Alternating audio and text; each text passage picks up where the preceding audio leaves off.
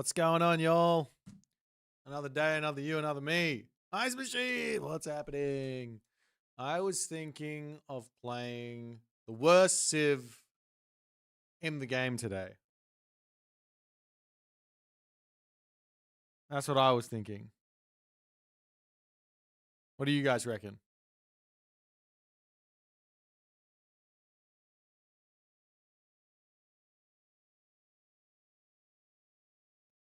ISIS, just Egyptian.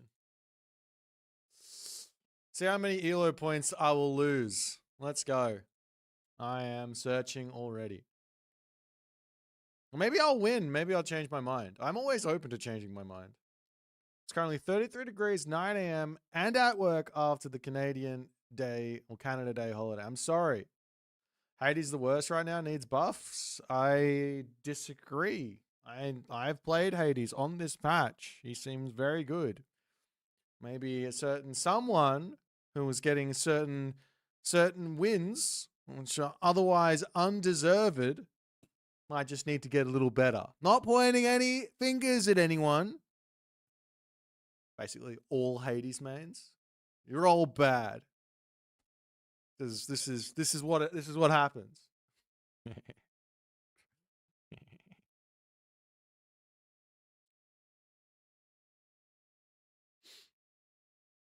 You're going to be leaving early? Nice. So all of the games today are starting at 1900. There's 3 different games on 3 different channels. So 1900 GMT. Right now, it is 1300 GMT. So yeah, in 6 hours, I'm going to be covering Soup versus Matreiuss. Moose is going to cover Grass versus Hell's Ravage, and Motaba is going to cover Mosca versus Zuccolo.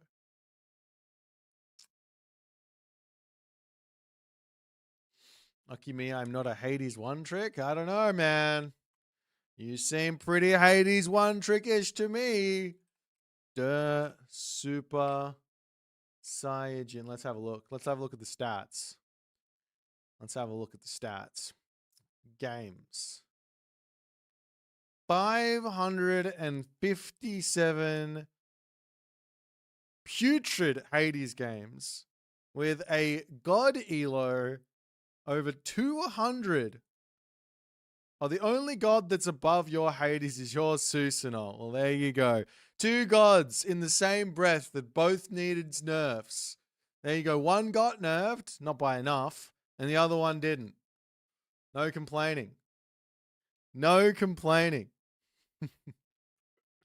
Every other god for HUSKSUPPE Cyanogen in the 1500 dumpster pile. Oh dear, I'm just making fun. It's all in good fun. What's interesting about HUSKSUPPE Cyanogen's god elos is that the Egyptian gods are all below 1400, showing everyone that Egyptians are indeed terrible. All right, we're gonna play a Ra game today, and let's do our best. Kavoth, no way! Thanks for the raiding party. Oh my god, I'm such a big fan. My god, Kavoth, what's going on? Hopefully your games went well. Sorry for disturbing them. All right, we are playing against Baby Men. I have Ra.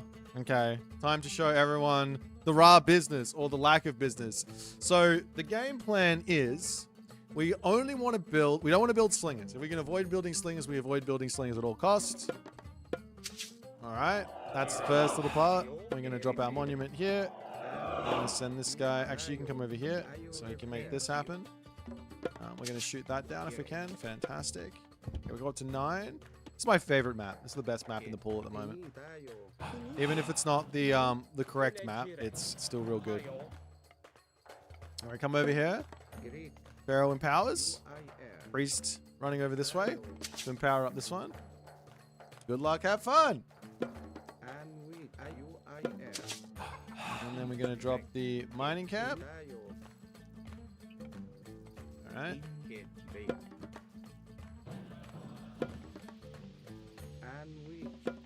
And you're going to come over here. All right, this is going well so far. I've made a lot of progress here. Now, after this, we're gonna get some more food because that's what the build order says you need to do. We also want to grab this pickaxe at some point. There's our town center with the berries there. That's what we're gonna go for. And after I start myself my stuff here, I'm gonna do this. And I'm gonna move over to my monument, and I am going to drop a house just on this side. And that villager can jump over here onto food. Okay. So we got hunt, we got gold, we got herdables. I forgot I got a hotkey for my shift B. Look at that. How good is that? We got all the technology in this game now. The devs have really spoiled us with technology. Yeah, that's 7 on food, which I think is not a terrible amount of villagers on food. What? Look at that. I didn't click anything. They're already heading back home. What a time to be alive. This isn't just my favorite map anymore. Everybody loves it. I know, right?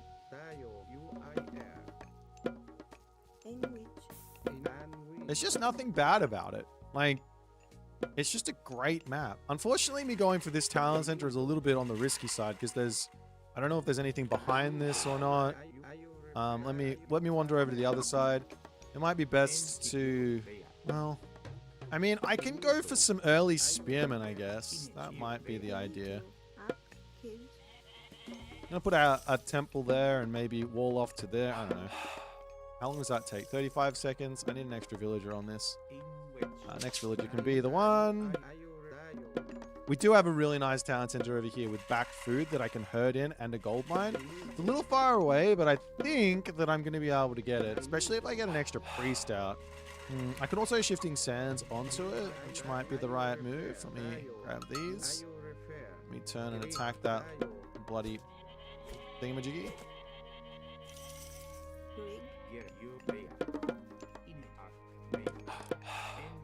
Leave one villager home. The rest come over to this. You come over here. Go this way. Okay. Gonna get that extra priest in.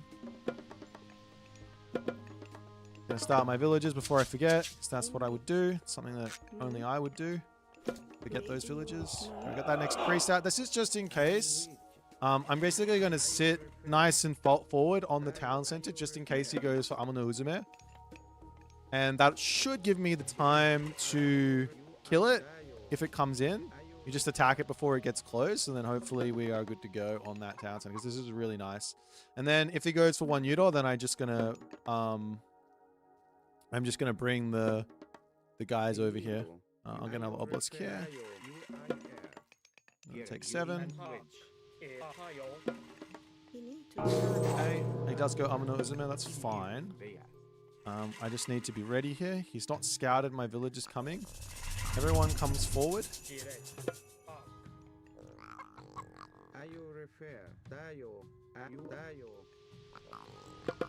Okay, he's going that way. That's fine. If I have to run, I have to run. And I just garrison, it's fine.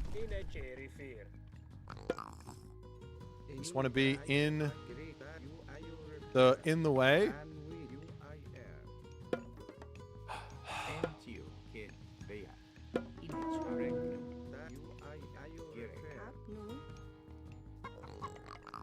Shit.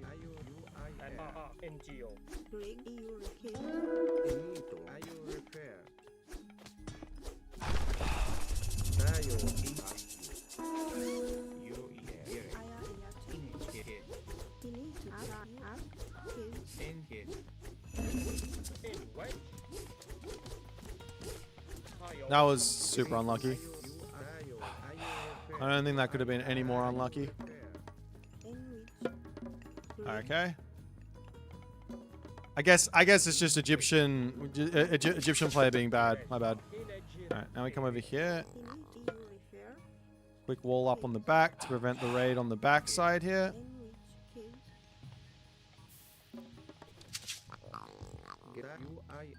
Now we have to think about getting to the next age and protecting our main base.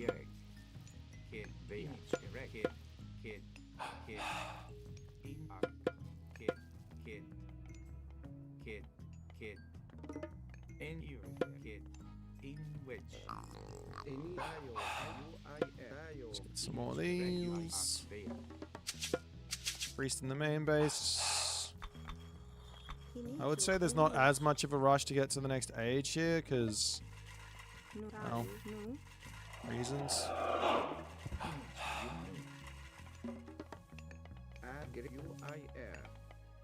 Actually, you know what? Maybe there's a better wall off here. Just wall this. Kid, kid, kid, kid.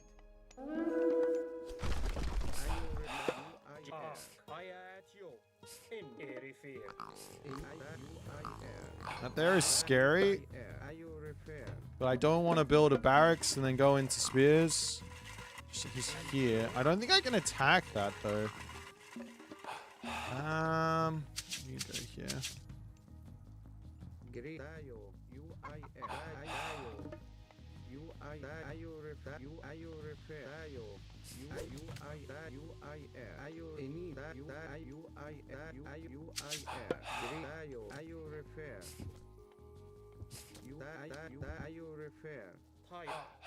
I do have a run behind that if I need to. So let's just keep the vision up so we're okay. Get our next age in. We're gonna go this one.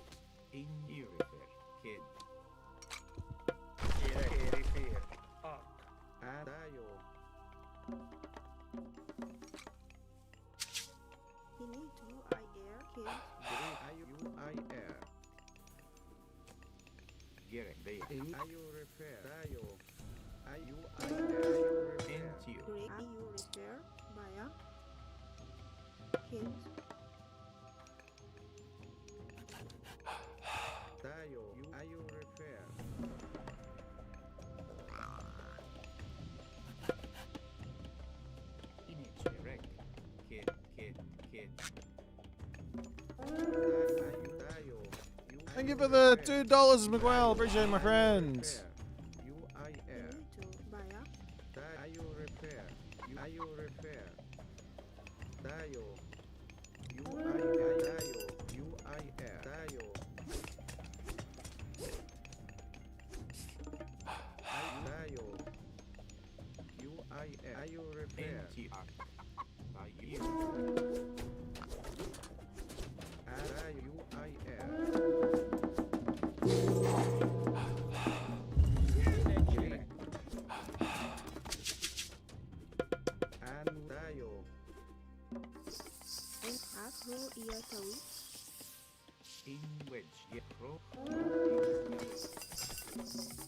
Okay, we got our heroic age off.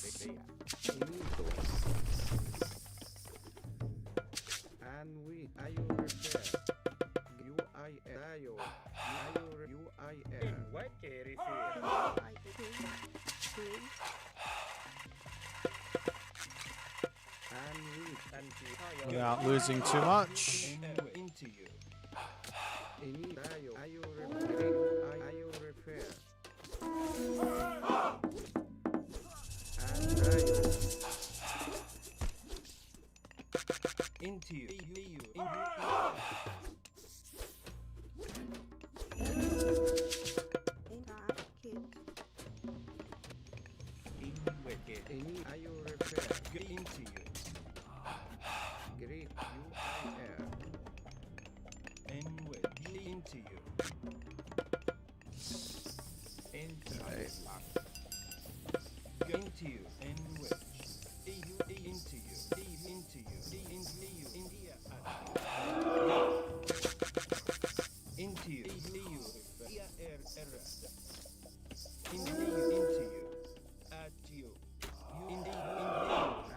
Sniped.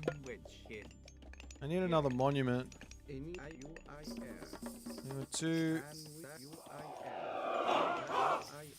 Too rushy to get to this. Okay. I need another monument, but I can't afford it. Kids, who repair. Naya insurance, Greg, you repair, in which Into you nine distress. Greg,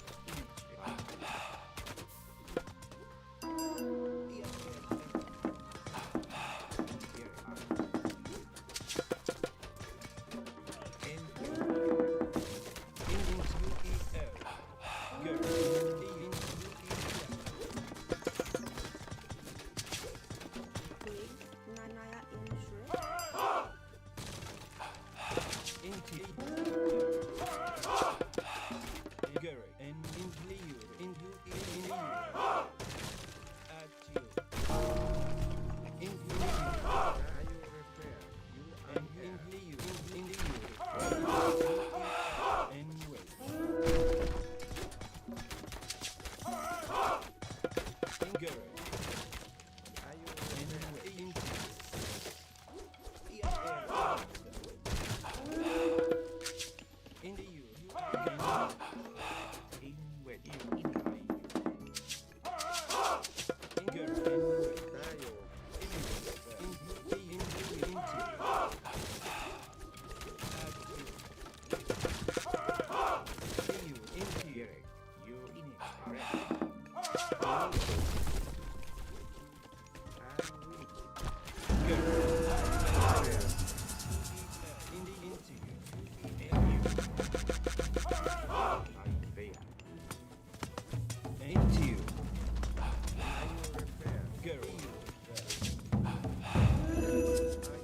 Okay.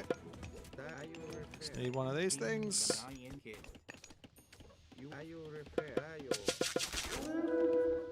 Image erect.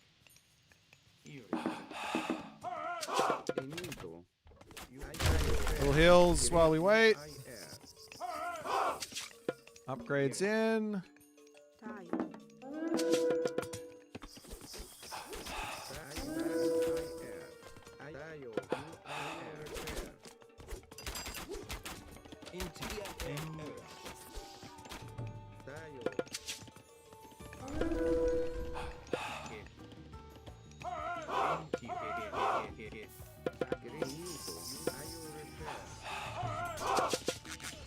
Okay. Can I? Oh, GG. I kind of thought he was on 2 TCs from the way the game was going, but he was on 1 TC.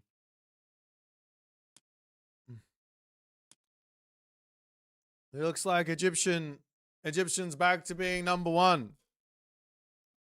Just don't use barracks units. That's the secret. Whatever happens, just don't even bother defending yourself because it's not worth it. Just get whatever you do, just get to the heroic age and then build units that are good, like chariot archers. You ever do demo reviews? What do you mean? That would be dope for us noobs if you walk through everything while reviewing a demo. I don't know what you mean by that, unfortunately. I often do recorded game reviews. And things like that. Is another playstyle from Legacy? Yep, exactly. We're back to Legacy. Yeah, I do record a game reviews all the time. Yeah, for people when they have where is it? There's a channel points reward for it. Hold on 1 second.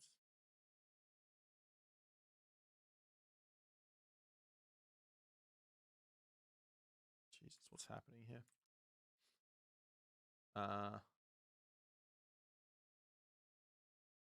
There's a channel reward called In-Depth Recorded Game Review. It's 100,000 points. There's also the 25,000 points one, which people have started using to try and get me to do their games. I'll do the 25,000 one for a quick one, but yeah. All right, let's play another Time to Nerf Egyptian. Yeah, I think so. I think so. Do we stay raw? Or do we play something else? Let's stay raw. Let's stay raw. Has anyone heard from Tiob lately? Yeah, he doesn't exist anymore. He dropped off the face of the planet. I still want Hades, but I'm playing the weakest civ in the game right now. We have to play more Egyptian games.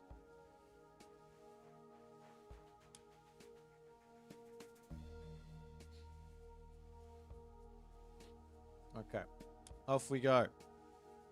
Versus whomever this might be. Illuminati flooded us with Ra streams, did he? Has he been playing Ra recently? Against Bar Kuer. I can't even say that name. Okay. So, same opening. This time we have boars, right? I can't see where they are. Oh no, they're not boars, they're up at the top. Okay, so do this, we do this. You come here. You shoot this. You guys come here. You go there. You go here. You go down to here. Now remember, we're not allowed.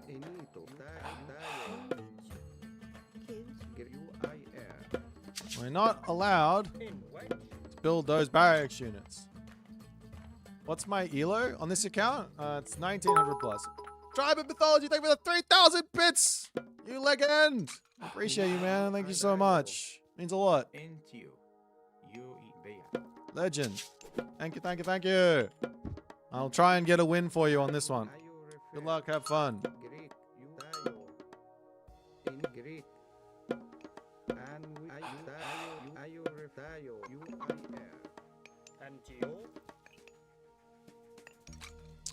The old have fun, good luck.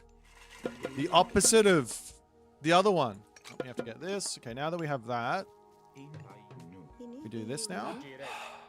Come over and hit this. And click this. Okay, there's nothing on that town center at all. Oof.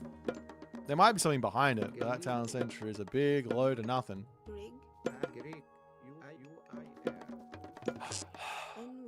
There's not really another way to play this civ apart from far second town centers. So we might go for a village center or something, I don't know.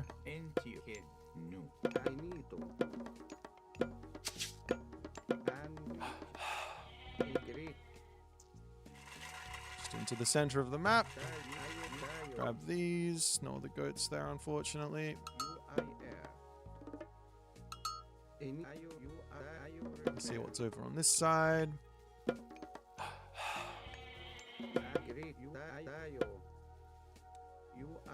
This down.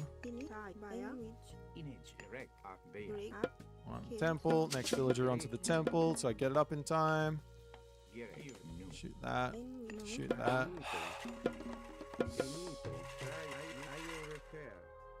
Grab this. Arm of Achilles there is kind of nice, I guess. See what's on the back here. If there's a town center back there, it could be the one. Let's pop the obelisk here, and then we'll wander up this way.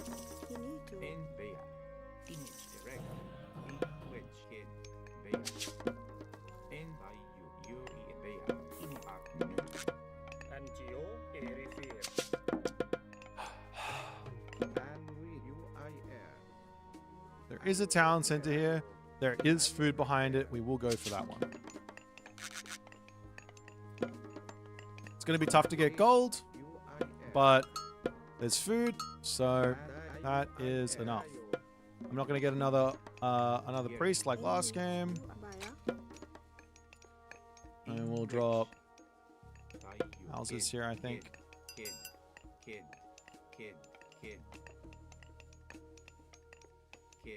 In Greek, ayur.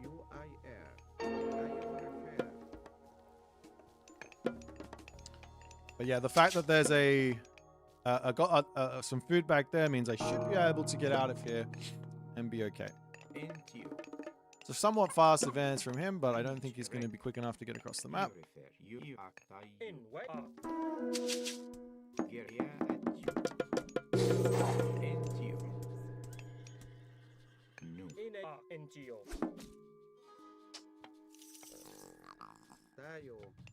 Leave the priest in the main base.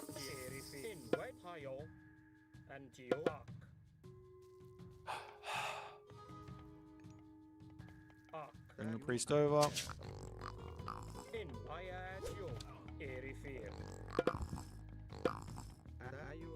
Hit the Minotaur before he even gets close if he's going to. I just Achilles, too scared.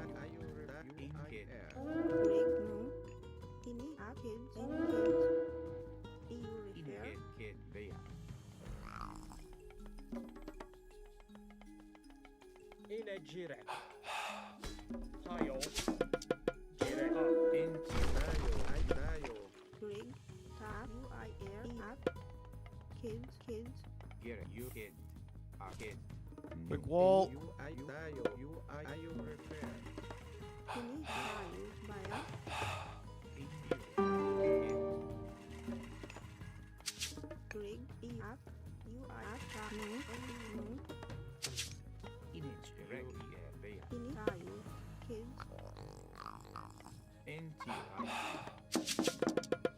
I don't have anything but food on this top side, so we basically just have to accept that.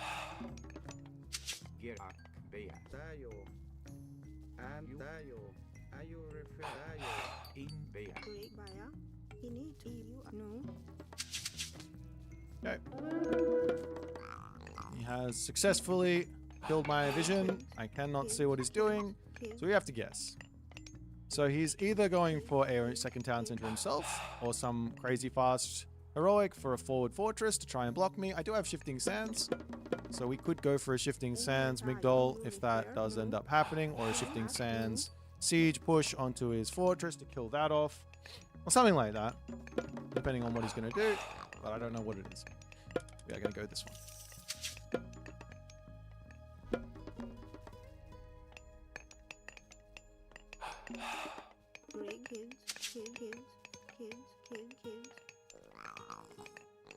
Stay in here.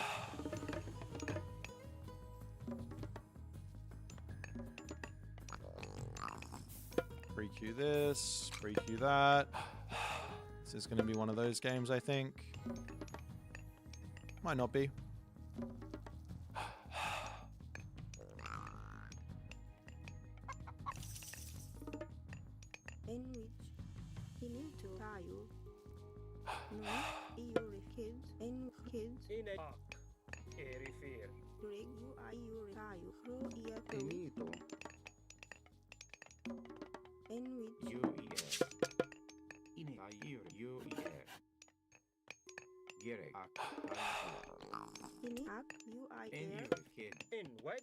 I do have berries there. I should be eating those. What the hell am I doing?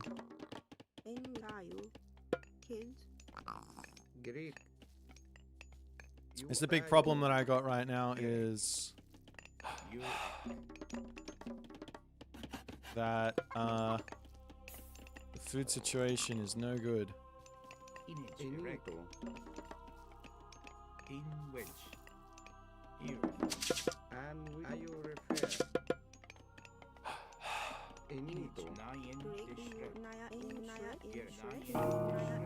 That's a fast heroic, which means we need to basically get siege out immediately, I think. There it is.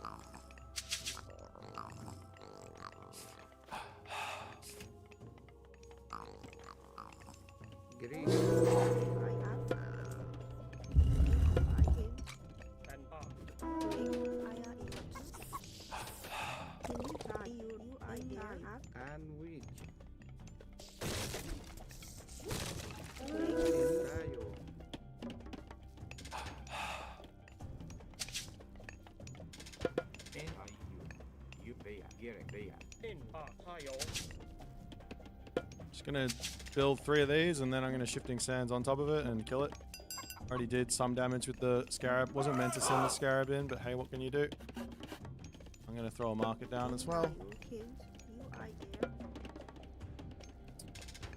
I don't think he's gonna be able to stop this, but he might.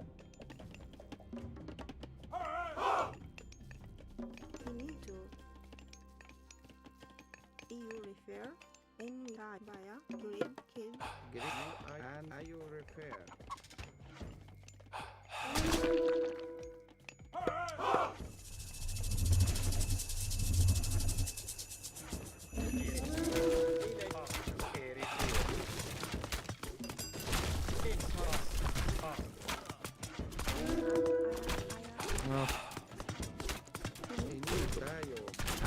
I'm so utterly owned by... Oh, fuck off.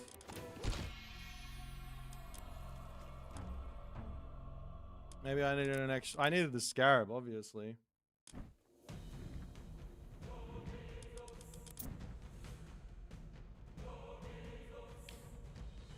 Well, what can you do?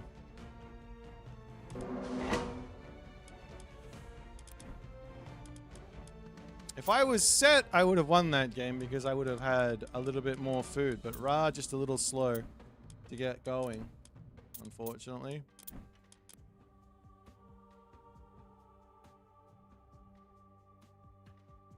The unfortunate thing is I don't really have another play because he chooses to play that way. So either I kill the fortress off and I win, or I try something completely else. Completely different. Is very, very silly. Alright, now we're up against Ben.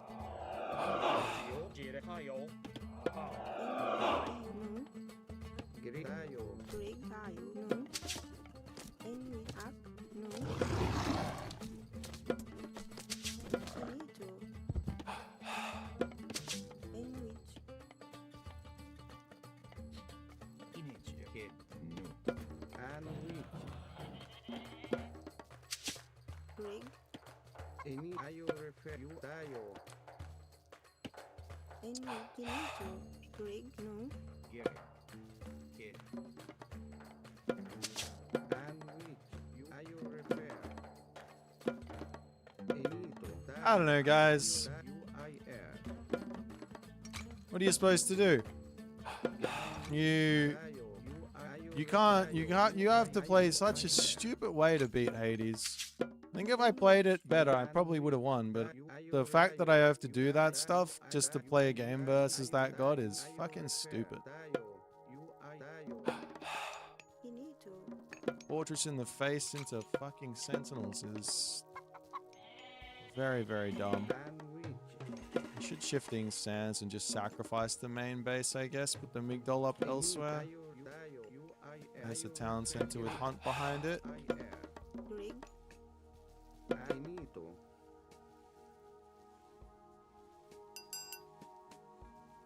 Go to his main town center and kill that. That's actually not a terrible idea.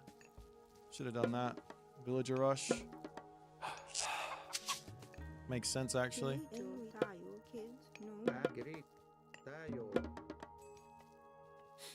Unfortunately, no gold over this side.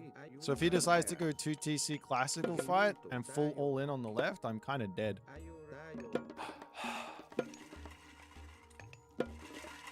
We might have to go for a town center on this side. Really great idea from the devs to allow sentinels on fortress. Yeah. I don't think it was. Sentinels sort of ruined Legacy as well for me a little bit. The way that people were playing Hades towards the end of Legacy.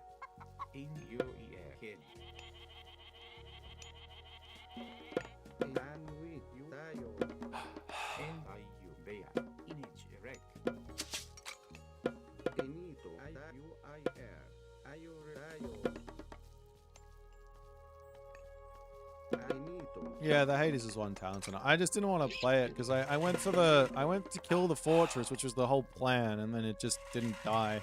was one shot from dying. I repair. My scarab just... I thought I garrisoned the scarab in the thing. And it wouldn't have mattered. I would have probably clicked curse, but... Anyways. I think I'm late on the food to advance here as well.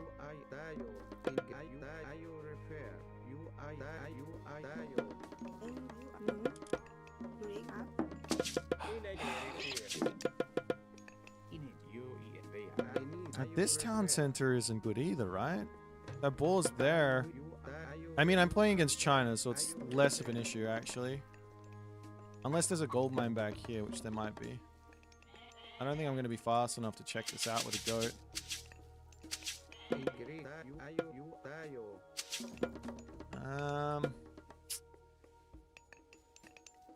go for that one. And get the houses down.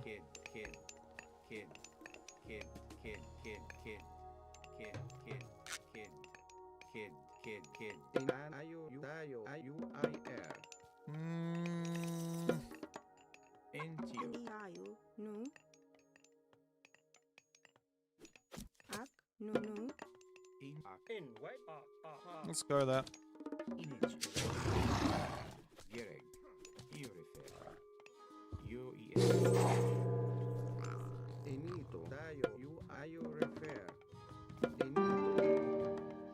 I haven't seen it. Any village. Oh, there is a gold mine here. Oh well. Too late.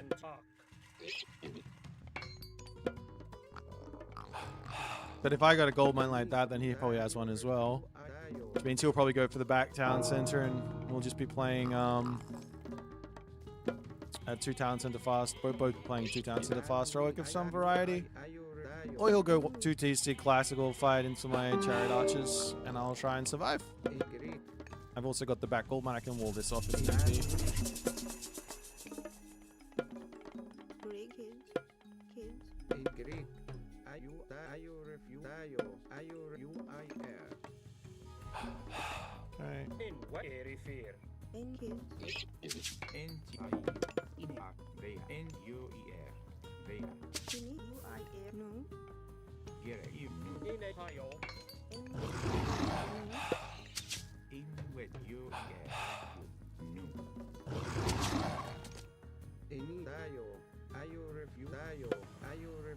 Okay, in this one, need the priest and the pharaoh in the right spots. I want to get a monument up on this spot here if I can. Just need to see if he's going to send guys out or what he's going to do. Probably just spamming Kwafu, I guess, but...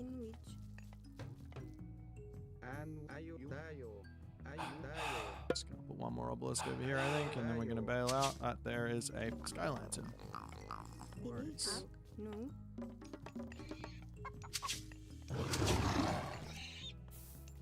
Do we get the... I think I need more on gold here.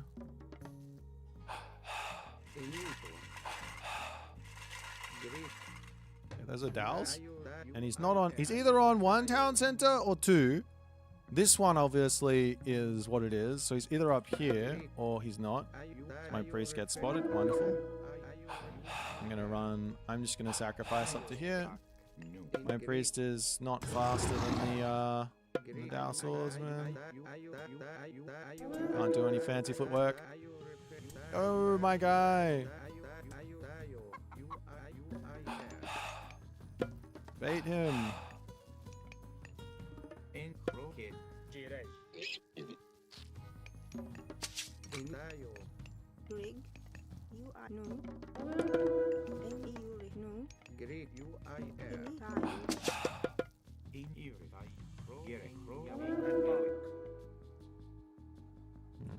Not sure.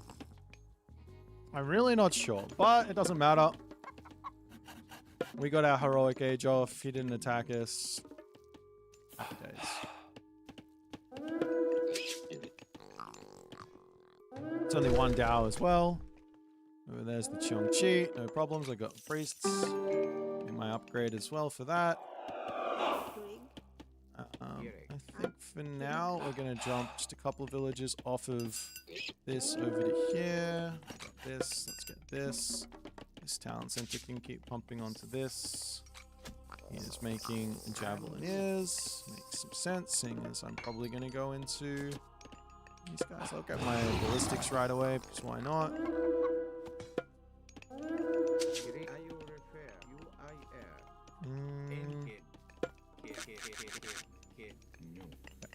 You guys get there. You get there. There's a Chong-Chi there. Put this in this town center.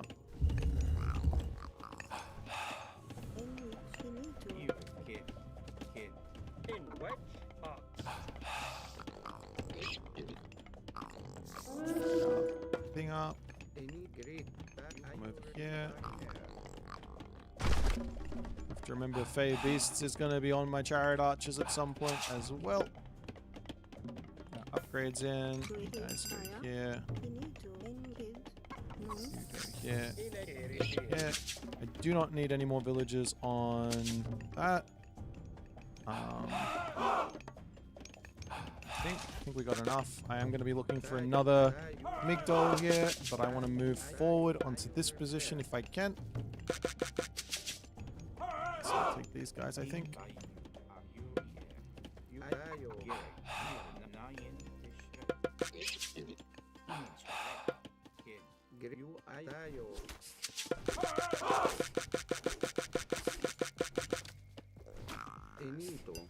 Unfortunately, he scouted me here, but hopefully we can get this up.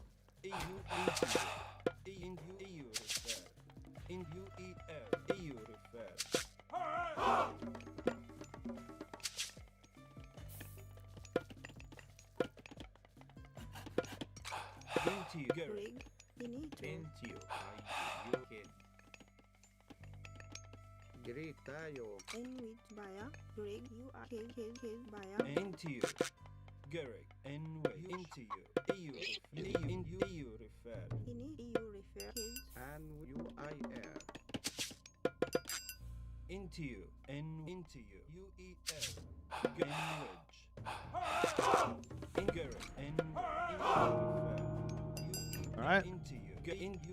Time to get more priests in to deal with the Fey Beasts. Hopefully, I will wander forward and try and drop another Migdol moving in.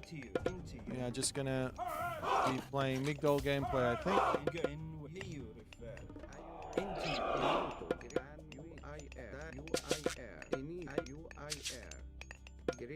No idea what he's building, but I have the only good units that I can build anyways in the chariot archers, so we just keep making them.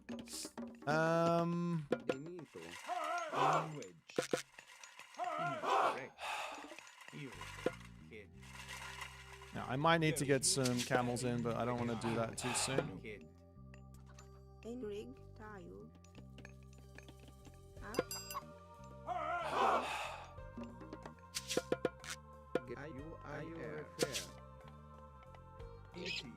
How many priests do I have?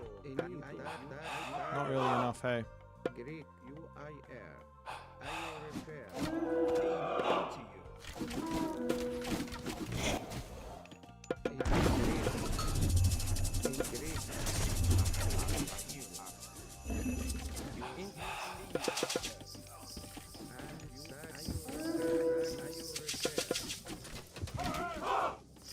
Oh, we got his god power out. Only lost, I don't know how many villagers. Only lost a handful of villagers for the god power. That's got to be good for us, right?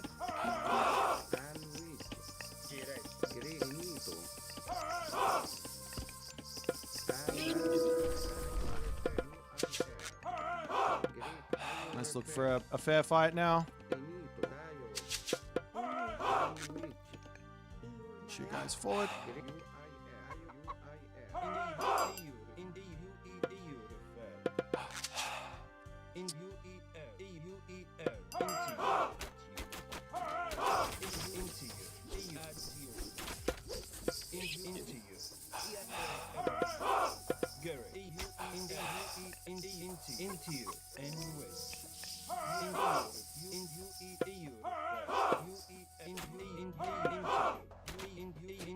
Try and get some revenge fire in here.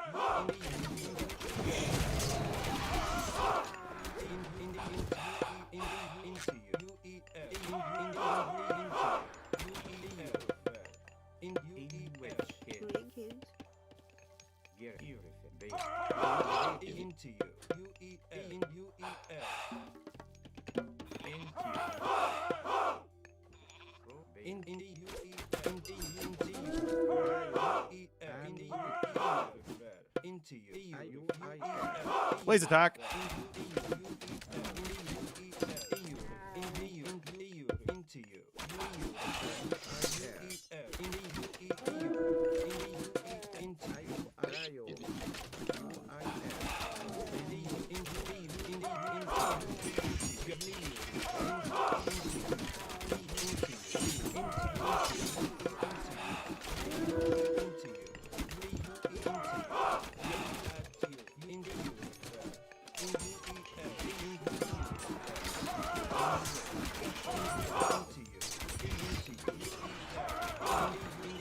Okay, good chariots.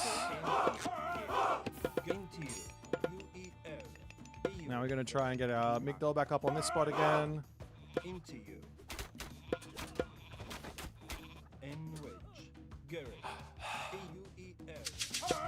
I don't need these chariots anymore.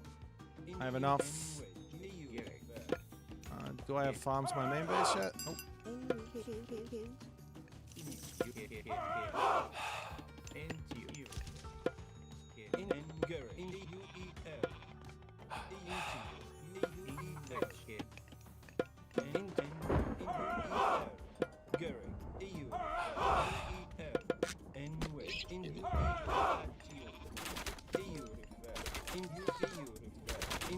This is some...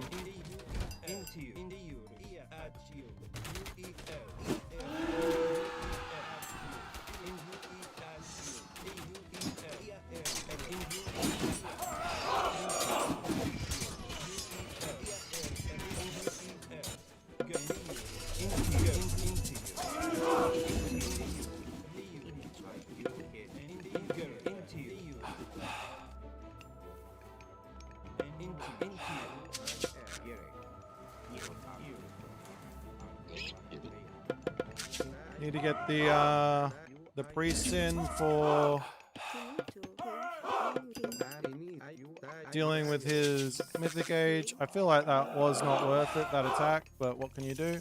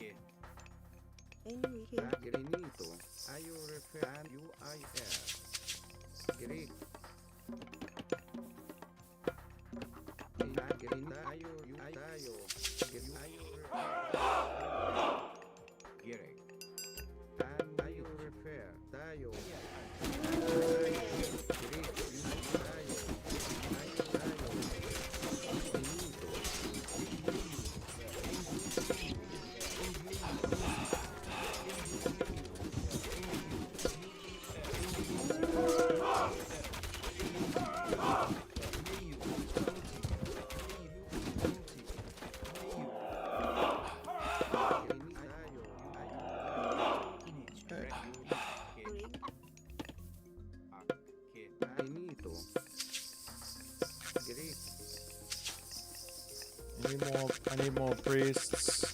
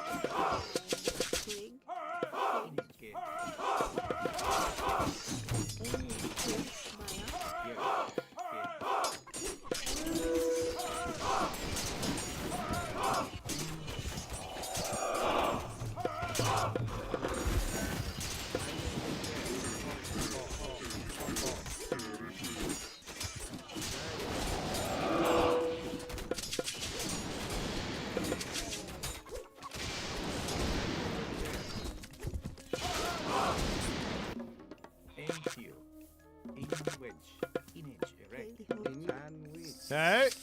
We're getting somewhere. Slowly.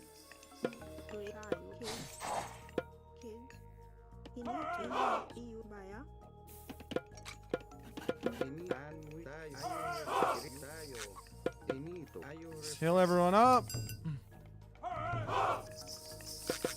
Get me some things in. We got some dudes. All right. Let's wander forward. One market in this corner, please. Good sir. I don't need to hit that bottom side. All of his resources are at the top of the map. So it should be fine to go this way. We can probably now think about dropping this. Buy some wood to get the chariot archer upgrade. No real need to...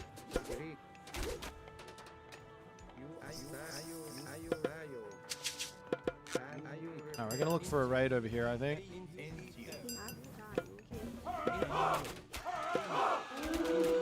He's making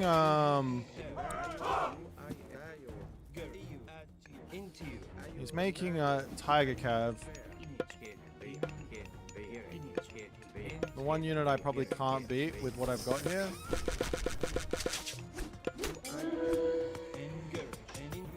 We're looking to attack the gold mine, whatever it is.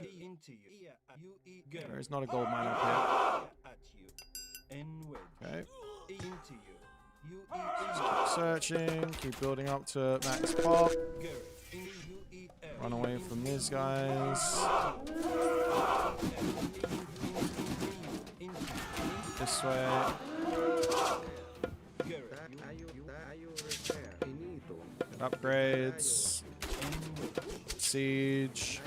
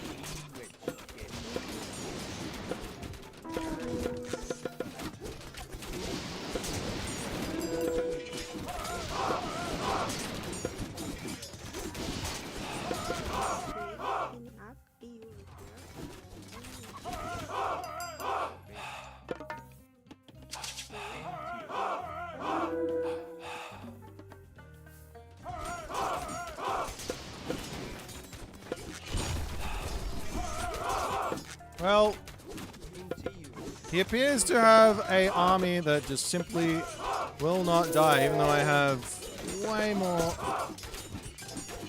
stuff. I guess I got outplayed, I don't know. I'm gonna try build some axemen.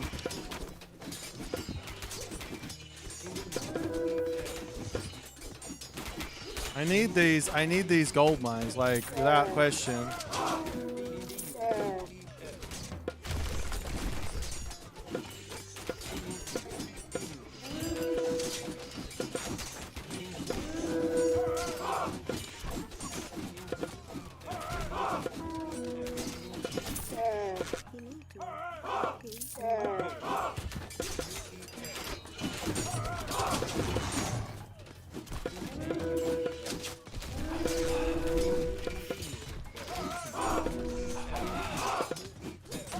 I guess I got outplayed. I don't know. Maybe this civ's just not that good.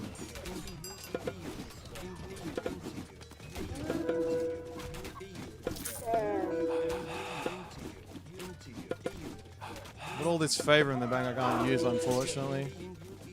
Can I get...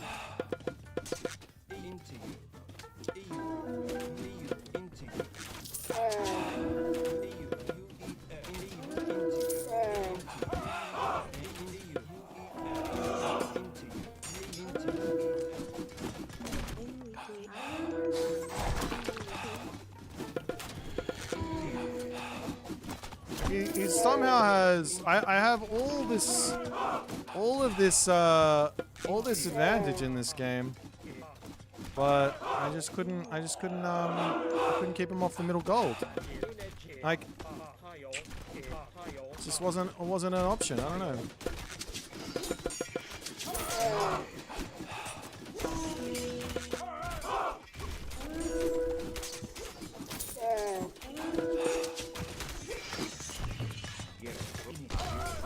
Maybe we use villagers as the army. Maybe the villagers can help out.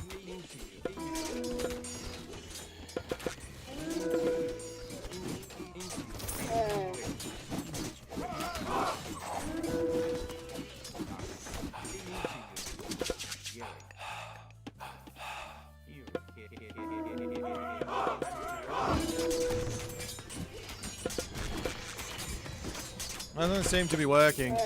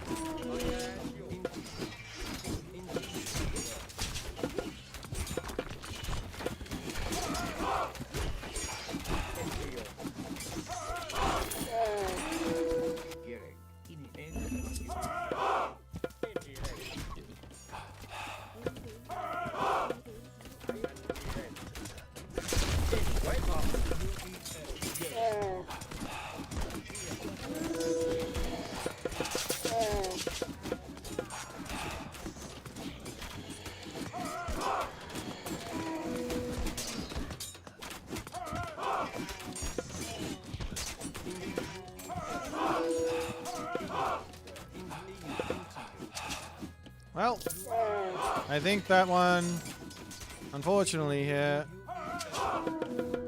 must be GG. I am unfortunately out of resources. I can't get back to pop.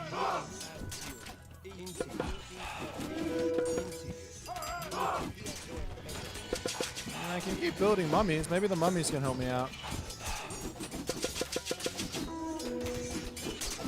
Gotta believe in the myth units, right? If there's one thing to believe in, it's gotta be the myth unit. Oh, all my chariot archers are dead. Fuck. Oh, he's got his hero. Oh no.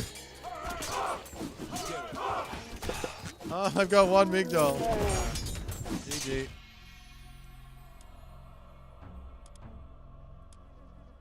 Well, look, if this game doesn't tell you anything about the state of Egyptian, I don't know what does.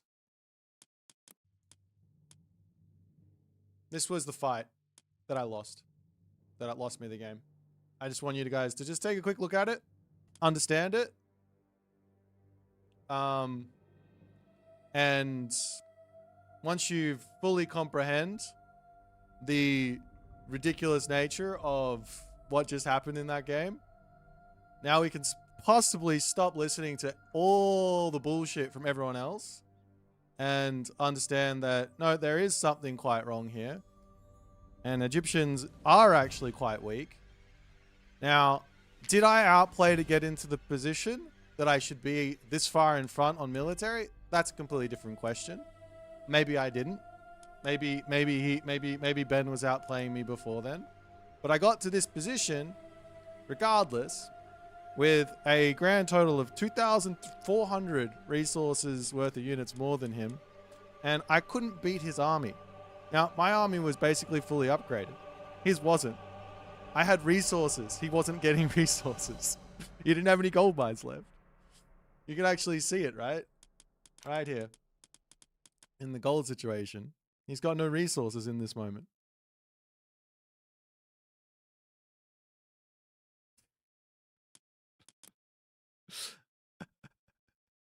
This is not a map which has got a 4,000. I was in full pop. 270 pop. Full champion. Full big doll army. With the son of Osiris.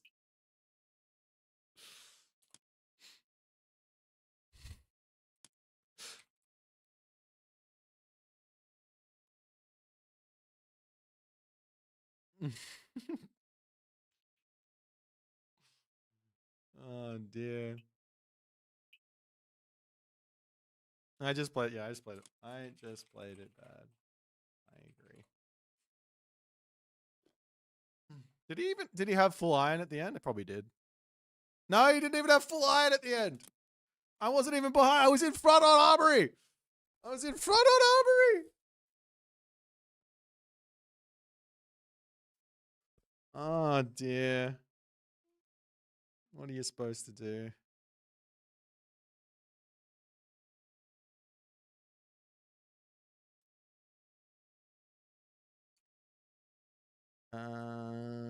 What is the browser source for when I sick Ross thing? That's fine.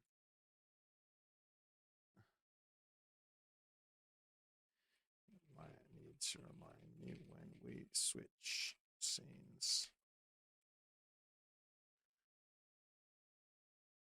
Yeah, I didn't quite have the favor to get my mummies out at that 270 pop. Or maybe I did. Where was I at my crazy amount of military?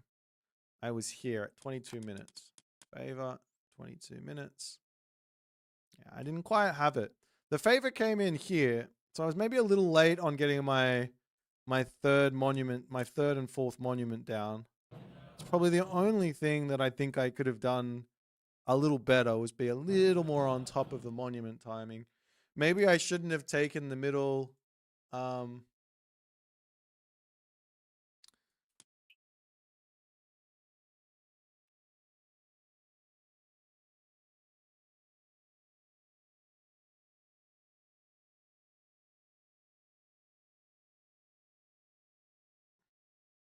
The only thing would have been if I had 3 or 4 mummies in my army, I may have won that fight. Maybe. But he didn't have any myth units either, right? He had a Yinglong versus my Son of Osiris. So we both had a similar mythic age beast of a unit on that fight.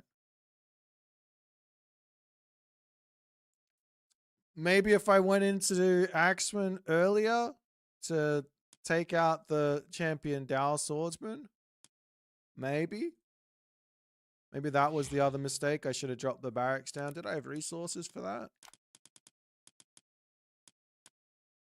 Yes, I definitely had resources for that. I think the other one was if I just flooded with towers here. If I flooded towers on this spot and went to guard towers really quickly rather than trying to push and just sit on these gold mines rather than trying to do anything, maybe that would have got me a win. Maybe that was the other way through. What's wrong with elephants? I don't really have any bonuses. I guess I have the Ra bonus for the elephant.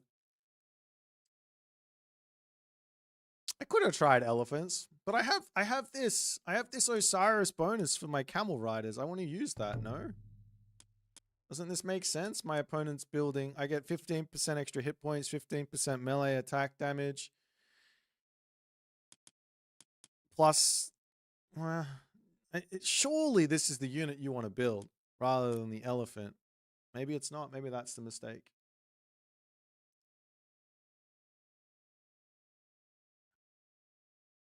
Think you never go Osiris and go full barracks? I didn't go full barracks. I was full Migdol units, and then I'd lost the fight.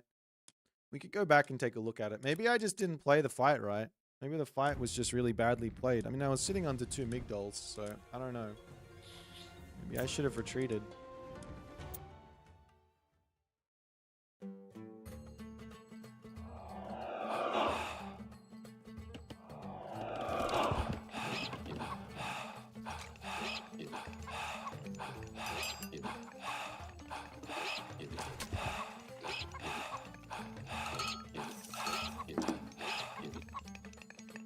I know that I was floating a lot of resources at the end there. But maybe I could have been iron, or like further upgraded on the iron upgrades.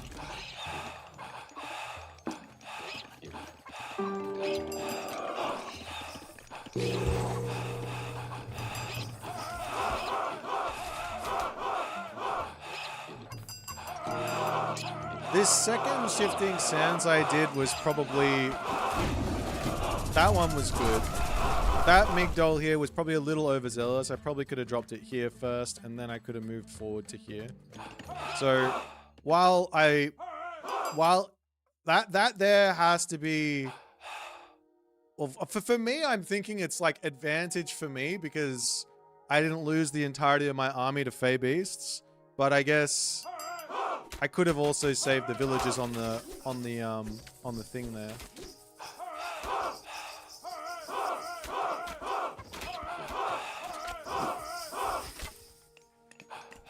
But I get all the value back from losing all that stuff from the chariot archers at this point, right? That was a sick scarab explosion.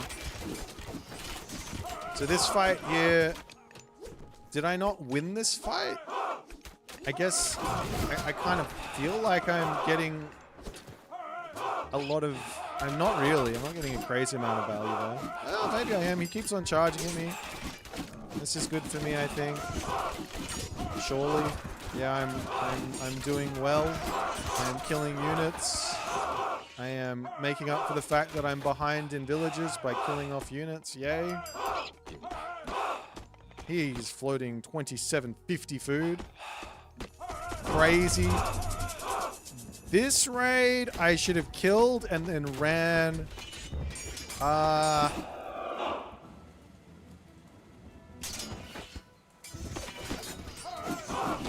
I don't know. I don't know about that move, but now I'm equal on bills after it, so I feel a bit better about myself.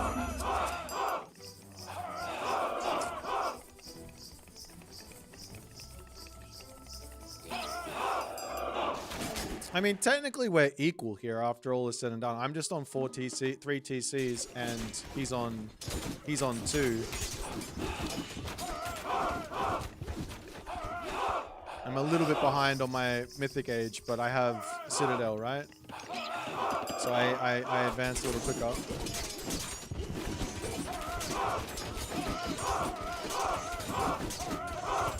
Again, this fight goes really well for me. Like, I really, really well for me. Gotta be happy about that fight. This guy comes in. I can't spread formation because I'm getting attacked. That's really annoying. So you go on spread, trying to run. The units don't spread if they're getting attacked. Get some good damage done. I think that I survived the initial shock of the dragon fine. Trying to get damage onto it. That's fine. Right now we're in a good spot, I think, without question. I got too much gold in the bank.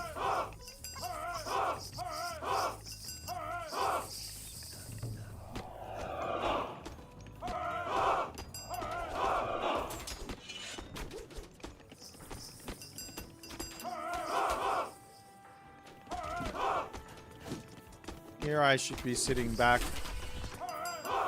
I guess. I do sit back though, I'm just waiting for full pop. I think I have too many camel riders for this fight. I think that's maybe the issue here. But I have 2 mummies. It's not like I don't have any myth units, so... There is that. Okay, so this is the big fight that goes terribly. I lost a ton of units, I think, to the Yinglong. But my Son of Osiris has got the damage in, so it's not like we're not basically equal on the god powers.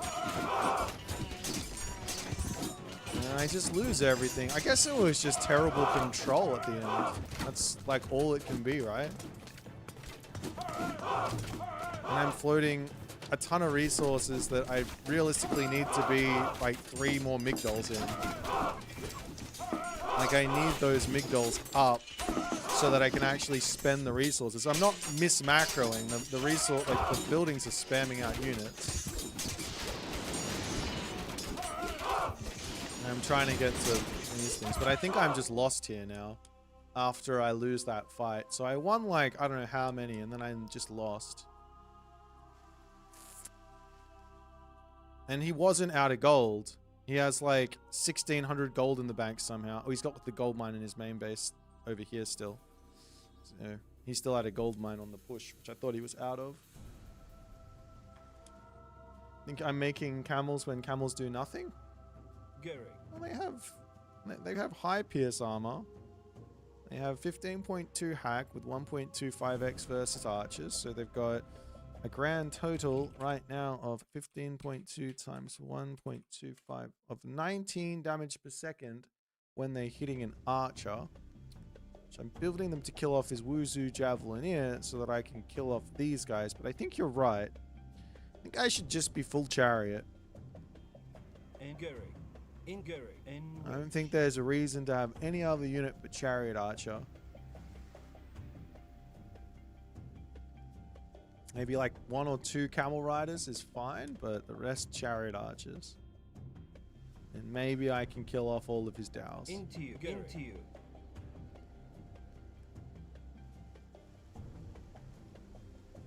But there was the moment where he goes into a bunch of Javelineers, and I was like, well, now I need a bunch of camel riders. That's why I went into all the camel riders. But I think I went too hard on it. So I guess that's the takeaway.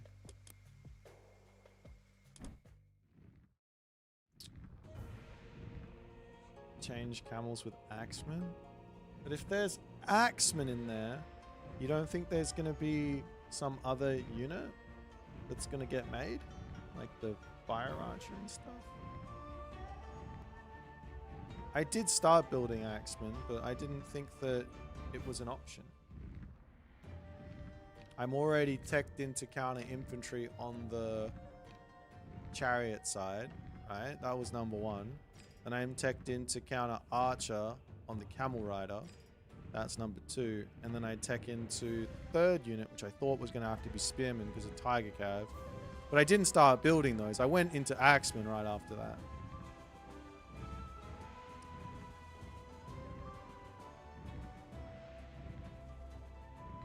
Well,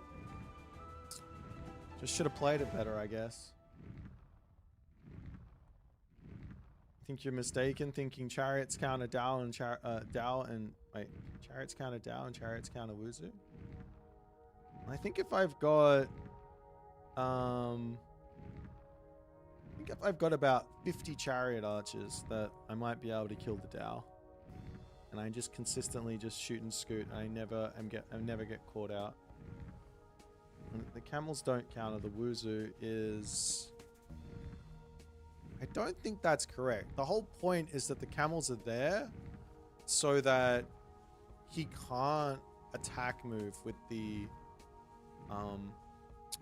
Wuzu, right? So you put some sort of a tank in the front line so that you can micro away with the back line, which is your DPS.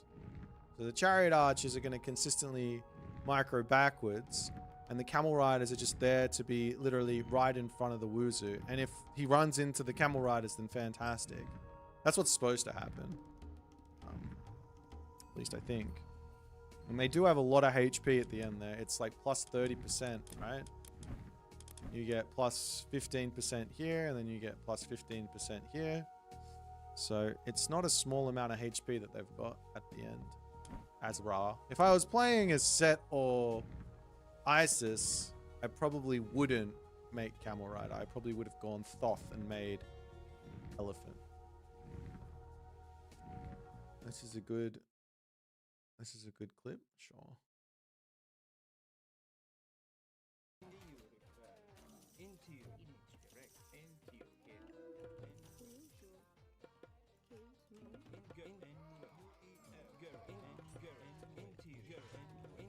He got killed by the wolves. That's kind of funny. The Lakawan are amazing. You can't run into them. Their whole like concept is that that you can't raid Demeter.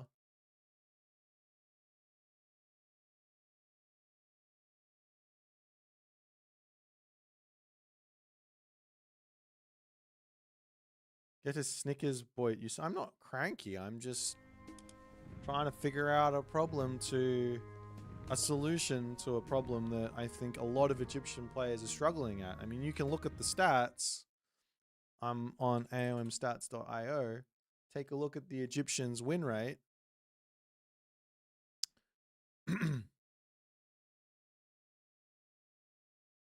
At like a 1200 plus level, right? And you'll see fairly regularly that, I guess, apparently Ra's it's just me, I just suck. Let's go up to 1500 and see what's happening there. The patch has just started, so it's a bit of a meme. Ra's got 50, Set's got 40. Isis at 65% in 20 plays. Recon says Egyptians OP. I mean, Recon, if you want to win this gameathlon thing and you think you can win with Egyptian, trust me when I say, once you actually play someone at your level, you're going to start losing. Now, I don't know if anyone is at Recon's level, to be fair, with the exception of the Mister, but that's what's going to happen. You'll start losing. I need to pee, and then I'm going to play another Egyptian game. I'll be right back. Whoosh.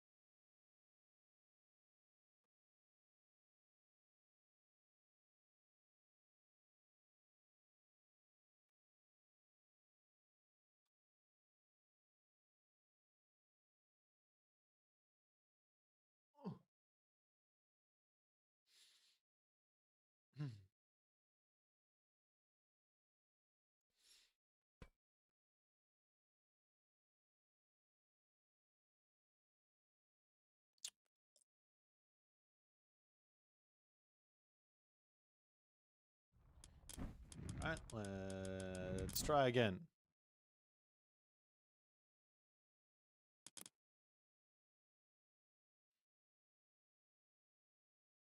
How much does the elephant AoE do? Well, it's 0.75 AoE and it has fall off damage. So it's something like it'll hit, in a real game, it'll hit like 3 extra units. Or it's like the one that it's targeting and 2 extra.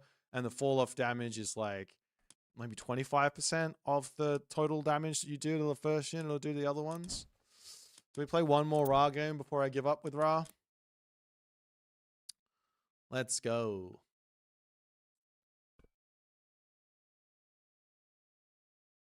It would be nice if camel and elephant upgrades were together.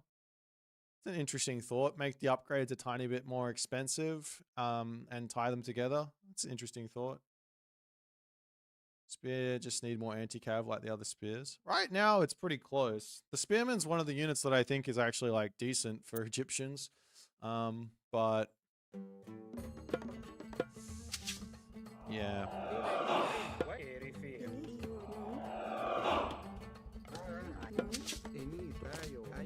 Oh, thank you for the gifted sub.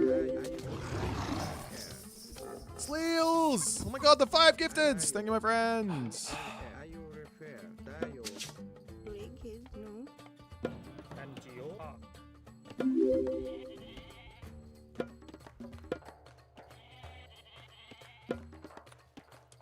Good luck, have fun. No. Great.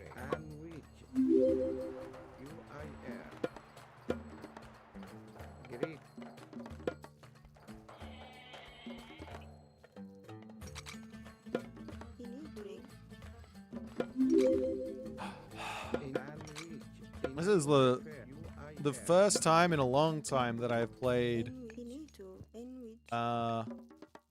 this many of the same civ in a row. This is my 4th or 5th game with Ra today. That seems like it's too much.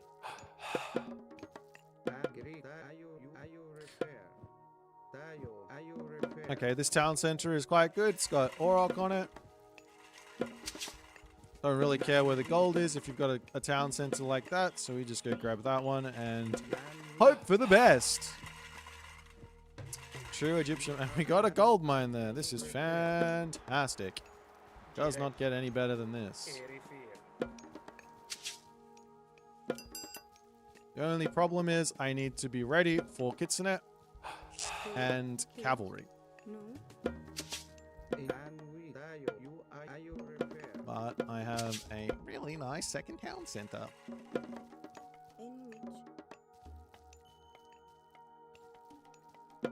I'm proud of that one. Is this priest empowerment worth it? I mean, I can't really do much else with him, can I? I don't have any gold to put down an obelisk. Either I have to run the priest across the map and then I don't get to see my own town center, right? Oops.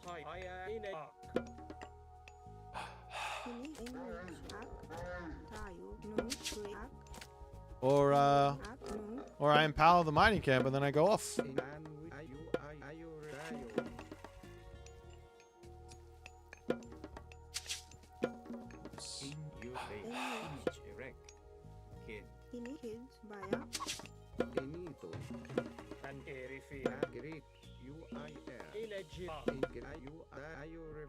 Okay, so he's got...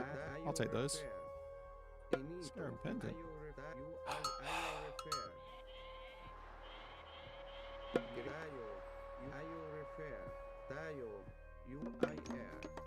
I was kind of hoping for an advance here.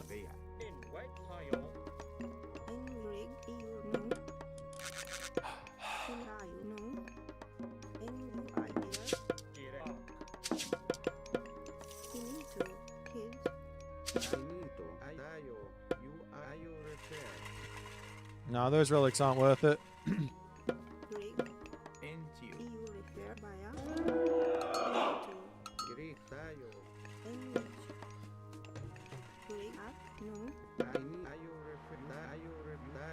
Three town centers on the top of the map is wild. Gotta start villages before I forget.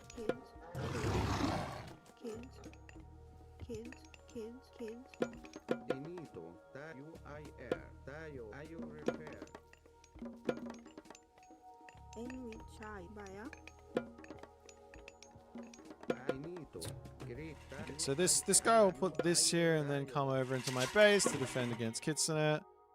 This guy over here will wander over here. These guys go to the town center there. You go as well. You guys go as well. You guys go onto this. You can pop onto here for defense. Actually, in hindsight, I think we drop the houses here first. Now, I can see all the town centers, so I know he's playing one town center here, which is obviously not a terrible idea on this map, but I have such a nice map here that I have to feel like we're going to be okay to get away with a lot of rubbish here. I'm going to bring this in as well so he doesn't kill it. Those goats decided they didn't want to play ball. Get in here. Oh, he's going town center.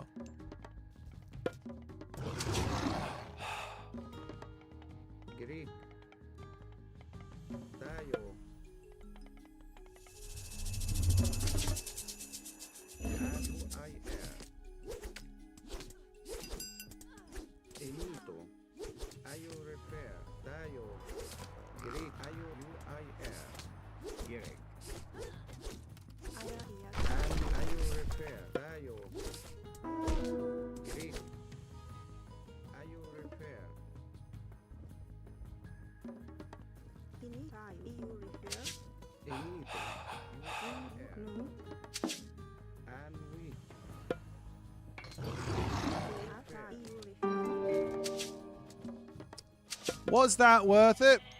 I don't know. But I feel like I'll do anything right now to win with this god. Greek and which Dayo you Dayo into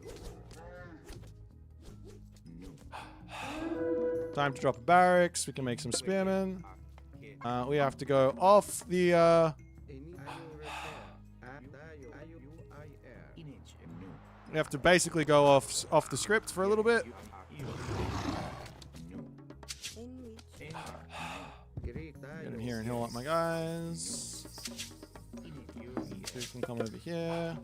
Let's get another one. My pharaoh can come back over into my main base and empower this monument here. Now, I would want to be on this gold mine, so once I get the spearmen in, I'll go up to it. But we aren't in a crazy rush to make that happen. I've also got the villagers that can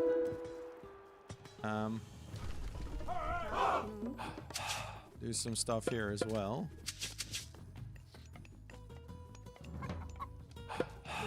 This game is void from balance? Not really. I think that's the wrong way to look at it.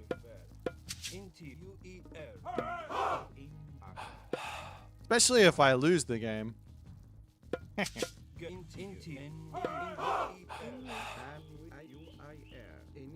just going to get a couple of units out. I'm going to put this wall up.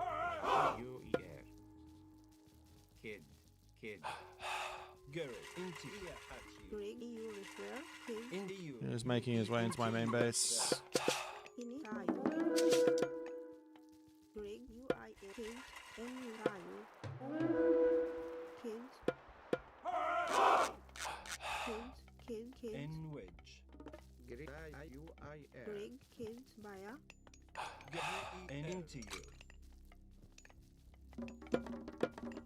I think we go this one in this game.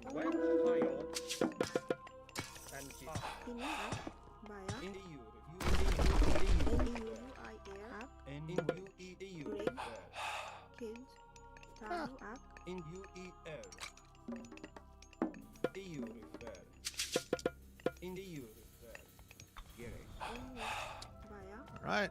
You're supposed to be on this.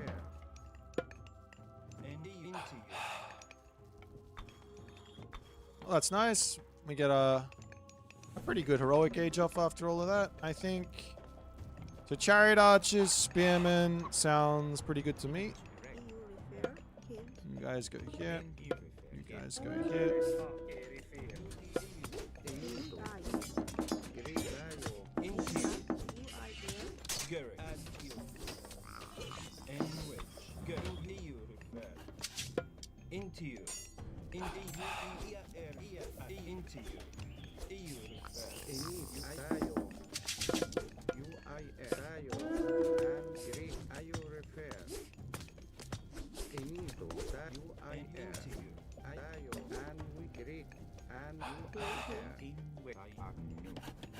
This. Give me one of these.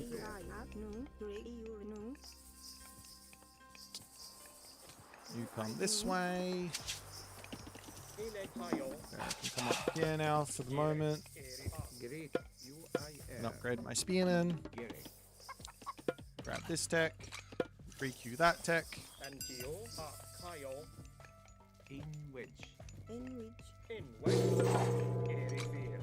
This over here.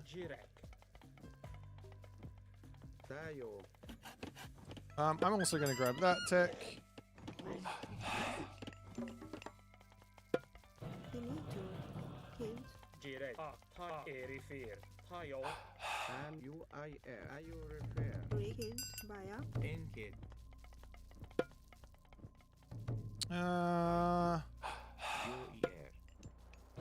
Sure, you guys come onto this shitty wood line.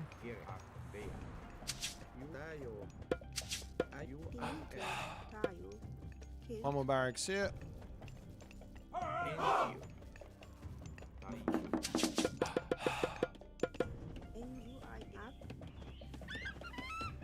We'll scout and see how aggressive I need to be.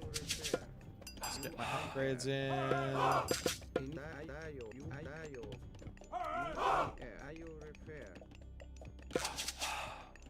I feel like he's on one town center given the score, but he might have dropped a funky one. So if he's dropped a funky one, we can think about moving over here. Otherwise, we just kind of sit here and wait for a little bit. Let's grab this tech as well. I'm going to start putting these down anyways. One house, please.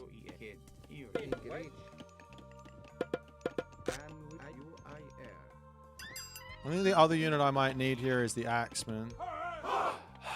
Well, he's on the town. So, okay, well, if that's the case, then I'm going to look for some... I guess I get some priests here. I do have a shifting sands if I need to use it, but of course you don't want to. And I should look for another migdol.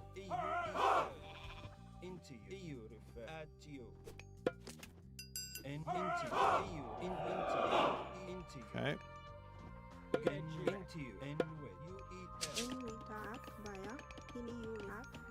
Right here for the migdol, I think.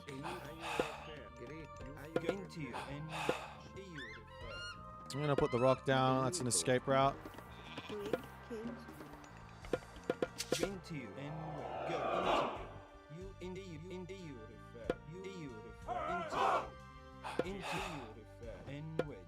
Okay, smart move from him. I thought he would definitely keep going that way. Let's just keep getting dudes. Upgrade this. Keep getting farms down. Get ready for stuff. Let's go here.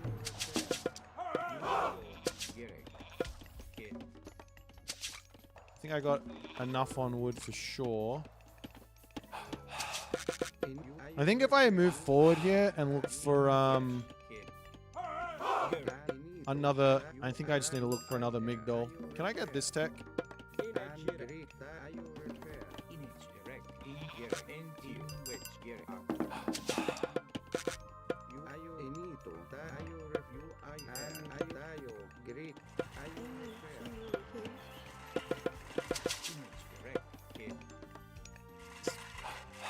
And maybe another armory just in case.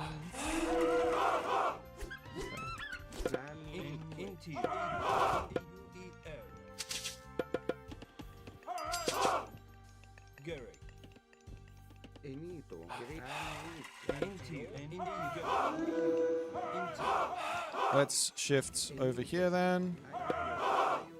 And we're just going to take a whole bunch of this map. I'm going to go for a raid with the spearmen. They're a little bit safer than raiding with the chariot archers because you could have Naginata riders.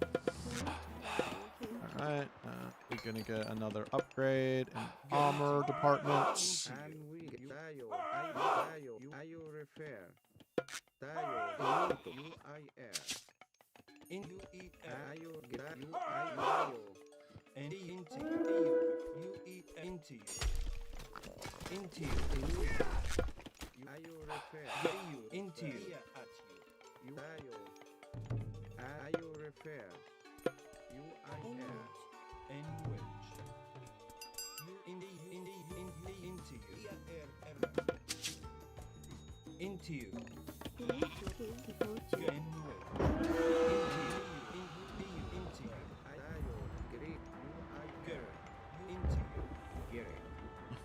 I don't like that he spotted me here.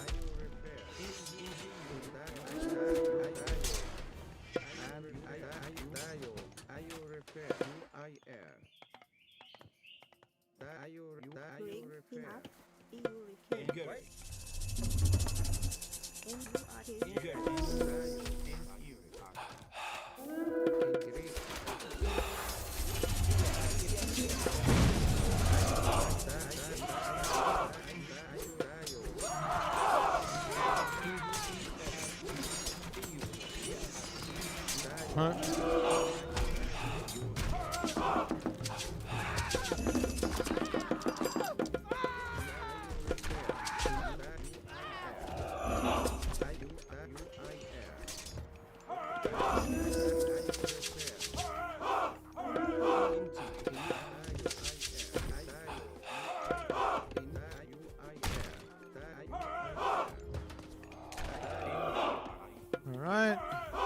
Let's get these guys out now, I guess. And we are you repair.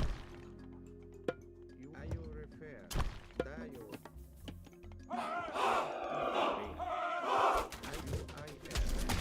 Too scared.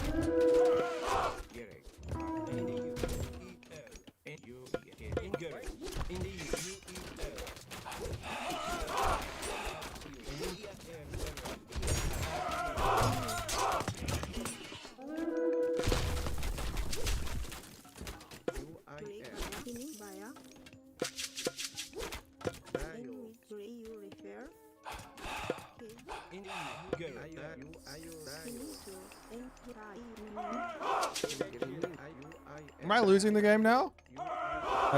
I'm trying to prevent him from getting to another gold mine. Which that's 1, 2, 3, 4, 5. Wait, 1, 2, 3, 4, 5, 6, 7. There's one more elsewhere.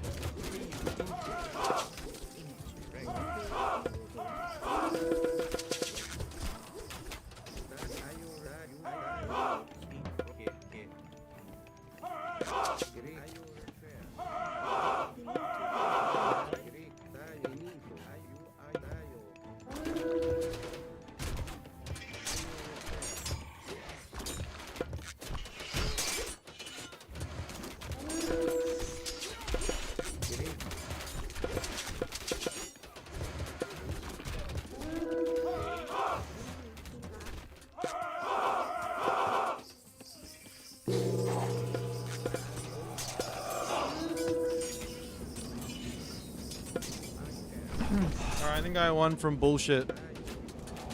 I killed off all those villagers with my tornado.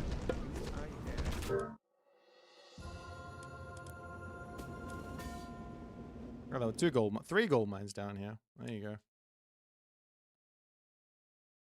Well, there you go. That's it's just that easy. Just make sure that you kill off 20 villagers with your god power and his army, as well as killing off castle. Otherwise, it's impossible to win with this civ.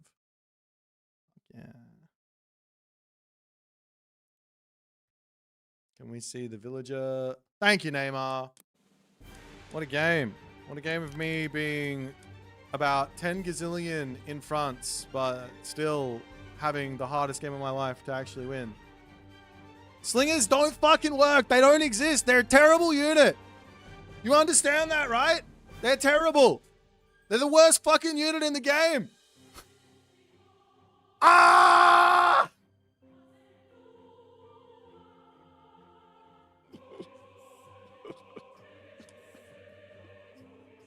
Ah!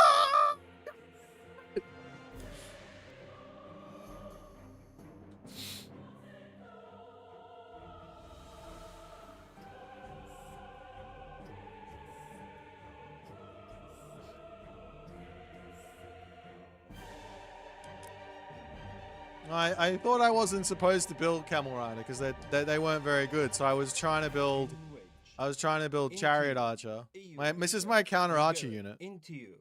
This unit counters archers. This is my counter archer unit. Why would I build anything but my counter archer unit? Show the Vil graph, okay.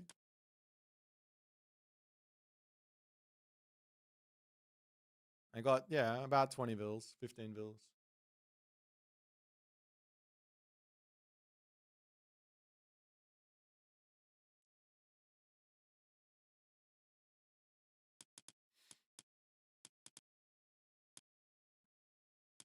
I know Recon's rage baiting me now. I get it. Data segment slingers and then lose to every single counter archer unit in the game. That's fucking sick. Love it. And every other god power in the game. Build yourself your 40 slingers and then die to Dragon Typhoon. It's big brain plays. I think I gained, wait, how many points did what was the elo diff between me and Super Saiyajin there? Where is he at? 1850. I'm beating the 1850s. So that's the level I'm at. Dragon Typhoon doesn't kill Chariot Archers? What are you talking about?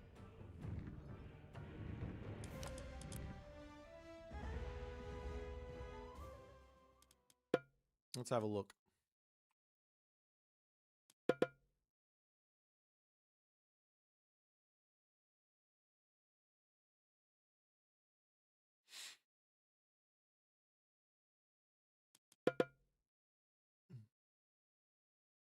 Actually, I'll put them on the other side of the map.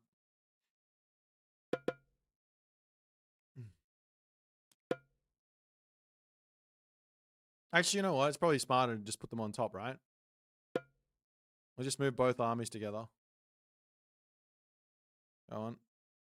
Let's do this. Yeah, we'll do this. We'll do this. We'll do this. We'll do this. We'll do this. Army move.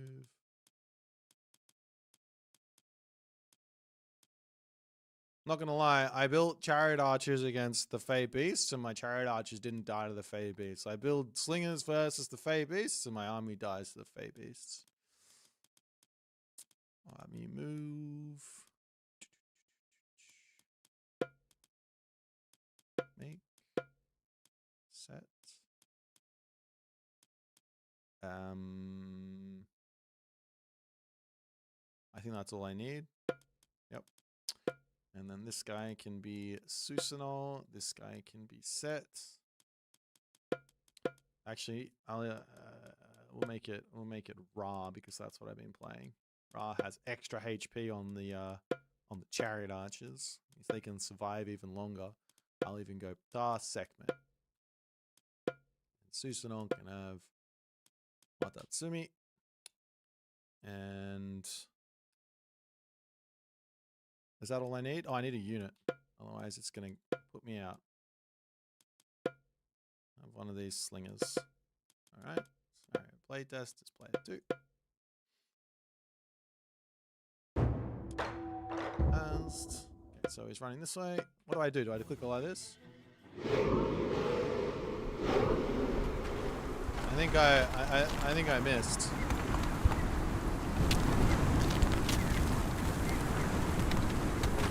I missed. Ah! Ah! Chariot Arch is alive! They're not even a... Chariot Arch is alive! Take that. Take that, you big know-it-all. Top players. Don't have to experience the struggles of being lowly, low elo age mythology. Yeah, I can heal them up, can't I? Can I heal up the slingers? No, they're dead!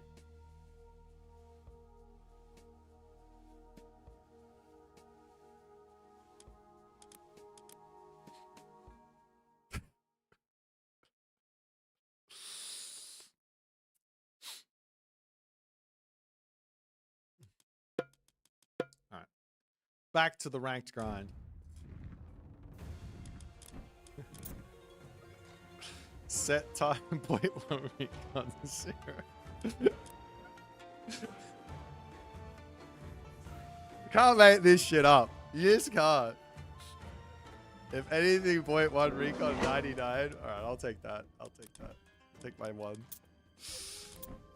Okay, we'll play some set now. God, what do I do? I think we still have to stay away from Slinger. No matter what, we have to stay away from that unit. It's fucking terrible. What a terrible unit a Slinger is.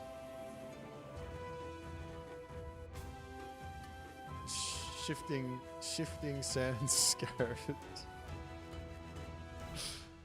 Oh god. No matter what you do, make sure when you play Egyptian, you think of the most bullshit thing you can do and hope that your opponent can't also consider it and do that thing. That's the game plan for the Egyptians. No matter what you do,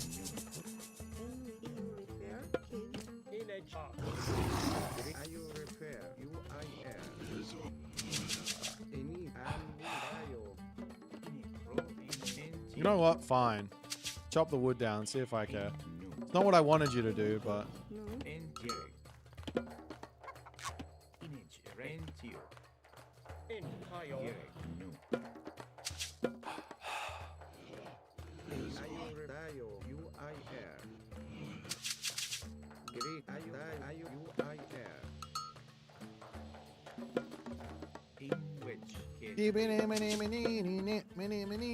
Are we 2 gold mine? 1 gold mine.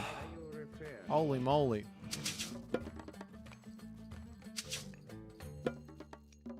Slingers are great when behind 20 elephants. Yep, that's probably like you've got 5 slingers and 20 elephants. Elephants are one of the good units for the Egyptians.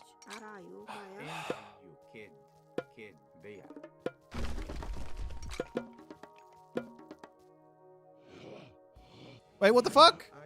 I swear I told you guys to go over here. I'm having some difficulties today. I guess it's just the Egyptian player played bad. That's what it is. That's what it always is. Alright. Do we have an option of a talent center here? Answer, no. Do we have an option on the other side? I'm not sure.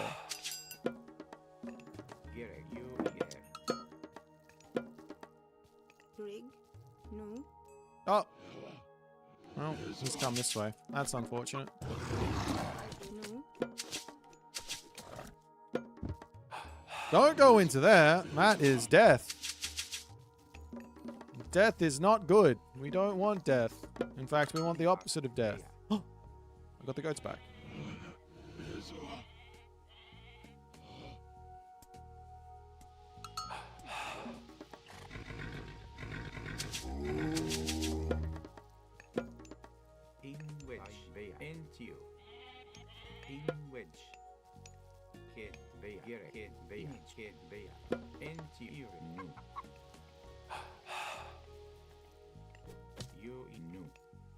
Uh-oh.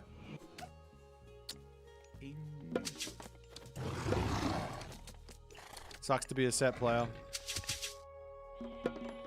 Got outskilled hard.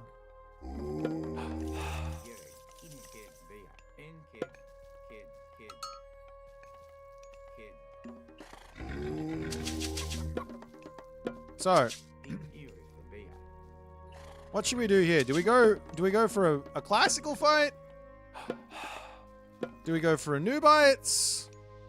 Do we build spearmen? Do we build axemen? Do we go for a fast heroic? Still haven't found this talent center, so I got no idea. It looks like there's nothing on this as well.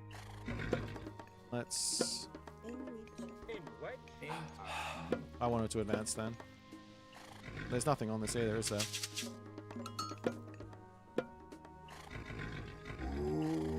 Nope. Okay. Good to know. We're going to go Anubis, and we are going to play a classical fight.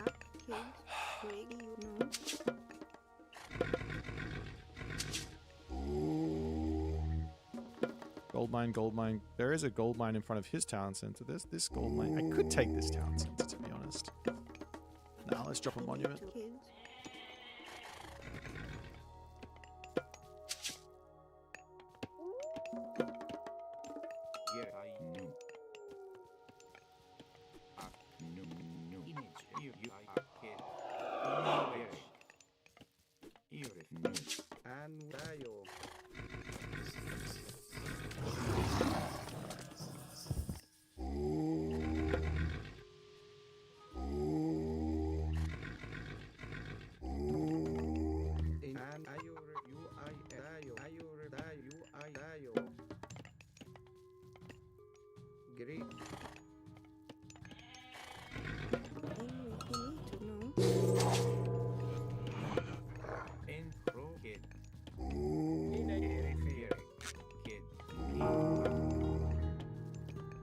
Fuck.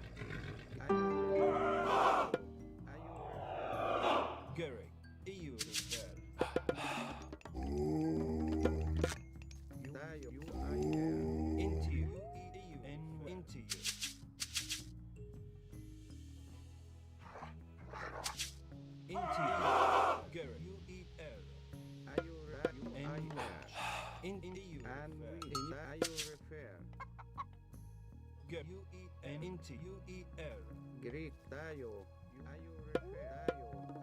Into you. Into you.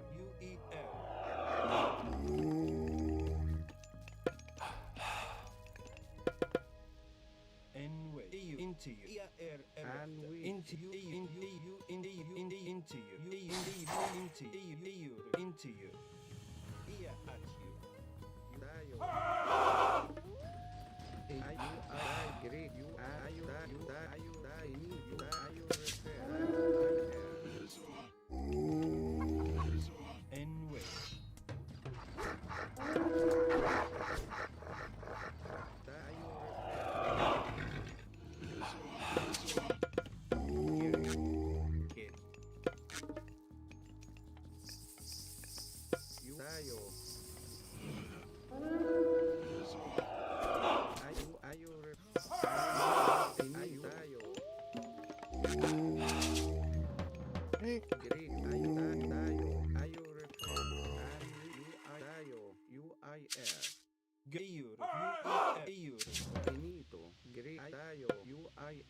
Enito. Agenitayo. Entio. You agitayo. You I Enito. Ayo retayo.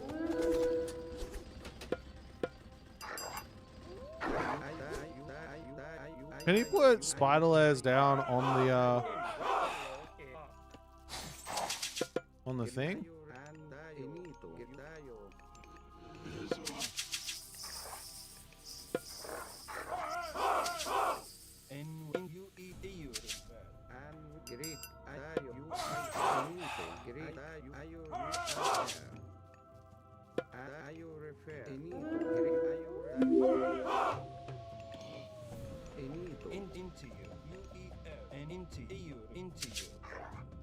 Iron Chip, thanks for the gifted subs, my friend!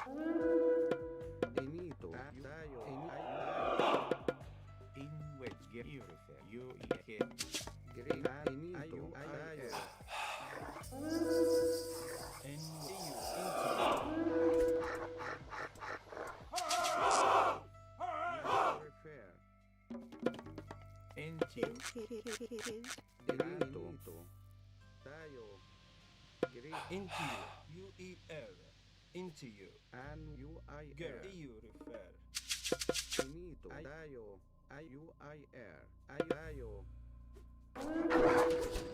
at you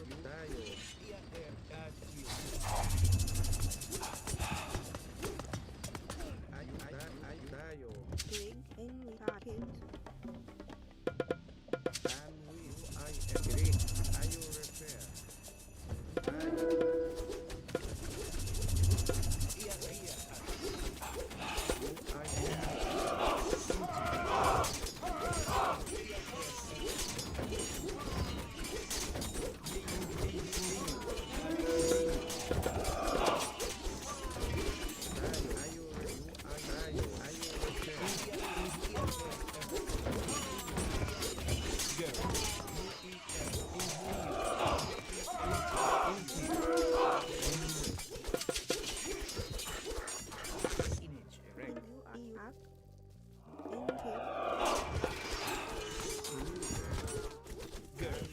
Egyptian OP! I can't get in here though, he's blocked me off.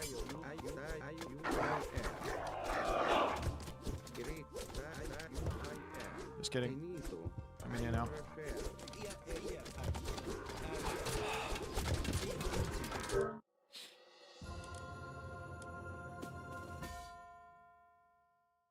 We've seen enough, nerf Egyptian. Yeah. He needs to secure the second gold mine.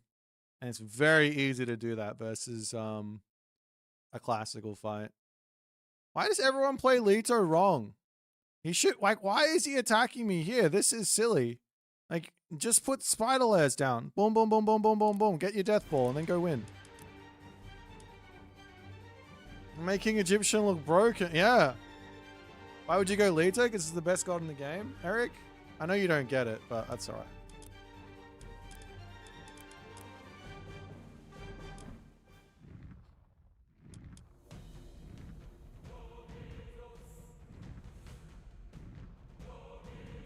Boit's shiny head lights the way once more.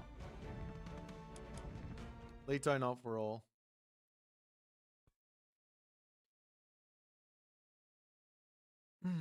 Only top Gaia players understand the Leto play. Yeah, there's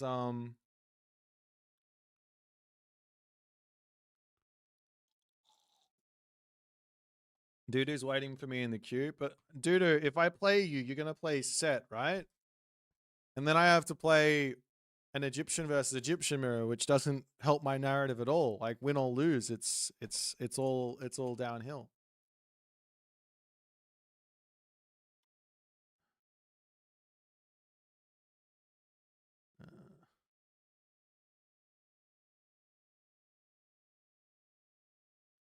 If you see a lot of priests, you already got a huge advantage. I'm a very good politician. You should hire me. I mean, you should elect me. I can make it happen no matter what. Thank you for the Prime Magic!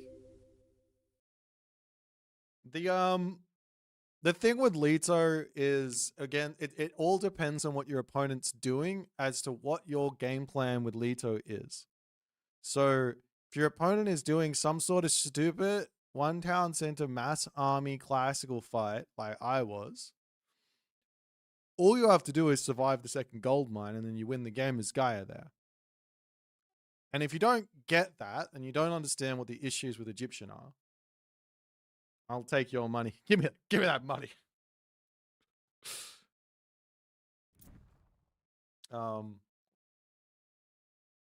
So how do you survive on the second gold mine, you might ask? Well, just put a whole bunch of spider layers there.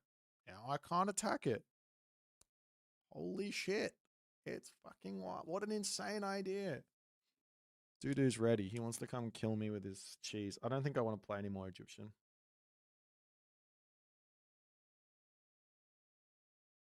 What's the worst mine I got in the game? That's actually a really difficult question to answer.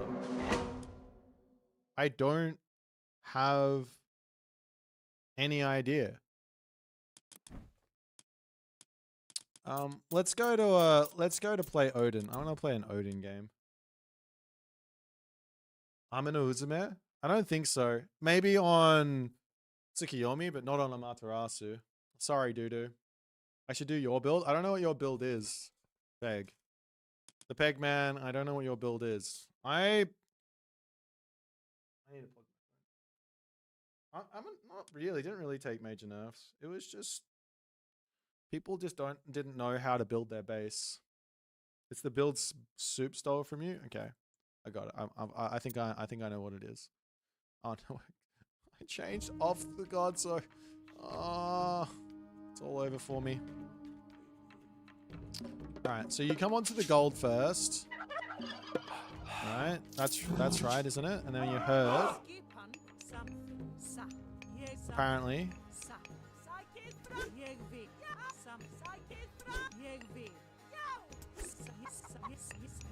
Let's just do that many. Oh, I already fucked it up, didn't I?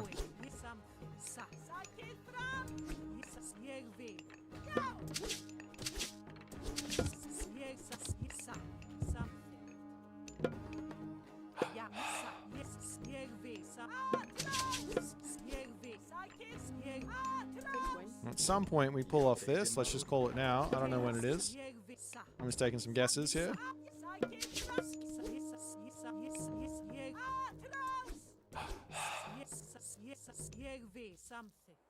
Great hunt. Okay, can do that.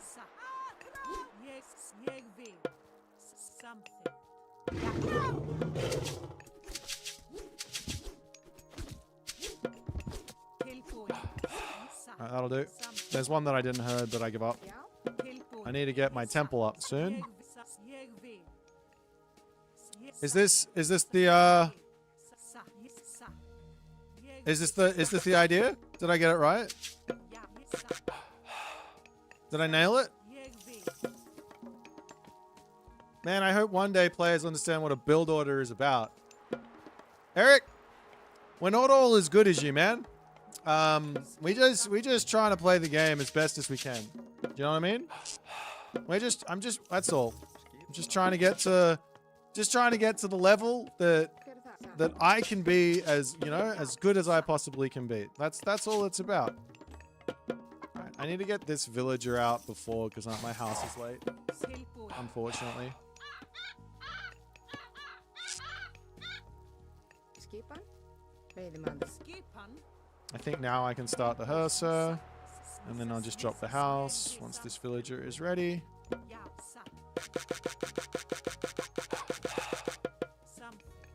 How many Hursa do I build? Just the one? Let me get a dwarf in. I'm looking for the relics.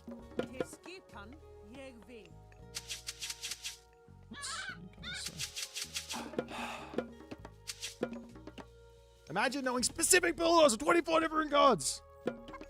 I've never claimed to have a specific build order before. Don't accuse me of that.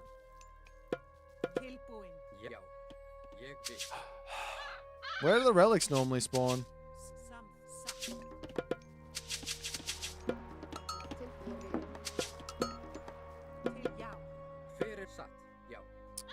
These ravens are not wanting to play with me at the moment. Imagine if my raven had the line of sight or speed of a Pegasus. I reckon I would have the entirety of the map scouted by now.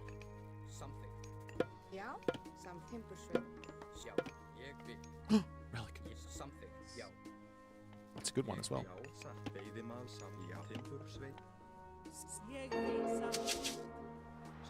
Why are you guys going idle though? Like, can't you just chop the wood line down like I wanted you to?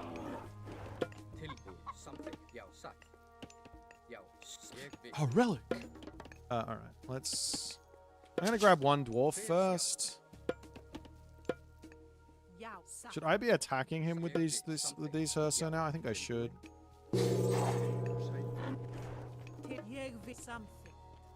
And I guess it's a great haul right away in this matchup.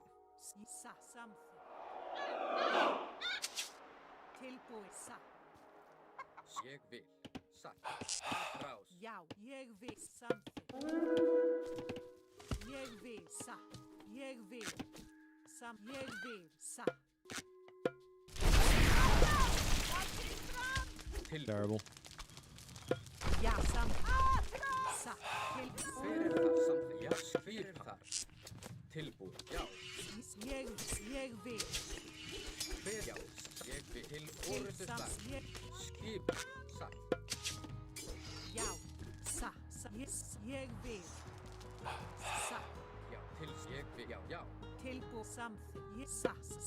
Ég vil.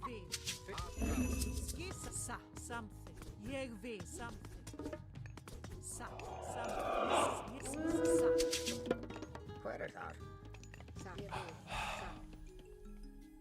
Til orðu.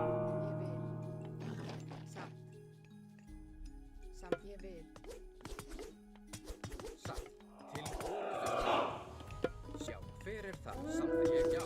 Til satt. Já. Til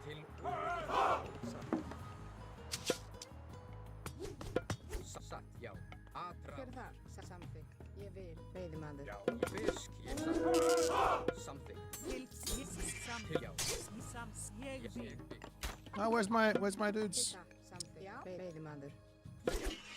Ég vil. Já, ég something. Til, já. Já, ég something. Tilbúin. Ég, já. Ég vil. Skipan. Ég vil. Hver something. Ég satt. Not the best of. Satt. Ég veiðimaður. Tilbúin. Fisk, satt. Já, ég, já. Já, ég, já. Já, ég satt. Something, já. Ég sækið fram. Tilbúin. Ég satt. Ég satt. Já. Já, ég vil. Tilbúin. Skip. Já, satt. Grjótsveip. Tilbúin. Something. Já, Veiðimaður. satt. Já, fyrr satt. Tilbúin. Skip. Skip. Ég, já, samþykk. Ég vil. Já. Fyrir það. Já. Ég vil.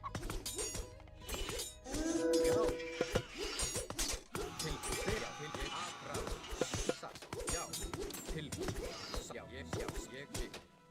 Fyrir það. Ég vil. Já, til orðstöðslag. Já, satt. Ég vil. Fyrir það. Til já, satt. Ég samþykk. Já, ég vil. Fyrir það. Já, samþykk. Skip. Til samþykk. Já, ég vil.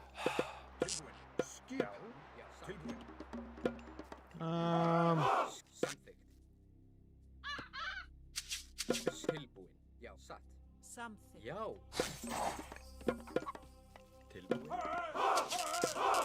Hver ég bygg. Til hver það? Já. Tilbúin. Samþykkt. Já. Já. Ég bygg. Satt. Já. Samþykkt.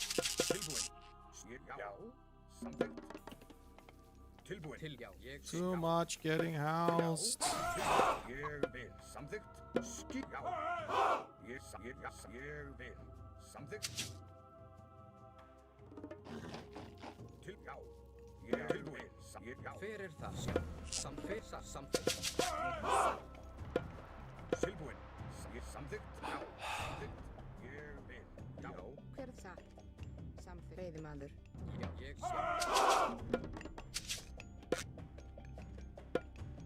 skip hann til já. Samþykkt. Já. Skip til ég samsæki. Já. Sætil. Já. Orðstur samþykkt. Tilbúin. Samþykkt. Skip hann. Já. Já. Tilbúin. Samþykkt. Já.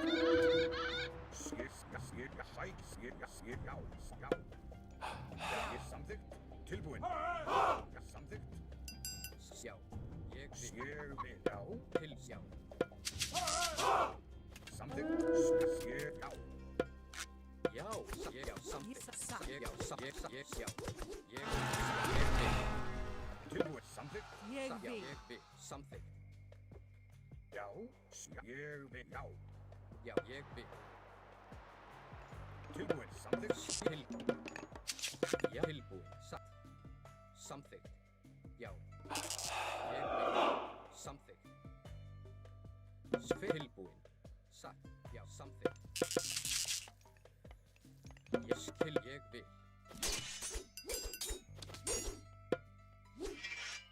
Dude, why is he just walking away from that? It's so stupid. Já. Ég vil. Matreiuss. Já. Fyrir það. Til já. Já. Satt. Ég vil.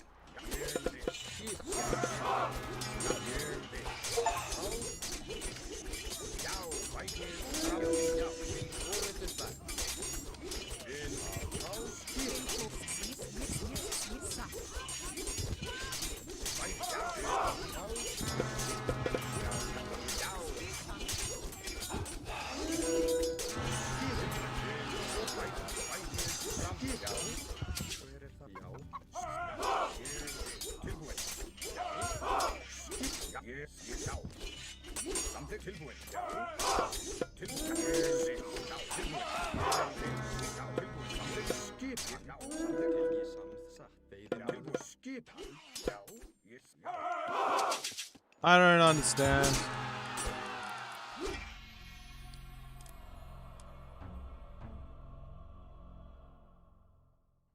I guess Einherjar are just way better than me.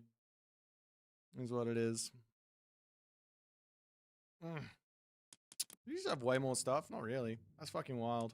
I thought I like picked off and sort of outplayed that a bit, that fight than him, but just out of dudes and being behind in Norse Mirror for no reason. I don't think I won the fight because I didn't have any Hursa, so the Einherjar aren't gonna die. And then reinforcements come.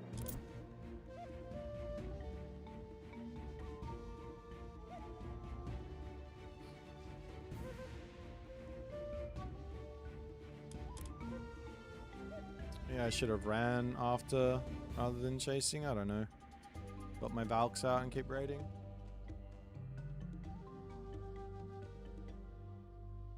Einherjar are both attack, they're damage and speed. Really, really strong unit. But I did not play that well at all.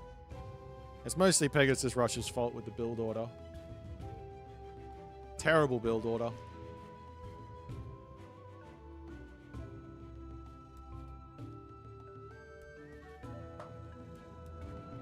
Pegasus Rush's builds aren't for everyone.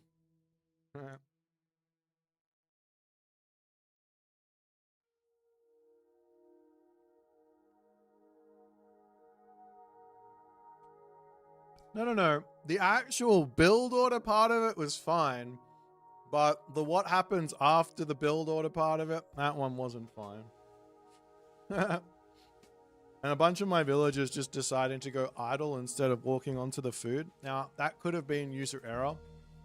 Should have clicked on the ground and then right-clicked on or shift-clicked onto the animals. If the animals go out of line of sight, they're going to stop. Sorry, not the animal. If the animals go out of line of sight, the villagers will stop. So that's on me.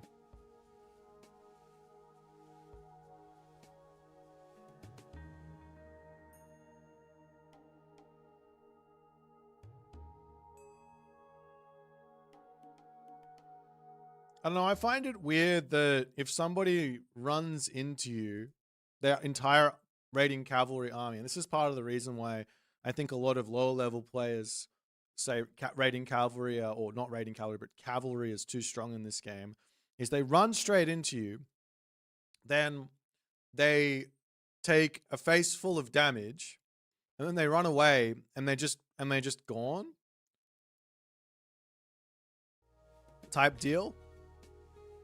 And most of the time, I think that's fine. So, for example, I think it's fine if you run into like a group of like hoplites or something. You take one smack of damage and you run away. You take another smack on the way out and you're gone. But if you run into a pack of the same type of unit, I feel like your units should be able to snare them to their death. Like that type of an interaction is kind of nice. What weird god can we play on this map?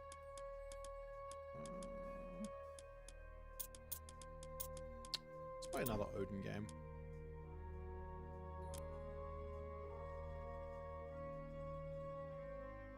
Being housed, yeah, being housed didn't help my situation, but it didn't really hinder my situation either. It wasn't not like I was housed and not building a house. That's not what happened. I lost a house and I was building a house. And the ranked ladder experience, players' elo getting inflated because they don't play all the maps. Classic. At the top level as well. That's 1900. Whoever that player was, a 1900 plus level player. Potentially. It could have been someone lower. I don't know.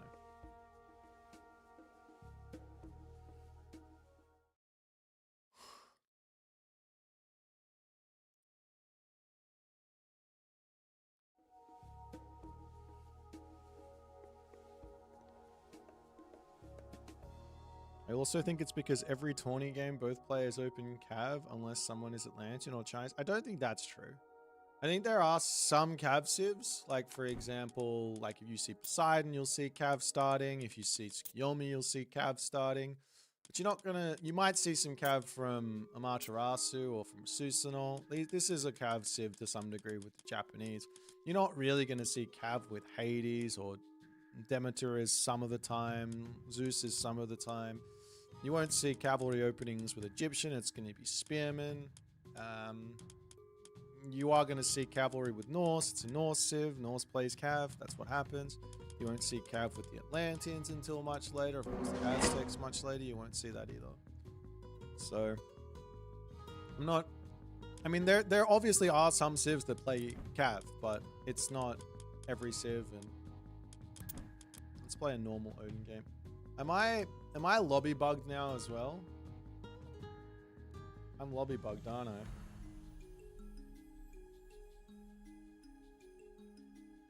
What a time to be alive.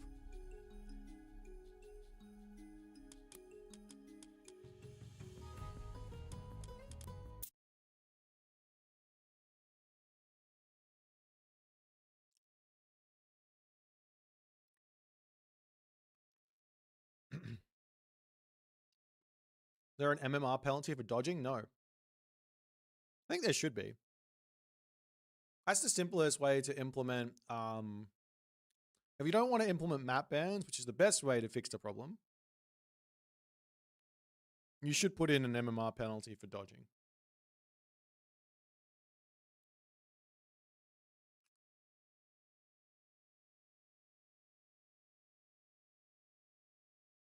If I redeem points, will you rate my Kwafu rush? Sure. Go on, Skelly boy. Put the link in. Redeem the points. Is it worth choosing raiding cavalry over Jarls in heroic with the new patch buff to raiding cav?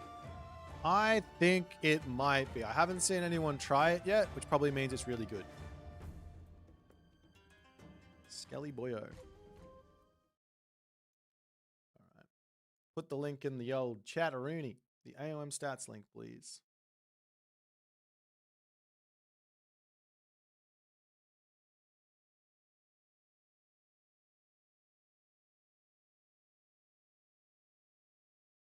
We will do it right away. Jarls are stronger but less cost effective. I actually haven't done the math on what it looks like when you have Vikings versus not, but I'm actually not 100% sure you're correct on that.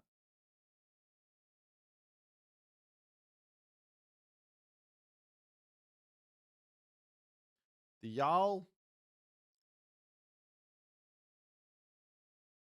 Jarl has more effective hack HP per cost, but less effective pierce HP. So if you're playing up against pure archer, you are better off building raiding cavalry. But if your Jarl need to frontline for you, which is most of the time, it's better to build Jarl. For cost.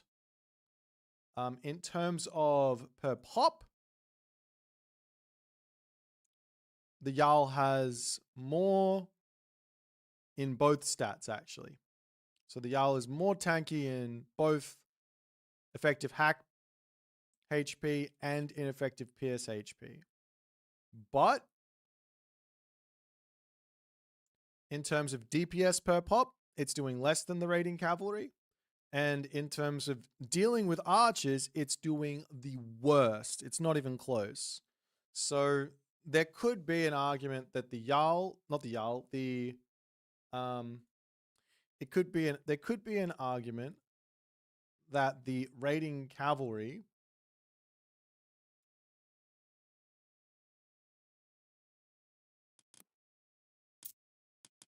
is better with Vikings. So the Vikings tech makes the raiding cavalry way better at doing its job because it's like 1.5 damage. It's giving you gold as well. But the Jarl gets Ring Giver, which makes it more tanky. So it's better at doing its job of basically just being a frontline. So it is a difficult question. And I think most people just go, well, the tanky one is better. Because if it lives longer, that means it gets more damage off, which means it's doing more DPS in the long run. But I'm not certain. We're going to take a look at Skelly Boyo. He's showing me off a little strategy he's got. He is rushing the clay peasants really early. Now, I don't know what the exact strategy is here, but this generally isn't done.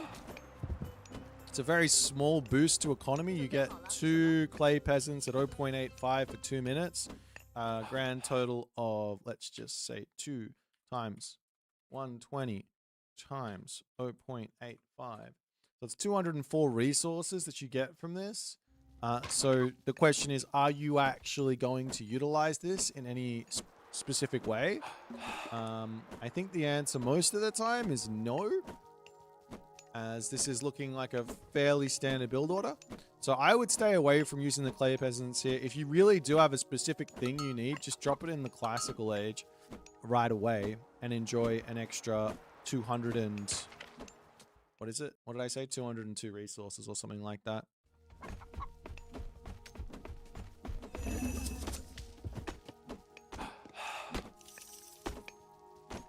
Alright, so advanced time. And this, yeah, I have to say this advanced time with this coiffure, I think is possible without having to use clay peasants. Unfortunately, idle villager here.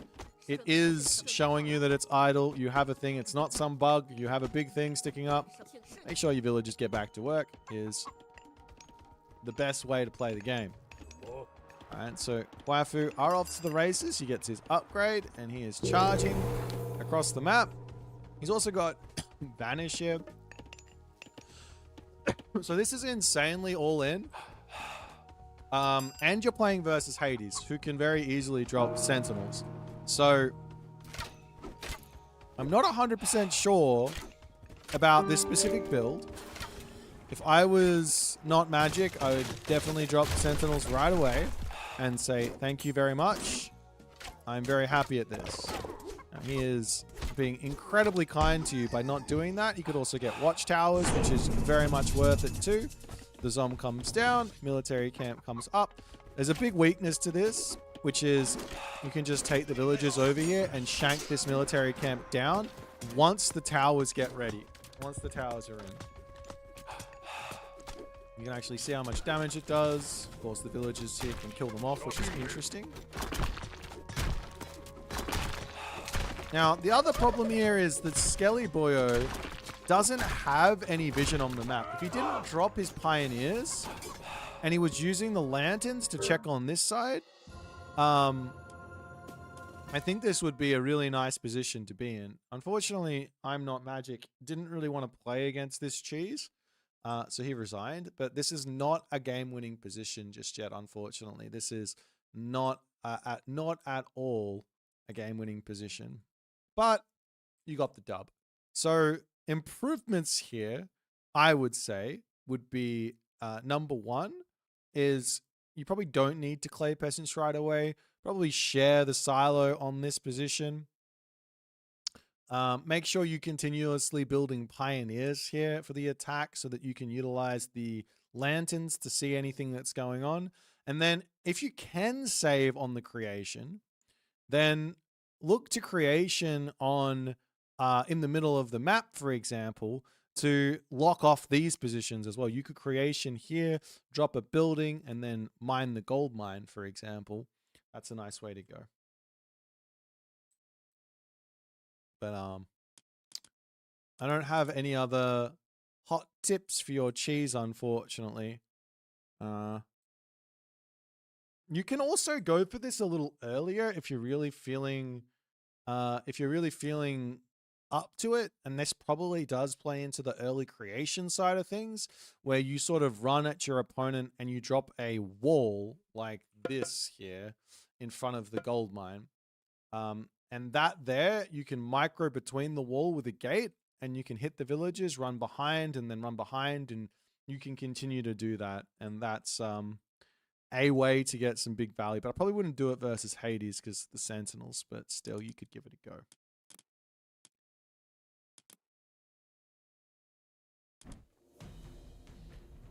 Two Kwafu one-shotting a villager is something. Yeah, that is something.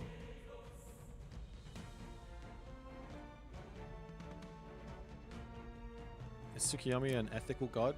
I don't know what ethical means anymore. I think Tsukiyomi isn't the best at the moment. If that's what you mean.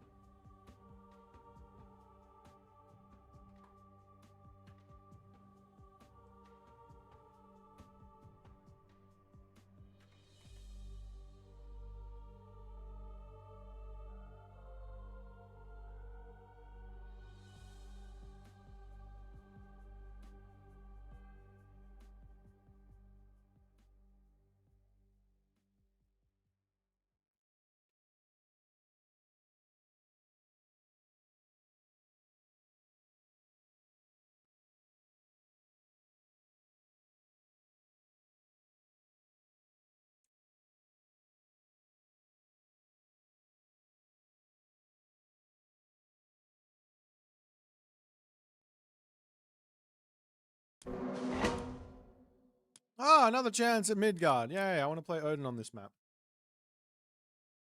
Ethical means gods you win with. OP means gods you lost to. Is that right? I think ethical means that you didn't do something that's bullshit. I think I'm going to start calling things bullshit. Like, for example, dropping Meteor and killing an entire army. Those sort of things. Like, those are called bullshit wins. I think.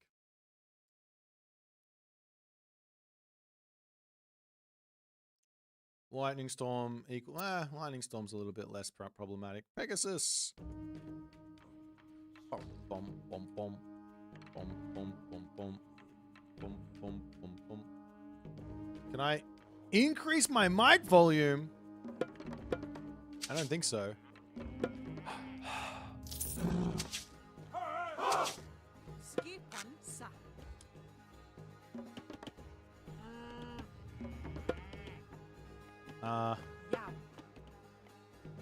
Yeah, I don't think I can actually. If it's a different volume for you than on YouTube, that's probably the volume setting you've got for Twitch is different.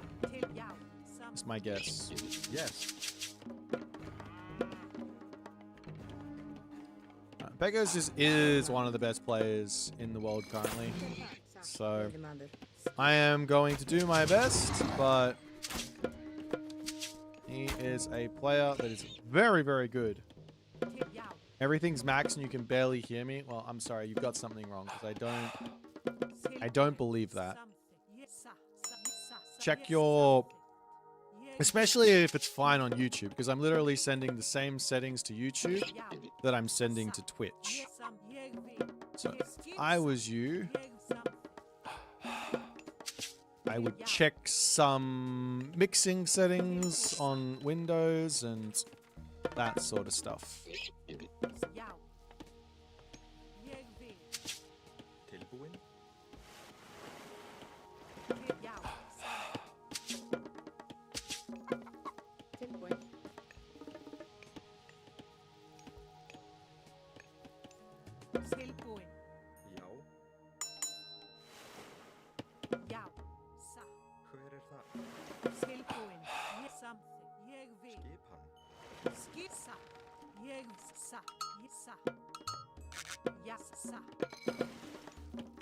Alright, we're just going to keep pumping onto wood here. Need to get another dock up soon. I almost think it would be better to drop the dock now, hey? Second dock earlier means more fish later. Right? That's how that works.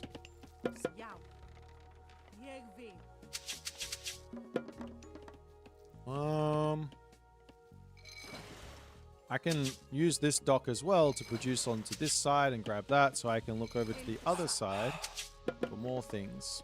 Okay, at this point now I'm going to get another dwarf.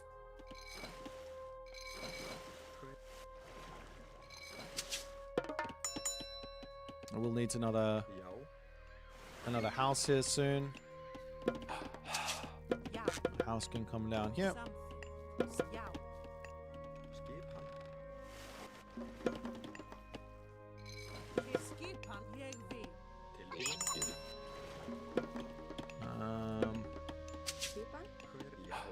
These guys can all just come onto wood for the moment.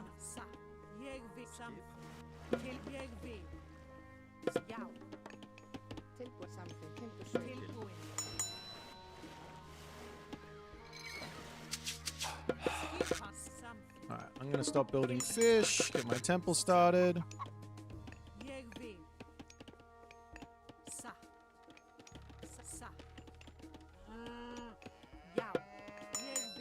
Put that there. Start fish again. Maybe get another dwarf in.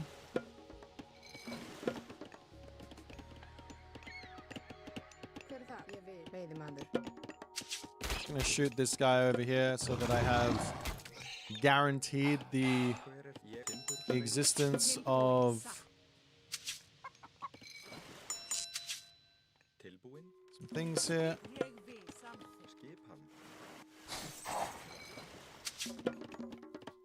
Get this. That should have been a dwarf, unfortunately. I'll queue up a dwarf anyways, but yeah. Now we will go for Rhea.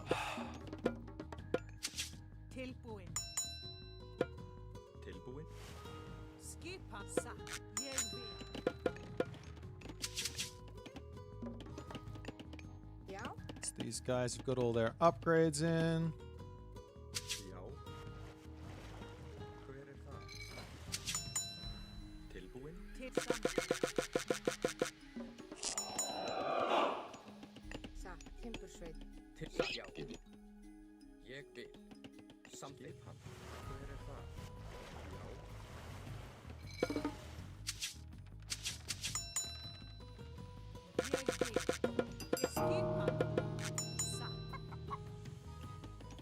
Hver þar?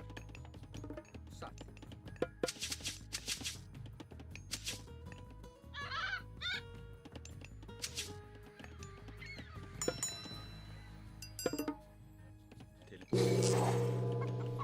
Tilbúið, ég satt. Hver þar? Já. Ég við samþykkt. Satt. Já. Já. Satt samþykkt. Já. Ég satt, satt. Ég vil satt, satt. Satt, ég vil. Satt, ég vil. Ég samþykkt. Satt. Skipa. Hver þar?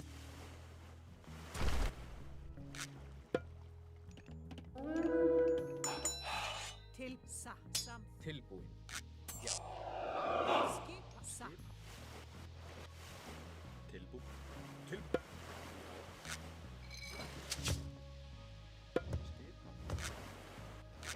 Já, til satt.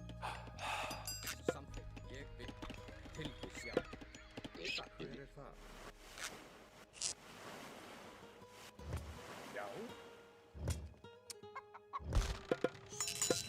Já, samt. Satt. Tilbúið samt. Timbursveit. Já. Samt. Ég vil. Já. Ég vil. Ég samt.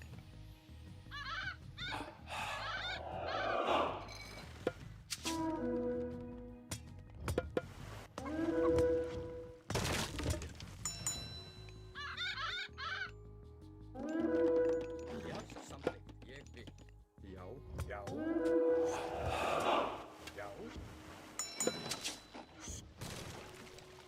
Tilbúin. Skipa. Hver þar? Já. Til ég satt. Til satt, ég vil. Skipa. Hver? Skip, samþykkt. Skipa. Samþykkt. Hver þar? Já. Já. Tilbúið, ég satt. Já. Já. Satt. Ég. Já. Satt. Ég vil. Já, ég satt. Hver samt til? Já. Til. Já. Já. Ég. Já. Já. Já. Hver samþykkt? Satt. Tilbúin. Ég vil. Já. Til. Skip, ég vil samþykkt. Skip. Til. Já. Já, Ég vil. Já. Já. Til. Já. Matreiuss. Ég satt. Já. Ég satt. Ég. Já. Ég satt. Samþykkt. Vætið. Já. ég vil. Samþykkt. Já. Tilbúin. Satt. Ég. Já. Tilbúin. Já. Já. Satt. Samþykkt. Ég satt. Ég vil. Já.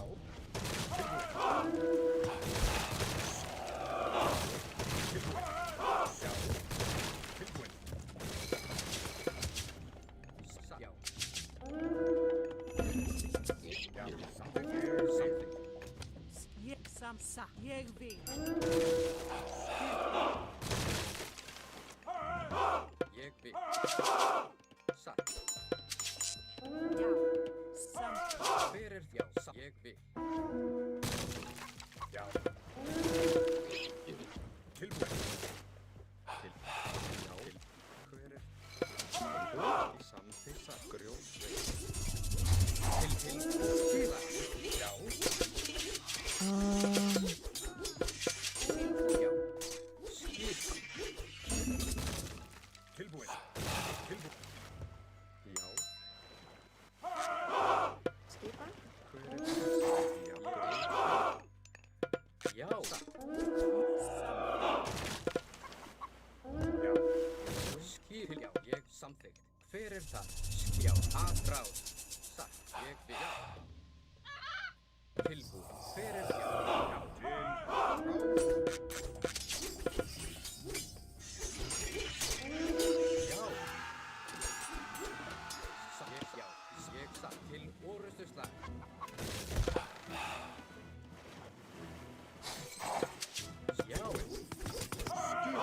something? Já, skjá, sveit.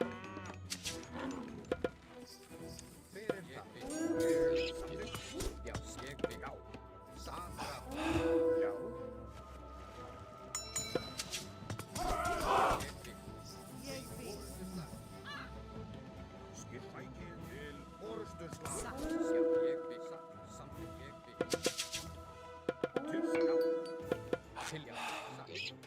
Fyrir það. Já. Ég vil. Já. Skip. Já. Skip. Spil. Já. Já. Já. Já, ég já. Til já. Something. Já, something. Já, ég já. Something. Til orðsturslag. Já. Ég vil til orðsturslag. Já, tilbúin. Fyrir já. Já. Til ég já. Something. Já. Ég já. Something. Já. Something. Já. Something. Frá já. Skip. Skip. Skip. Something. Til orðsturslag. Já. Til fyrir. Ég vil. Ég vil. Já. Ég vil. Something. Tilbúin. Til orðsturslag. Já. Like, I can't click on these fucking samurai.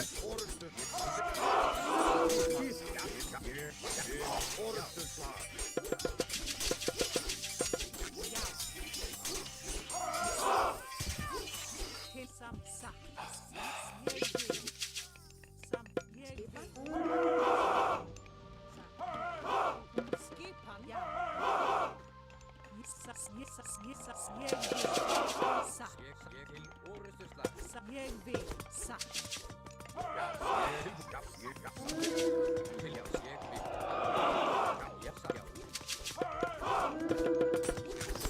Ja. Skipan. Ja. Skipan. Sa. Ja.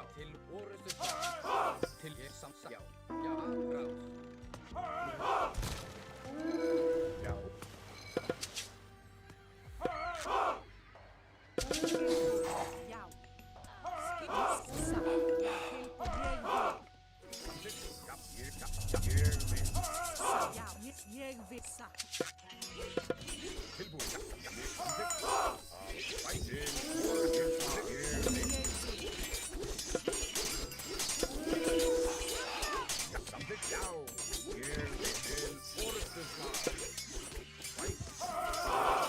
Ja.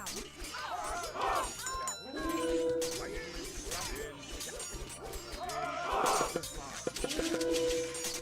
Jeg sam. Ja. Til jeg vil. Jeg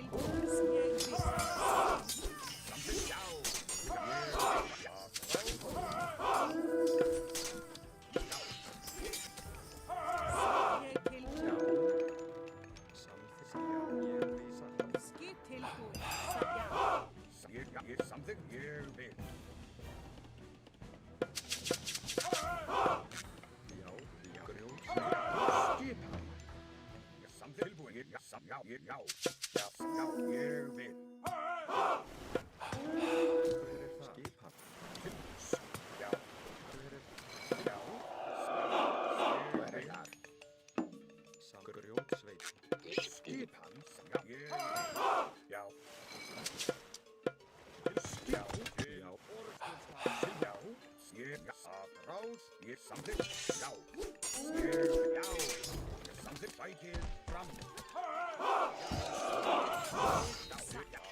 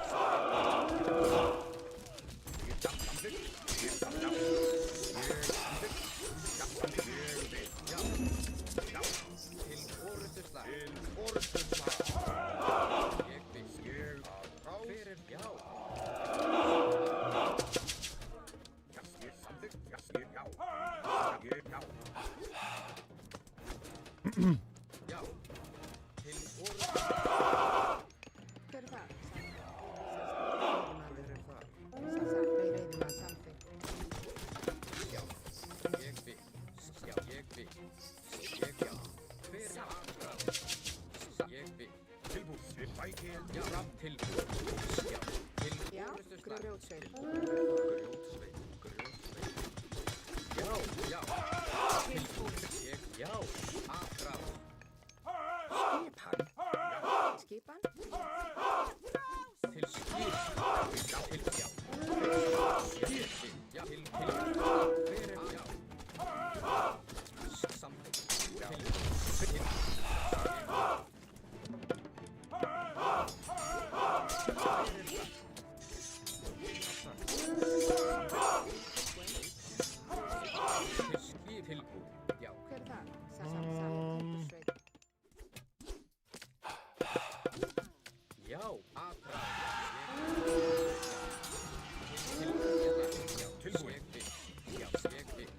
það?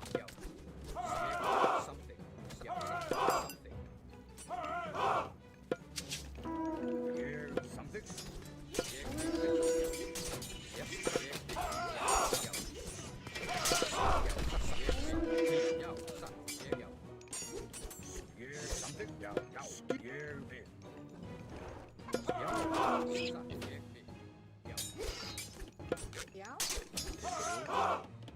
Skipan. Ég veit veiðimaður.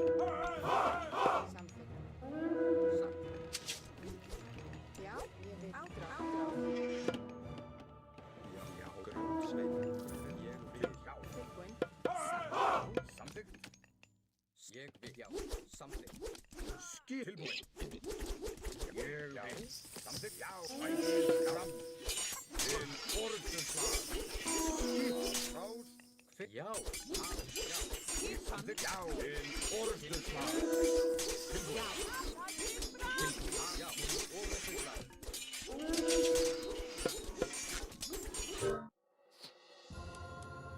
GG. No so big. Imagine how hard that game would have been if I was playing as Egyptian.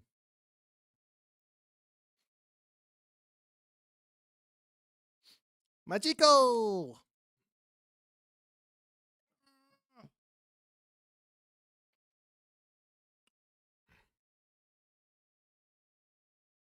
It's all rainbows and butterflies. It's not egg. I know, right? Except for when it's Norse versus Norse. Then I just get outskilled. Feels bad. That was a fun game. Those Raiju were a tough unit to beat. I bet you most people would say Raiju busted for how much value he got out of him, but I thought they were getting about as much value as they should have gotten. And he used them really well. Not sure I think maybe he went wrong when he dropped the town center. I think if he didn't drop that and put a castle down, he probably was in a really good spot. Fun game though. I was a bit shook that he had Bushido tier 3. I don't know if he manually researched it or or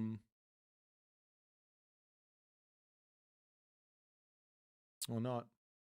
It's crazy when I said that 2 months ago. It was a controversial take now. I think Egyptians been crap since the Aztecs launched. And I don't know what changed. Like, I really don't know what changed.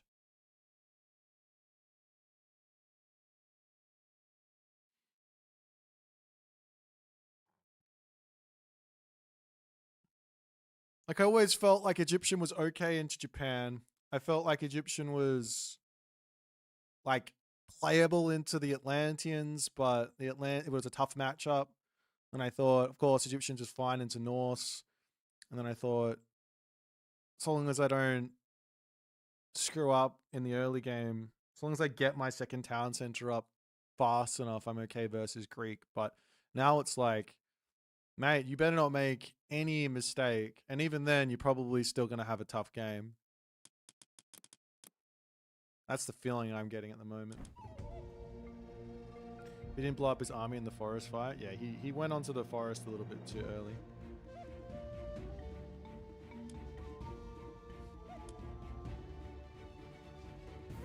Maybe there's a bug where light upgrades don't fly properly with Egyptians.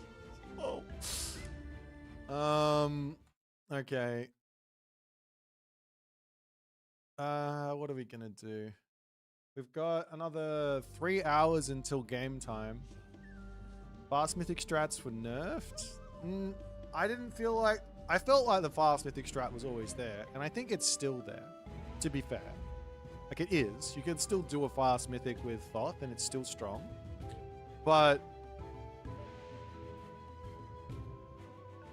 I think that Greek now has a good enough prodromus that it's not really that good. You go fast mythic, sure, have fun with your units that are getting hard countered by the prodromus, and then you have to build spearmen anyways. And then you lose to Toxotes because you can't build Slinger because they suck. Then you then you go, all right, what about against Norse? Well, you never went fast mythic versus Norse anyways. Then you go against Atlanteans and you go, well, the Atlantean players kind of wised up to the idea that catapulty heroes are really good versus Egyptian fast mythics. That was done by B way back when. Then the Japanese players, it's kind of hit and miss with Japan. Like, I don't think, I mean, if it's a really nice map for Egyptian, I think that Egyptian is very good versus Japan. But I think if it's a bad map with if you have all exposed gold mines, then there's no real way that Minakata Tomi doesn't just beat Egyptians. That's my take on that one. And then Aztecs are obviously Aztecs. So you go through the list of all the matchups and you're like, when do I have the easy matchup? I think I need to find this game. This is the game I'm looking for. I'm looking for that game of Norse just getting blown up by a Death Ball Classical Age army. That's the game that I want to watch and I want to see right now, because I was starting to think that I had like a route through that felt really good for Norse. So I want to see, now that Norse has been boosted, that I want to see it if it's like a thing anymore. So for example, I could watch Dudu playing. As Dudu here, did he go mass army? He did. We can watch this and see how it looks. But I'm looking for that mass army classical fight versus Norse. I don't think that it's an auto win anymore.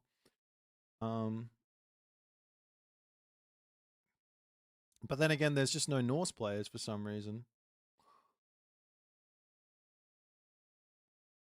Okay, maybe I'll just do this. We'll go with, let's just go with Freya.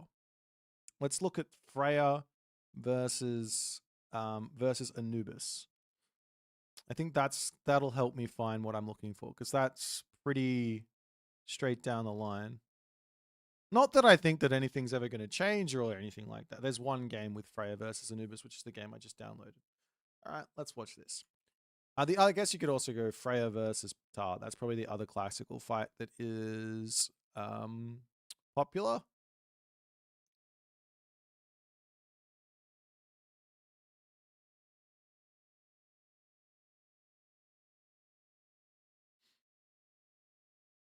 And there's not a single one at the 1800 plus level. So it's like, okay, can't even look at it anymore. Shout out to Dudu the Spartan. Egyptian power crept. It's a mix of Egyptian as being power crept, and it was the strongest god, so it didn't get any boosts because all the top players were saying it's too strong. Now, I think there was a point at which that was accurate. Without question, there was a point where it was, yeah, Egyptian is the best god in the game. And I think arguing against that is quite silly. But after all the boosts that everything else has gotten, and Egyptian did get some help along the way, specifically the Spearman feels really good right now.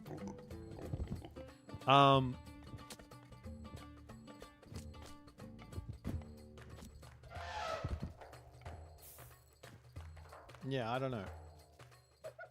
I don't think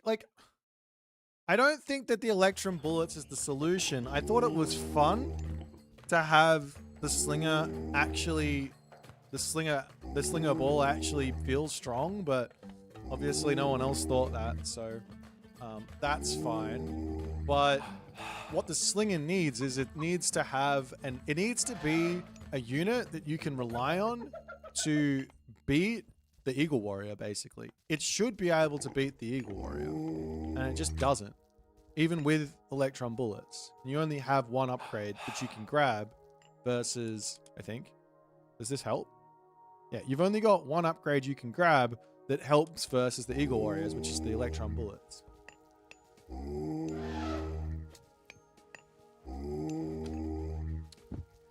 Eggy mostly have weaker myth units. I don't know how true that is, because Egyptian has got its own unique way of gathering favor. So it makes it tough to judge. I still want to do like an a myth unit analysis video where I dive into what the players are investing for their favor to figure out how many resources. I think someone's already sort of done that, so I can copy that. But how many resources you spend in order to get your favor. And then do a full rundown of myth units versus myth units, and then the actual cost diff for those myth units. I think that would be really educational. Petsuchos are really good. I think Petsuchos are a fantastic unit. I think Wadgets are still quite good. I think the Anubites are quite good. I'm not sold on the Sphinx, but they have been buffed, so they might be good right now. I think the Scarab's in a great spot, though you don't want to build too many of those anyways. I think the Petsuchos is fine. I haven't seen the new Scorpion Man after the buff. I imagine now that its poison is stacking, that you can build 5 of them, and you're going to feel what it feels like when you have 5 counter-human units. They should be, or massive counter-human units, beast of counter, they should be dominating the human units in those sort of situations.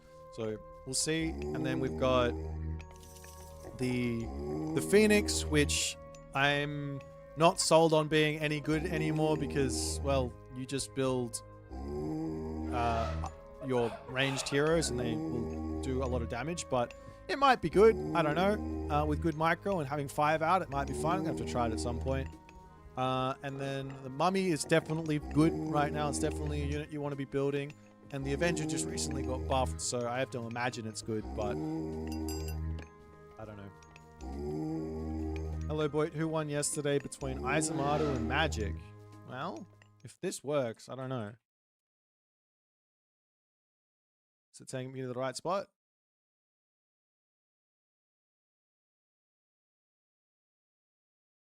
It does. There you go. You can take a look right there.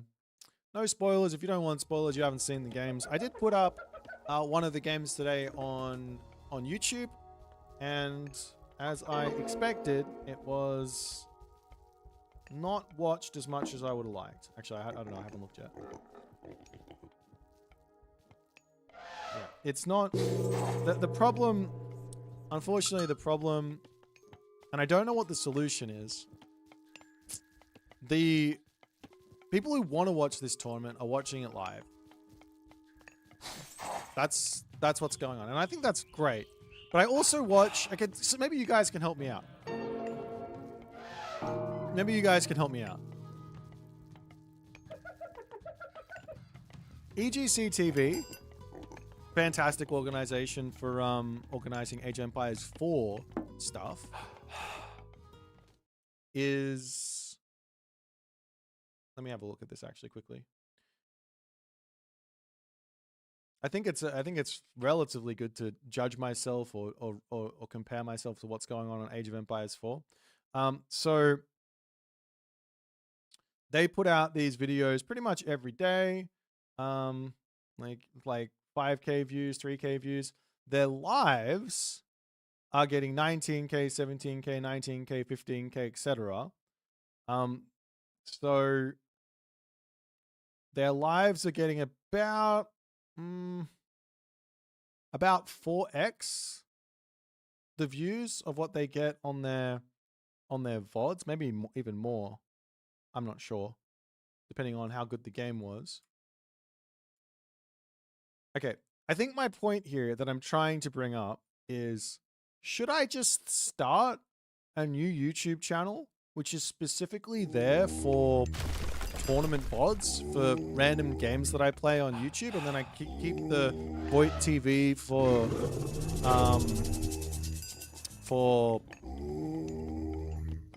like videos that I do off stream.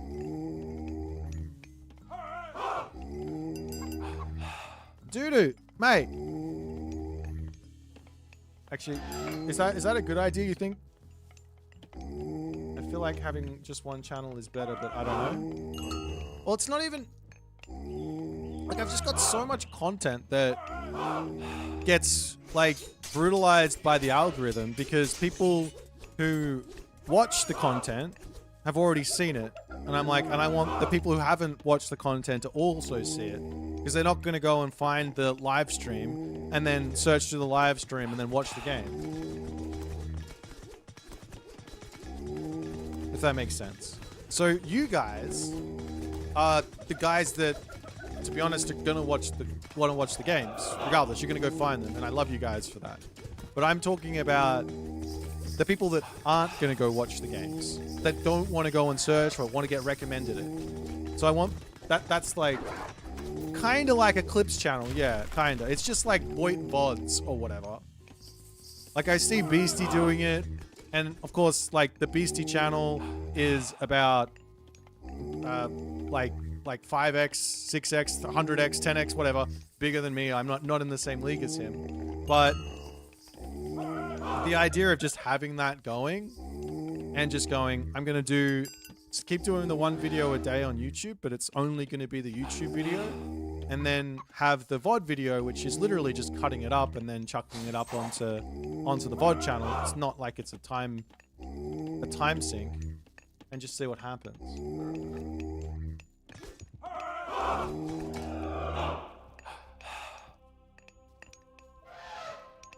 As in, wait. Loggy says what? As in split being better for algorithms, since the non-VOD channel will probably be 100% popular stuff rather than people watching all the non-VOD vids and skipping all the VODs. Huh? I'm sorry, I'm not sure I can comprehend this. Okay, pause.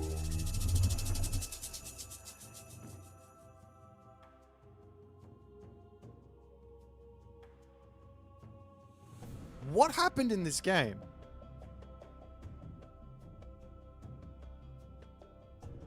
I like watching VODs because of Twitch chat. That's funny. It's fair enough. It works for a lot of people. It might not be the best idea while growing, but now you have a big audience. Let's see. I don't know. I know Dudu's not warmed up, but what happened in this game? How is Dudu down 1,000 military resources while having everything being perfectly macroed? Did he go for the early attack? No. Where did he drop the snakes? Here? He's dropping the snakes here. Hang on, I gotta watch this again. Like, okay, I know Dudu's not, like, he's not 2K. That's obvious, but he's also playing against a player who's also not 2K. These are, like, similar level players. What's happening here? Why? Like, build order, sure, not the best build order in the world, but I guarantee you that this guy isn't doing the best build order in the world either.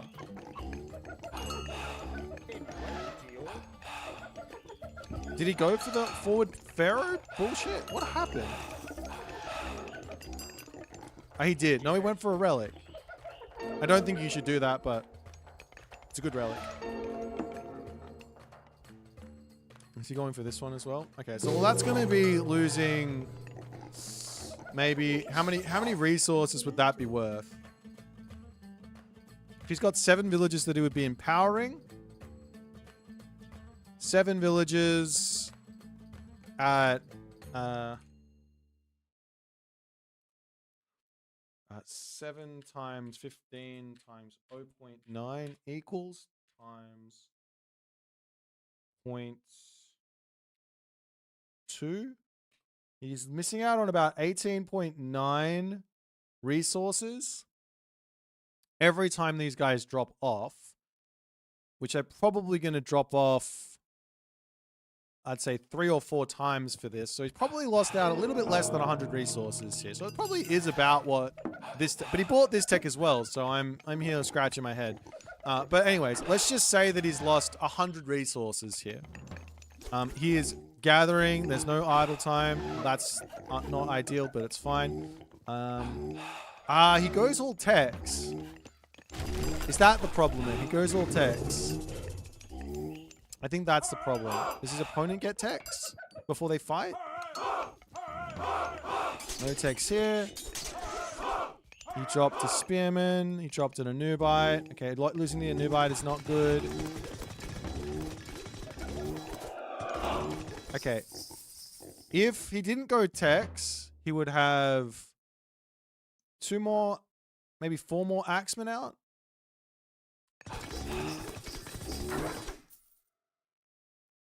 This tech here as well. It's okay. Yeah.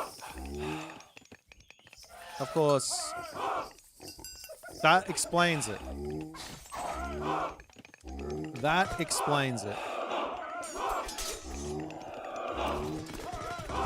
Well, let's see if Dudu can survive. Seeing as it's defender's advantage and snakes, he does survive. So our Norse player has played very, very badly here. I would say that this here is as poorly played as you possibly could have early game.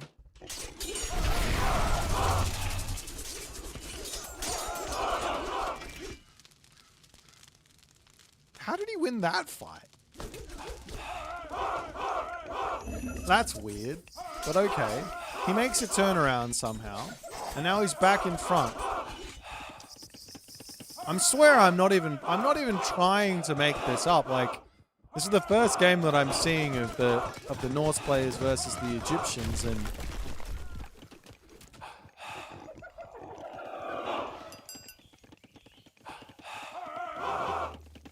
okay, so he has managed to start. Well, he's losing villagers, unfortunately.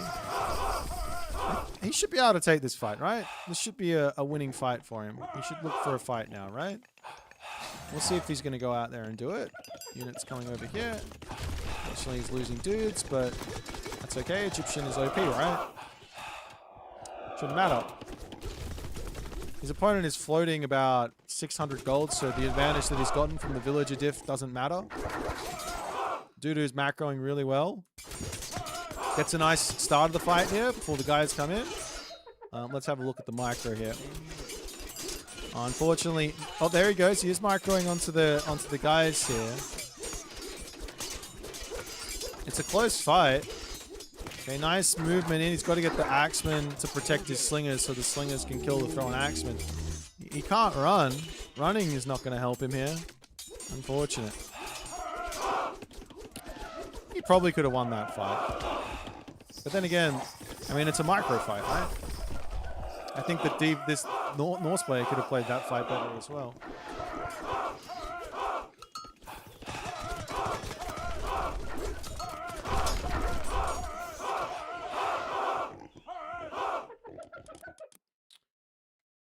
It's very, very, very tough. Start the new YouTube idea. I watch all Boit on YouTube. Be good to an opportunity to watch the VOD channel. Alright.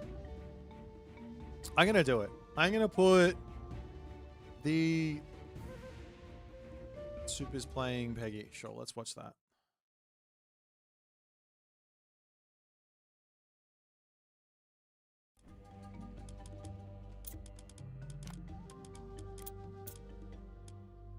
I'm gonna watch it from Pegasus's point of view though, as to not spoil any of Soup's strats for the games today.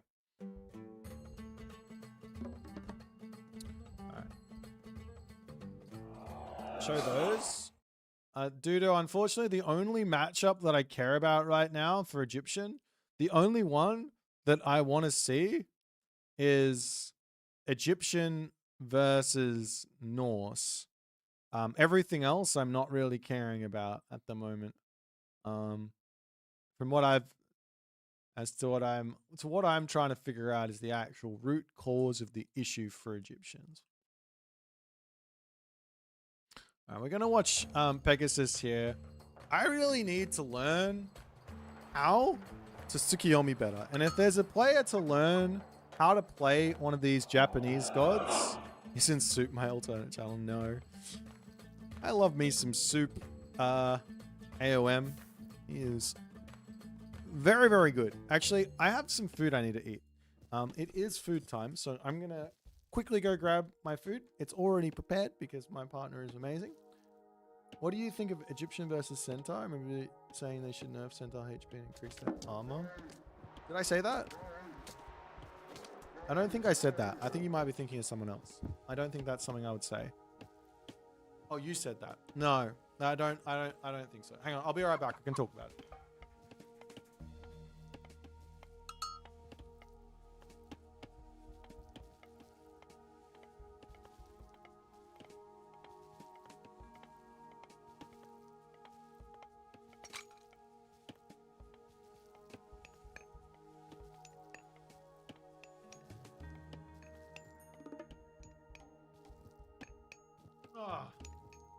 All right. So the main thing with the Centaur is that I want the unit to be good. Just like every other unit. I want it to be good. And I think that right now it is good. And it's in a healthy spot. So changing things like, what did you say, hack armor or pierce armor? Nerf Centaur HP and increase their armor. Like making those sorts of changes I don't particularly like. And I don't believe that Egyptian is struggling versus the Centaur. It's a good strat, it's hard to play against, and it's really fun on both fronts to play against someone who's skilled with it, in my opinion.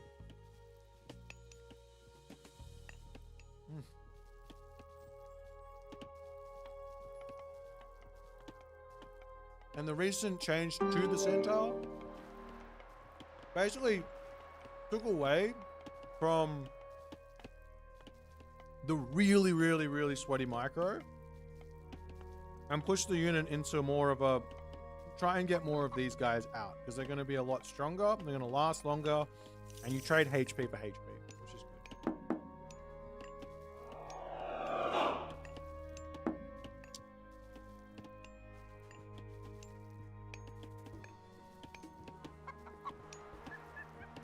The issue with Wadjet versus Centaur isn't the Centaur.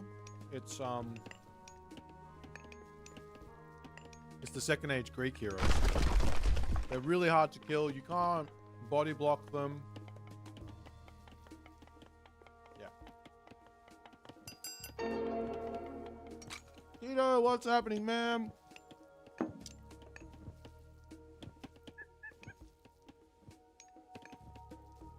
Remember when the Wadjet used to be good? Yeah, it was... I would say it was too strong. It was basically...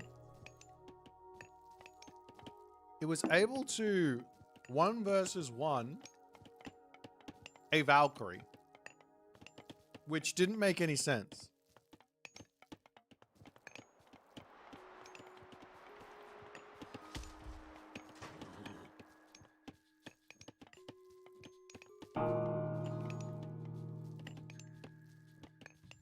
It was strong at a time where heroes were all weak.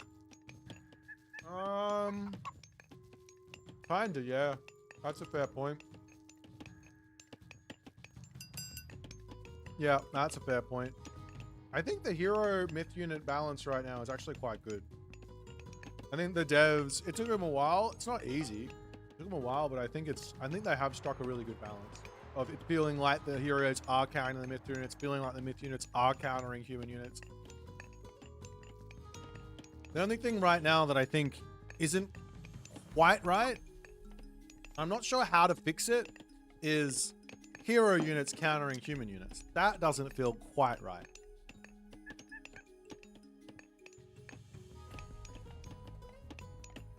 I don't love the 100% accuracy on flying units. Why not? You have to explain that one. I haven't thought about it enough or seen enough to know, but...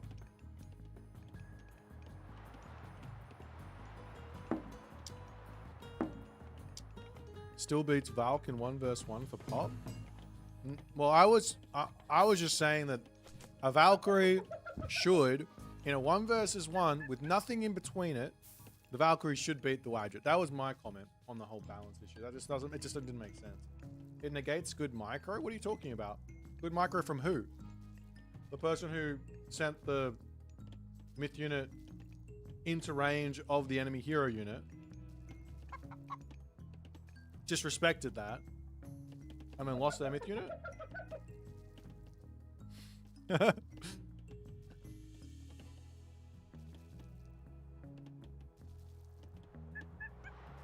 You have no idea how many people were infuriated by the Caladriel. I remember the first time I played against it, I was playing against the Mister, and I was like, all right, I get it. The Mister is really, really good at this game, but I can't do anything but right click on this unit. There's no extra micro that I can do as the person with the Greek hero, or the person with the priest, or the person with the Godi. There's no extra micro I can do. So he gets to sit there and he gets to do his wiggle micro dodging the arrows. And I just have to take it. And I thought that was stupid back in pre-launch. And then it turns out that it was stupid.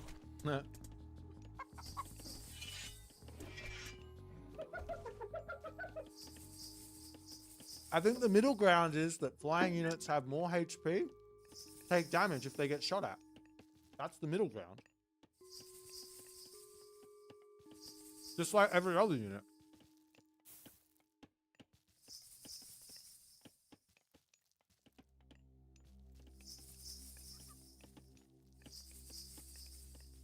Turns out JA was right all.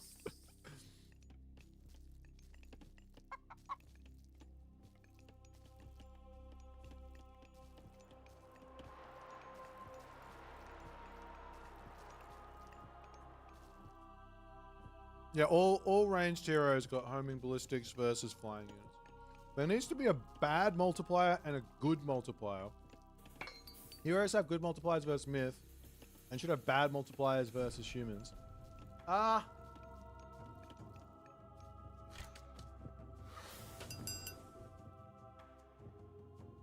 Alternatively, they should all just have low damage per second. That's actually the way to do it without having to plunk up the UI. And most of them do, right? Most heroes do have low damage for their cost or whatever. Like, for example, Pioneer, Priest.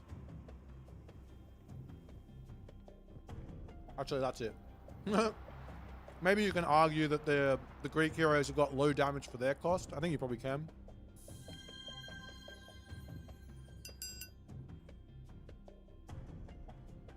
I think you can argue that the Atlantean heroes have got low damage for their cost.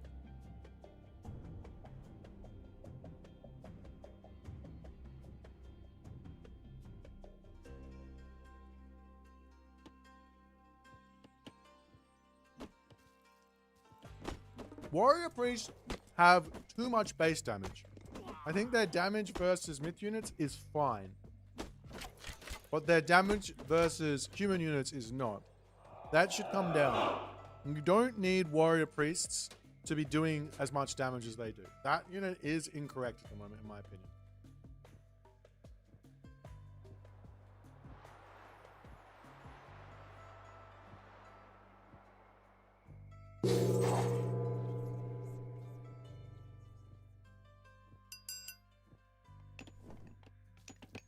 Anti-heroes are just stupid. Just make a whole army of heroes, rip your myth. Yeah.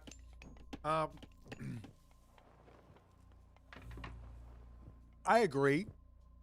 I think there is a way around that, but it's artificial. Sort of like you can only get 10 oracles. Maybe you should only be able to make 10 heroes.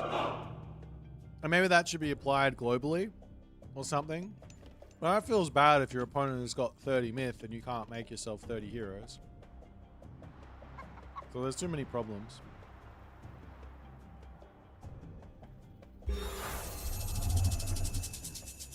But like I said, I don't think the hero versus myth unit dynamic right now is too bad. Maybe Egyptian feels a little bit rubbish, but then again, all the top players are just going to be like, this is really good, don't buff Egyptian. I'm like, all right, fine, shit. Sheesh.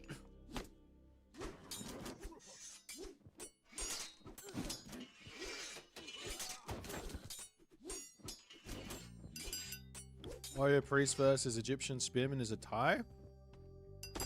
Yeah, the Egyptian Spearman is cheaper than the Warrior Priest, though. The problem is that the Spearman only doesn't counter anything. That's not, you don't want to build Spearman versus the Aztecs. That's the problem. It's a unit you don't want to build. So if your opponent goes, say, 3 Warrior Priests, right? Or 4 Warrior Priests, pressures with them early, then you go, shit, I got to build Spearman. And then behind that, your opponent is going into a whole bunch of Tequila Archers, and you go, fuck, I've got to now build Slinger. And you're like, oh shit, but then there's a Warrior Priest I've got to deal with. And then I go, okay, well, we've got to build more Spearmen. And then all of a sudden he doesn't go Warrior Priest. He moves into Coyote Warriors. And you're like, well, fuck, now I need Axemen. And then he goes, great, now you're building Axemen. Let me just make a whole bunch of Warrior Priests. And you go, oh shit, now you've got a butt ton of frontline that I can't kill because and you just get fucked. So it's like really hard to build the right units for Egyptian against the Aztecs. Whereas the Aztecs have got all of the play because of that dynamic of Warrior Priest versus Spearman. So I'm not sure what the go is there.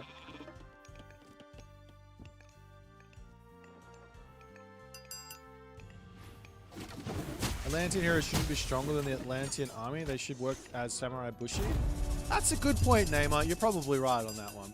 So the way that the Samurai and the On the Musha works, right, is that the Samurai has a bonus of 1.5x versus infantry, and the On the Musha has a bonus of 1.5x versus myth units. So it loses the bonus versus infantry.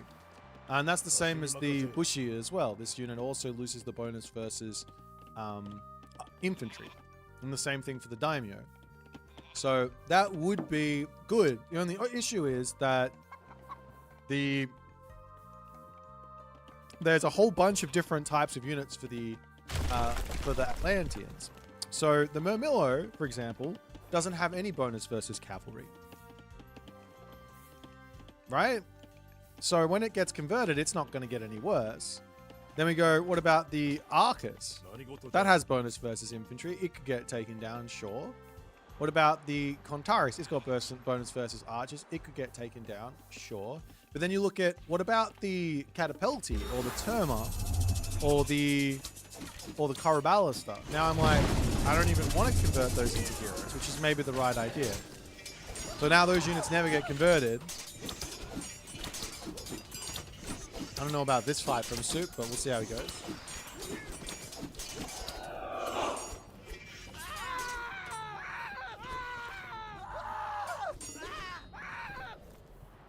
But then again, I don't think there's anything necessarily wrong with the, like, Catapulti army of heroes, or the Terma army of heroes, or the Karabalista army of heroes. Maybe I'm wrong on that. I think there's everything wrong with the Murmillo army of heroes, and that's it. It's just the Murmillos. So maybe that's all you have to fix for the Atlanteans.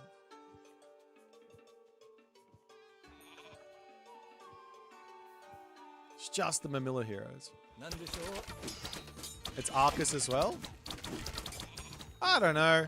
I kind of like the Arcus hero. I just don't like the Sky Passage. The only reason the Arcus hero is as oppressive as it is because of the Sky Passage. It's not super oppressive with Kronos, for example. And definitely not super oppressive with Gaia. It's nice with Gaia, though, if you're on Lush.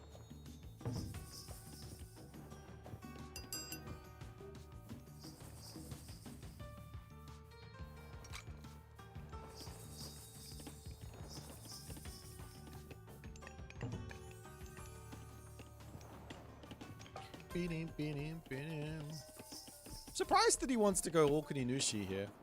I wonder why that is. I was watching this game trying to figure out how to play this god, and now Pegasus is playing it with samurai and Naginata rider and playing completely different to what I would have expected. Maybe just don't give the heroes a speed boost.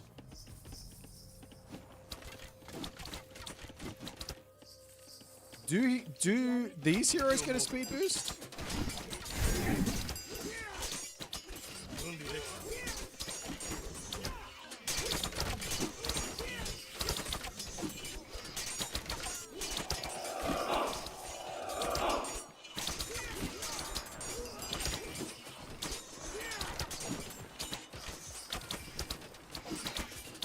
Would making heroizing more expensive also not solve the issue? Well, you could fix the tech. Like, this is the main issue, right? You don't see people going mass hero Mamillos with Kronos, right? It's because of this.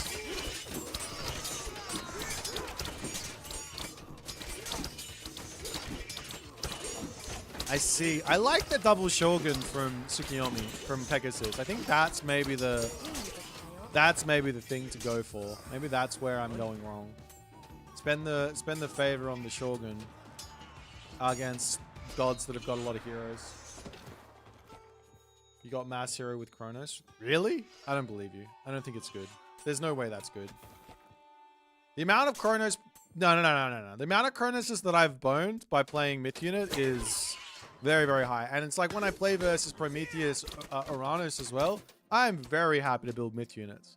I think you get like that feeling in the back of your head playing versus Atlantean that it's not okay to go Myth Units because they can just convert their army into heroes. But if they don't go Oceanus, then it's not nice for the Atlantean player to be making those heroes. It is a cost. And it feels good playing against it with the Myth Unit user, in my opinion.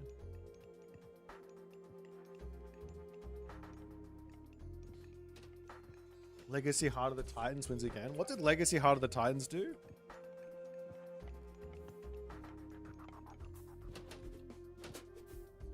I can't remember. At all. I got no recollection of that technology. Reduces the heroization cost? Ah.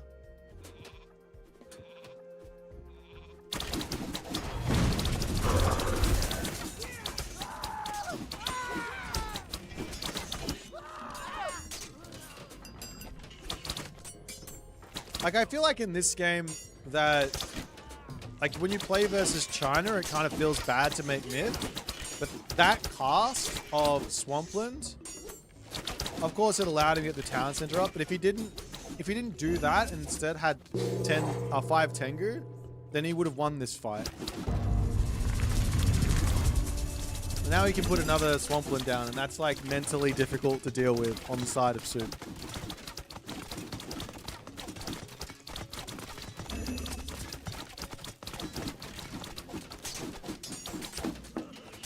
Does he have full iron now?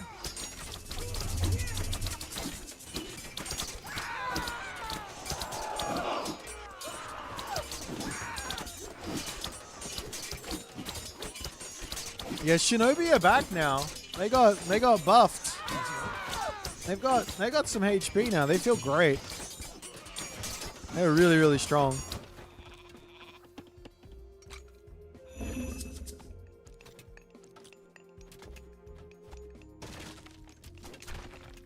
So that is rather bloody. You got immediately.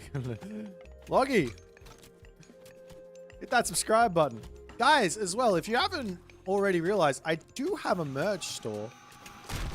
I got Prostagma t-shirts. I got, what's it called? Skopos t-shirts as well. Or whatever else you feel like. That designs more than t-shirts. If you guys want to support it, then that supports me. And supporting me means I keep doing this.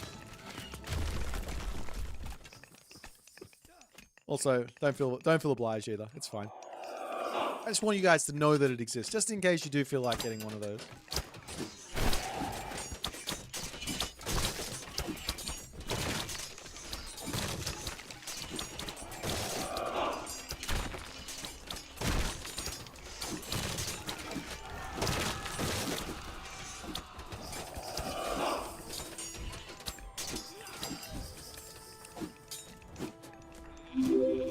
Thomas Gavin! Thanks, my friend. When t-shirt with Boit's face and I am Boit text above it?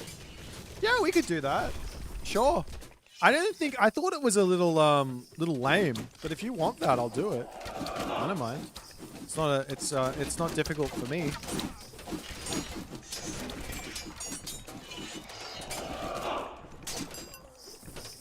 Also, if you are planning to come to Gameathlon in Athens and you bring the merch, then I will sign it. And I'm sure you can get the other pro players and the casters to sign as well. Holy Yinglong doesn't even exist. I mean, to be fair, that's what should happen. There's that many heroes here. Alright, GG Pegasus. Man, Pegasus is so clean with it with his Japan. This guy's so good. The Boit Aranos t-shirt would go hard. I'm not sure that one would go down so well. If I bring a plant pot with your face on it, will you sure? Alright, let's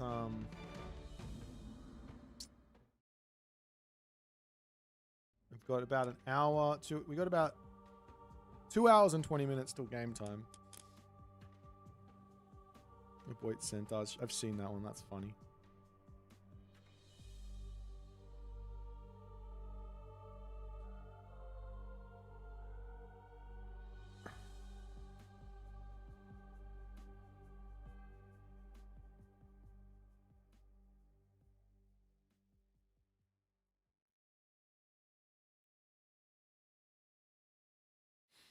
Weak sauce, don't bother unless you show up with a Boit tattoo in a region the ladies don't even get to see. A little question on the side. Should you try to keep myth units on the low end on the enemy side as Greeks, as you only have 4 heroes? So here's the issue. Actually, let's do this. Let me talk you through how myth units work. This is something I don't think people understand. So this is part of a video that I want to do at some point, but let me walk you through it simply. What are each of these civs heroes good at and bad at? They aren't all equally made, and therefore they don't all equally perform against a myth unit. Just because it's got a myth unit tag doesn't mean it's the same type of deal. So the Greeks here have got really strong heroes, but they're limited to just 4. So what they're good at is dealing with small amounts of myth units and big myth units. So big myth units have lots of HP, but all of them can focus that down and kill it really fast. And there's other sort of specials. So for example, trying to build units like the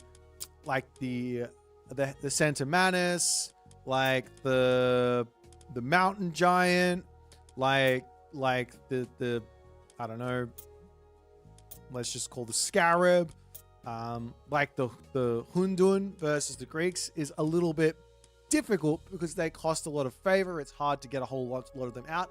And more importantly, they normally cost a lot of population. I'm looking at the Hundun, seeing it only costs 3 population, and I gasp. That there is ridiculous. But, of course, you are favor capped, so it's a different sort of story. I get it. But yeah, so the Greeks here are really good at high population costing, high favor costing myth units. That's what they're good at dealing with. What the Greeks are really bad at dealing with is low population, low favor costing myth units. So for example, the Centaur as Zeus is 2 population, and you can get a lot of them out with only a cost of 14 favor.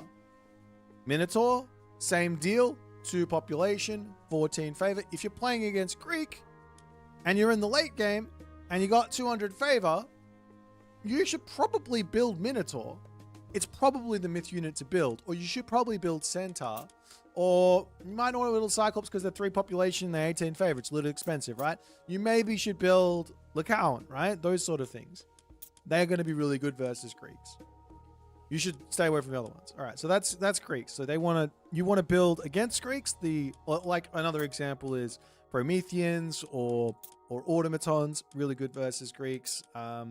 The late game Fenris wolves should be good versus Greeks. Like a whole bunch of Anubites are going to be good versus Greeks. They're 2 population as well in the late game. I don't think it's a bad idea to spam these out if you've got the big favor income for it. These guys as well. Yahtzees are probably a decent idea if you can get enough of them out late game versus. Anyways, Egyptians, for example, these guys are real. What are they good at? They're good at killing off low HP units. That's their main strength. So the difficulty with the Egyptians is dealing with units that have got, or basically myth unit that has a lot of HP behind it. So, for example, the Cyclops has got a metric shit ton of HP. It's very, very difficult for the Egyptians to kill off 10 Cyclops. Doesn't matter if they have, if you got 10 Cyclops and they make 20 priests, yeah, they're going to be able to kill off the Cyclops, but that's a lot of priests, and those priests are going to also die, and it's going to take a while for them to kill off the Cyclops. So that's the deal there. If you have a unit that's got like a lot of HP, like Mountain Giant, for example, is really good versus the Egyptians. If you can get out a whole bunch of those, which you obviously can. The other thing that the Egyptians is great against is specific ranges, because against ranged myth units, basically, because the ranged myth unit is normally quite slow, 3.75 speed on the Satyr, for example, and that allows the priests to stay in range and get damage done. So the Egyptians should be good against ranged myth units as well. They're less good against those big, bulky melee units. Now, Norse has got both of their angles covered. They've got Hursa, they've got Godi. Good thing about this is speed is the weakness of the Norse Hursa and the Norse Godi, but also the fact that they've got tags is another weakness. So if you want to go myth units versus Norse, all you got to do is build counter infantry units and myth unit, or counter archers and myth unit, or both. So for example, if I want to go for Gaia Automaton versus Norse, then I want to build Terma, I want to build Caraballister, and I want to build Automaton. And that way, I'm going to be able to break through the Norse player, or I'm going to be able to have a good game if the Norse player tries to out-micro me or whatever, for example.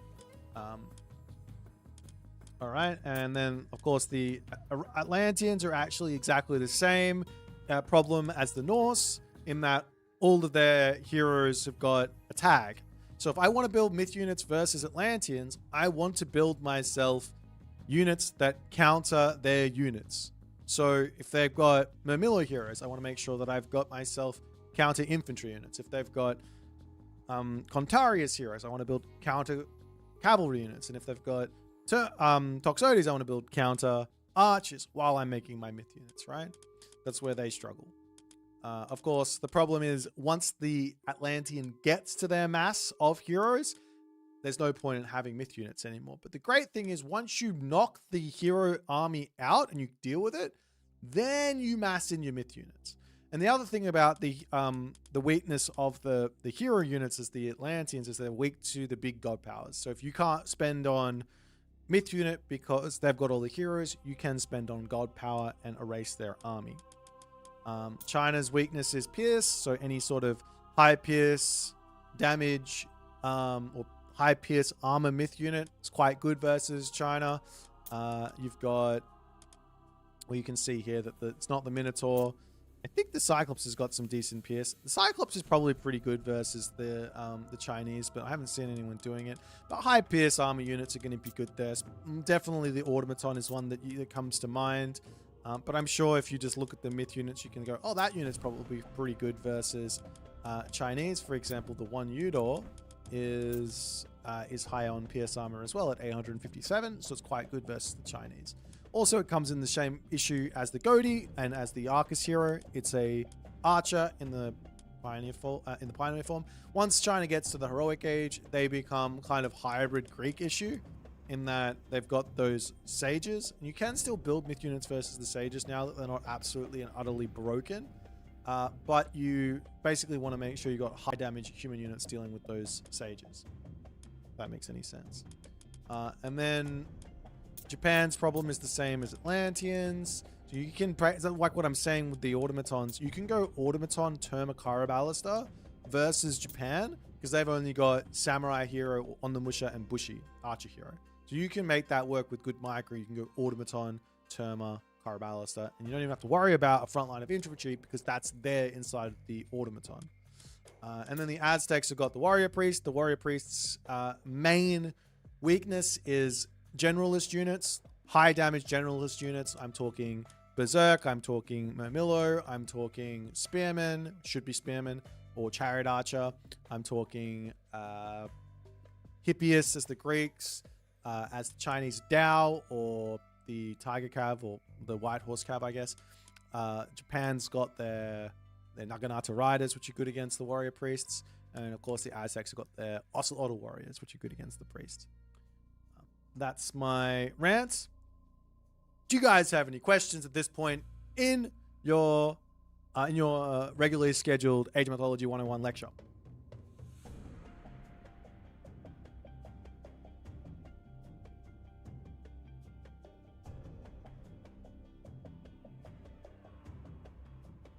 That's not a question, Pegasus. That is a statement.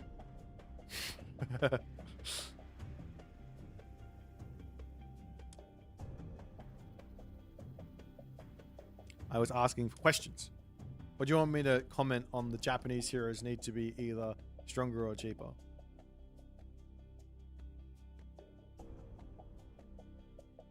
I stumble drunk out of a pub and I run into a Minotaur. Which hero do I build? That's a good question. You're drunk, so you're probably playing one of the easier civs. So I imagine you're going to be building yourself a hero Murmillo. Do I think it's fair that the priests kill Einari at the same speed as the centaurs? Yeah. For sure. Why not? Is there an issue you see there?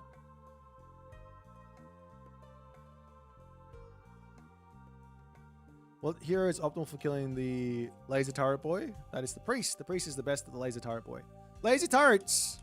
Let me show you this unit. The strength of this unit is that it has a 1500 PS, 750 hack. How do you mitigate them then as a centaur mass or something like that? Can't really reach them with melee heroes if enemy moves them a little. Strength of units that make his option. Shanik Kuyas? Is that how I say it? Laser turret boy. Killing off centaurs, there's always myth units as the answer if your heroes don't counter them. So for example, if China can't deal with the automaton, for example, right? Then China should probably go into their own myth unit. For example, if you can make yourself 4 Tao Wu, you can actually kill off all of the automatons. That being said, China does get access to a whole bunch of heroes that are really strong later on, so they don't do that. It's just an idea. If you're playing as Greek and you can't kill off the centaur because of your lack of heroes, because there's not that many, well, there's only 4 heroes and there's like 15 to 20 centaur, then you've actually got this unit that's quite good against them. If you play as Egyptian, you can't kill off the centaur. I've heard that Anubites can be good if you have enough of them. But also, I imagine there's the Sphinx with Eclipse is always good. And stuff like that. Of course, the Valkyrie over here is really good versus the centaur. I don't think you have any issues with Atlanteans because you've got everything. I don't think you have any issues with Japan because you've got everything. But even so, the one Yudo is actually quite good. And the Kamotachi is quite good at doing them. And yeah, Tezcatlipoca. This guy is quite good at dealing with the centaur as well. 4 towers, a lot of resources. But so too are the automaton. Hang on. Let's just do a quick, we'll just do a quick test here. This is the Tao Wu. 1, 2, 3, 4. How much do these cost? How much do the Tao Wu cost? They're costing 275 and 24. Okay, let me write that down quickly. So we've got 275 plus 24. Okay, and I've got 4 of them.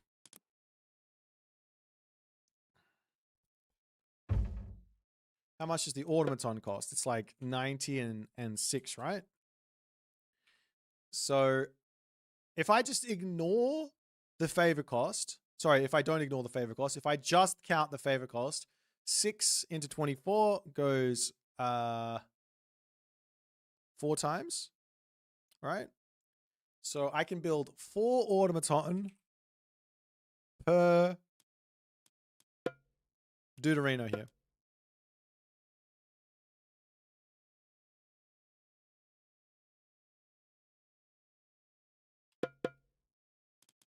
All right, let's just see what happens without any upgrades. I do have to show you the trick. It is important. So you see my guys need to go off. That's trick 1. This is trick 2. This is trick 3.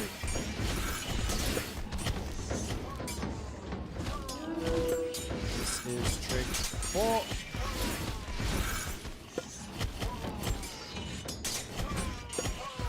This is the next one. This is the last one. And we win.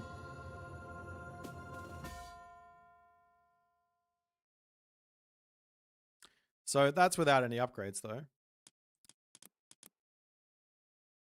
So let's jump up to the heroic age and see what happens.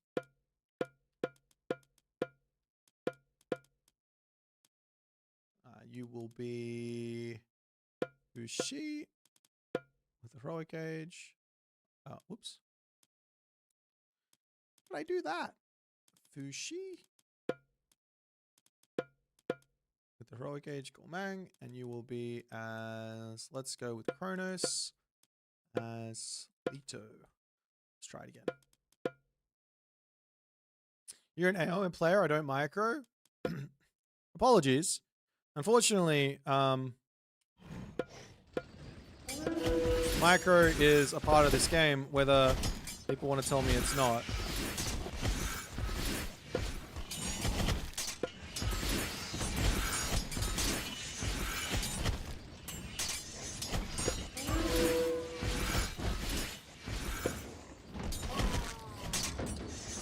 Unfortunately, this guy is gonna die. Oh, fuck. Fucked it up, haven't we? Well, we lost one, but I did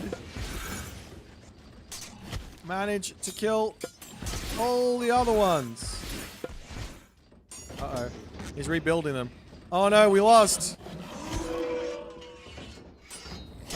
We lost. He's rebuilding. No. Well, we fucked up. GG. I need to try that once again.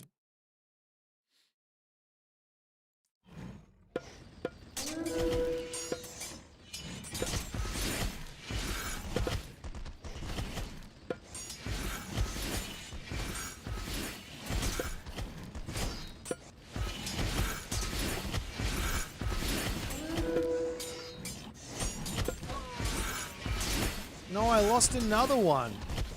That's not meant to happen. Alright, automatons are OP. This used to win really hard, but then they boosted the automatons. Sad. Alright, what happens if I get an upgrade though?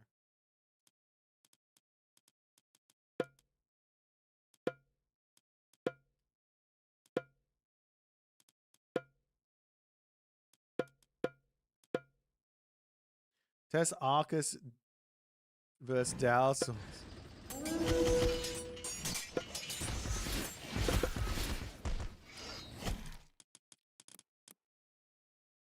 Arcus versus Dallas Swordsman for comedy. All right, I'll do it afterwards.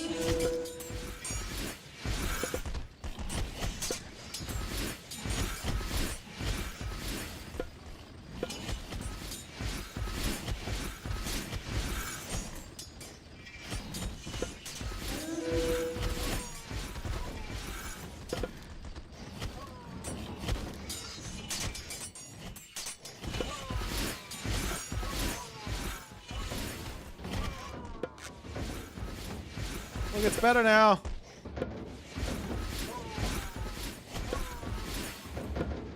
Okay, we won.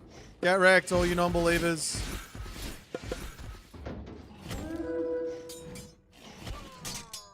Taowu #1.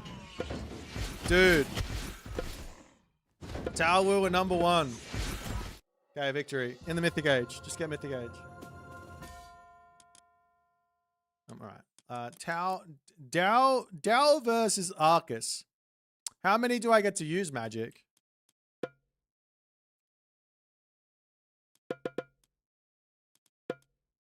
Do I get to have any upgrades? That's 5. How many Dow do I get to use? I mean, how many units? How many Arcus versus Dow? 6, 7, 8, 10. I'm going to go 30. 30 Arcus, 30 Dow.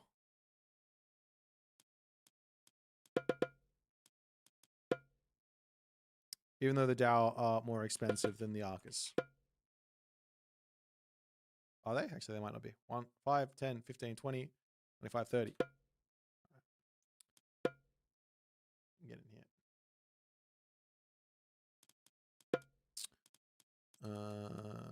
Triggers.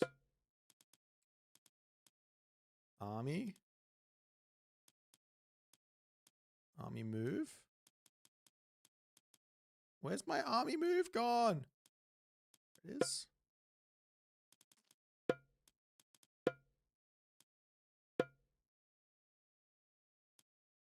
That looks right.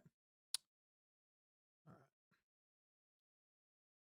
Let's see how we go. Let's go.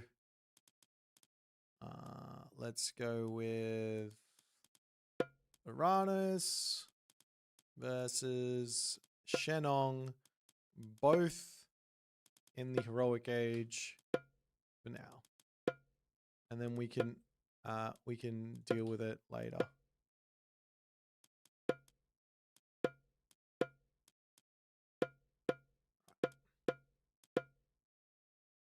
What are we discussing? No, I'm not discussing anything. I was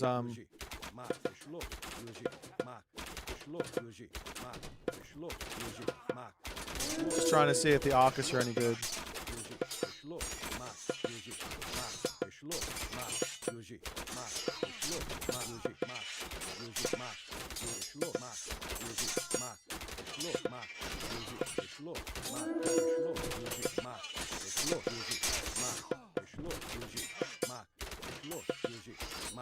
These Dow are OP. Look at how OP they are.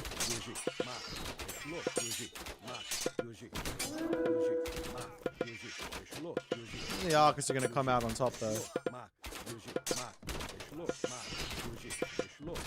We might not.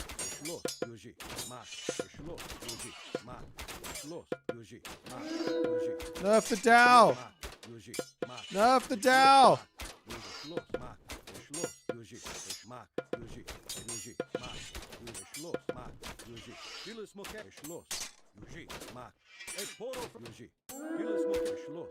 Okay. My counter infantry units are successfully countering the infantry units. That there is a solid fight for the Arcus. Let me show you the real unit to use versus the Dow.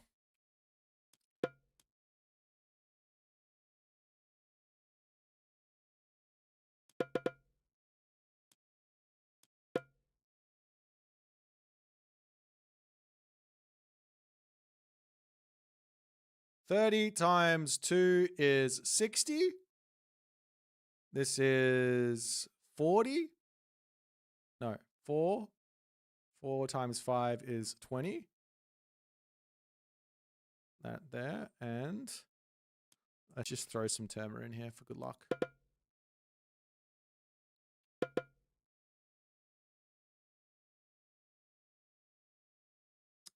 If you add Ying Long, the Arca spins easily. Yeah, true.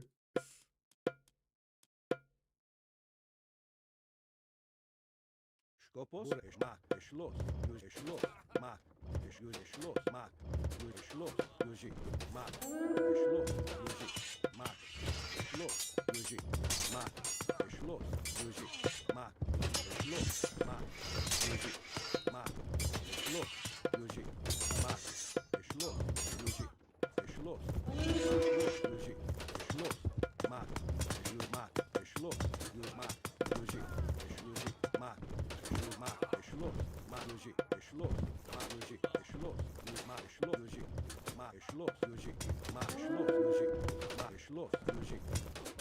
If only my Chariot Archers performed as well as my Caraballister did.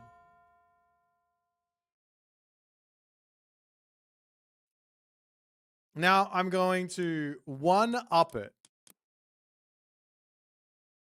Who do I think are the top 3 one-trick gods right now? I don't even know what that means. The top 3 gods to play on the ladder. If you're going to one-trick, that's an interesting question. It's probably something like, actually, I don't know if I would one-trick the Aztecs at the moment because I'll probably get nerfed. Gaia is always a safe bet. I mean, surely the Aztecs get nerfed again. Surely. I mean, if you just want Elo and you don't care and you want to invest the time only for it to not be useful later, then the Aztecs. Gaia is always a safe pick. Thor is actually, maybe Thor's not good anymore. Loki might be the god of the Norse if you pick the Norse. So Gaia for Atlantean, Thor for Norse, maybe Freya for Norse is never going to get nerfed again. Don't think you should play Egyptians unless you want to hate yourself. Hades or Poseidon. Probably Hades at the moment. No, I don't want to recommend Hades anymore. Fuck that god. Poseidon. China. Oh, Nuwa. I think Nuwa doesn't have too many bad matchups at the moment. That sounds like a really strong god. Yeah, Nuwa and then probably Susanoo. But Susanoo should also get nerfed, so it's kind of tough if you're just going to learn one god to one trick. But those are probably the better ones from each civ. Hang on.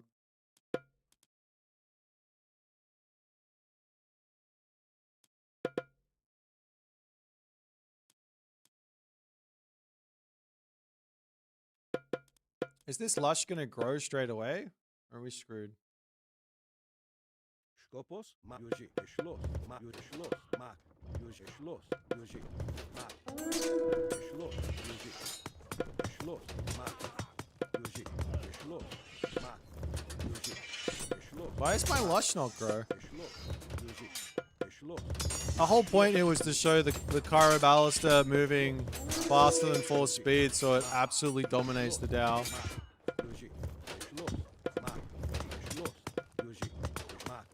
That's enough of that. Anyways. Yeah, basically what I'm trying to say is if your opponent's making this unit, you should make this unit. If only I had that option as someone else.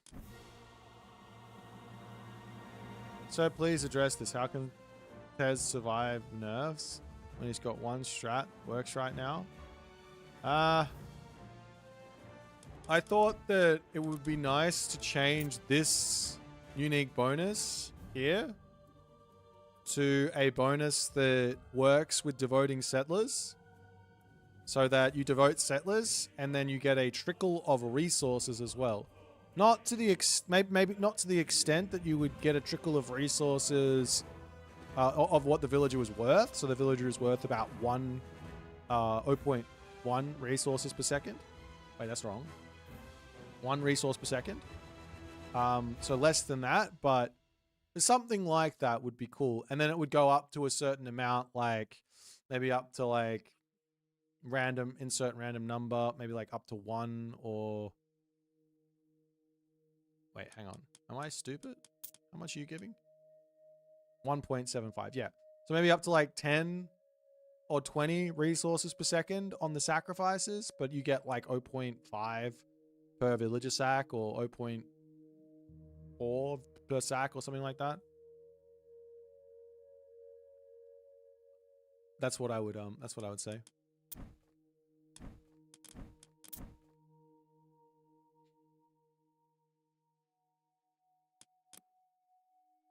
Basically, I want to incentivize that specific thing for Tezcatlipoca because Huitzilopochtli is incentivized to fight for Tenali, right?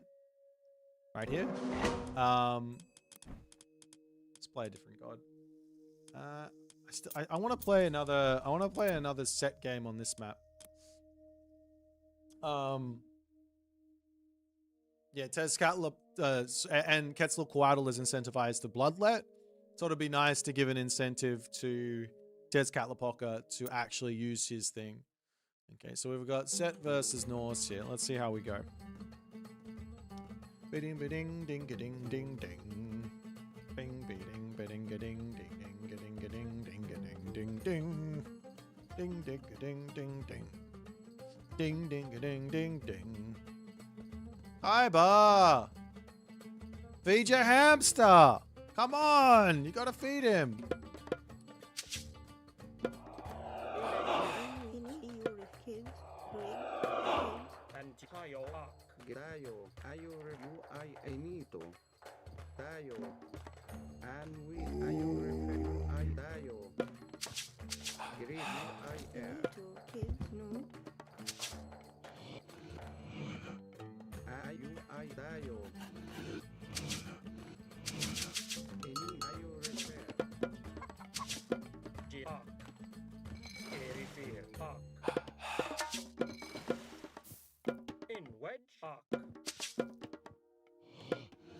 Alright, we gotta see. Okay, the town center is good. That's not good for us, though. The town center being good is not good for us. Hopefully, his town center is rubbish. Good luck, have fun. It's a really hard matchup for Set. We will do our best.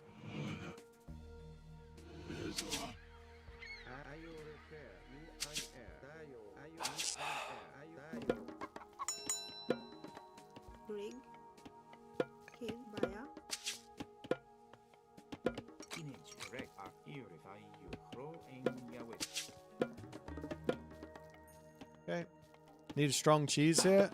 I don't have any. My whole plan was to simply just drop vision and put it on the snakes. Put the snakes on the thing. That was my whole plan. We could also play for Horus. Surely if we get to the late game here, our OP S tier Egyptian should be able to win, right?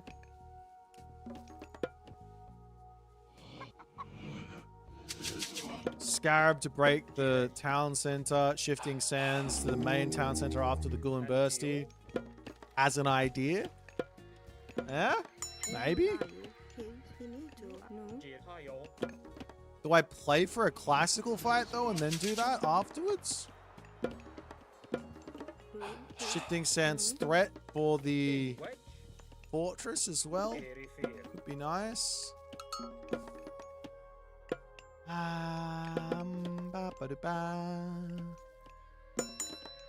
That's really bad. What's really bad?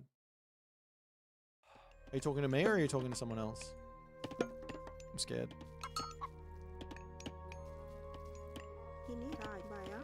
In which year you again?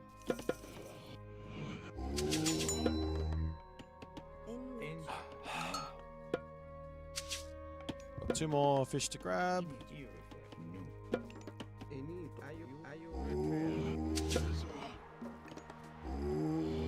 I mean, you never know. He might not have that amazing town center.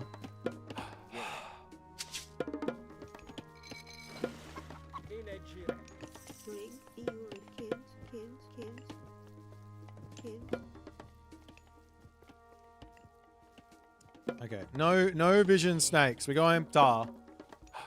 We are going tar because Soup said it so.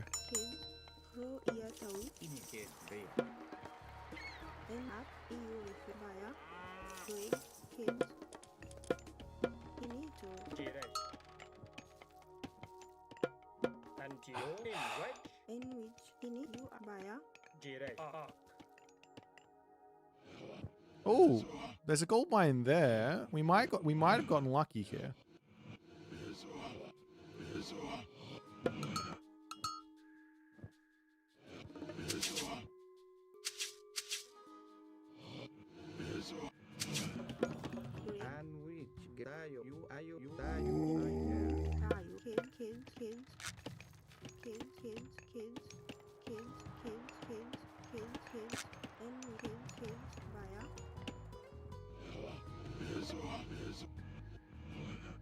We did get lucky. Kinda.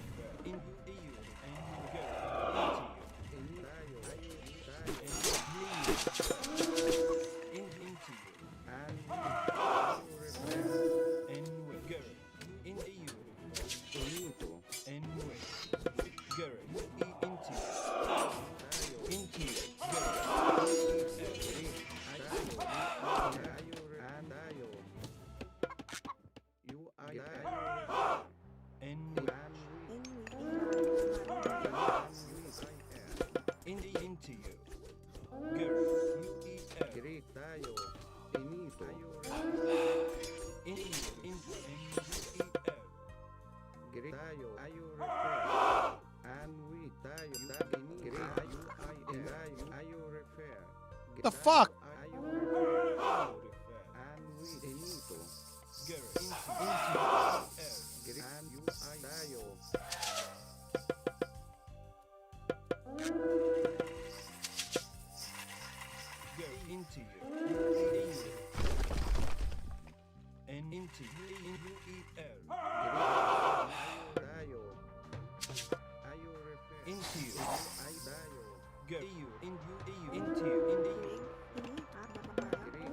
I need a town center.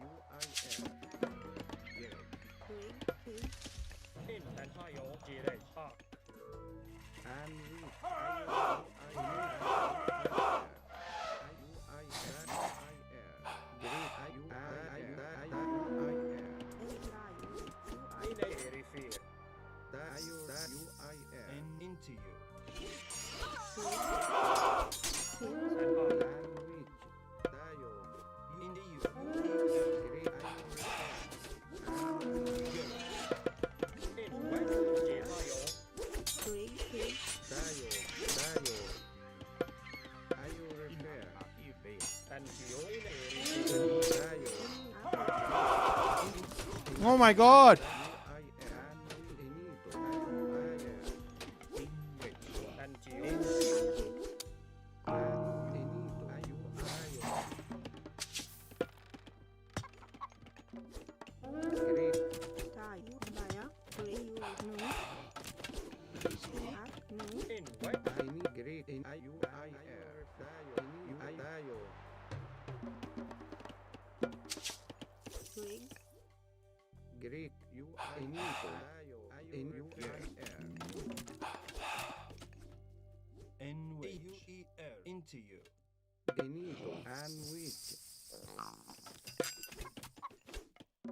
Alright. I will get my monument. Check this. All the town centers are on this side, so I think there's a world here where I can just spam out these guys. Yeah. Kill those guys. I need an obelisk on this.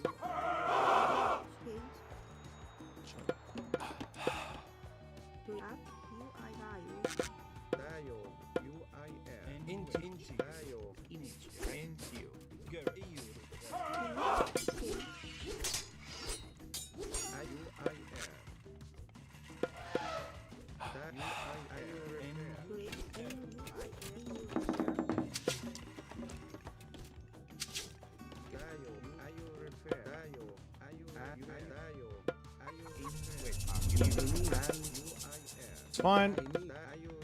I think I just got to get Mythic Age here off of this this stuff. He's just going to be really annoying in this game, isn't he?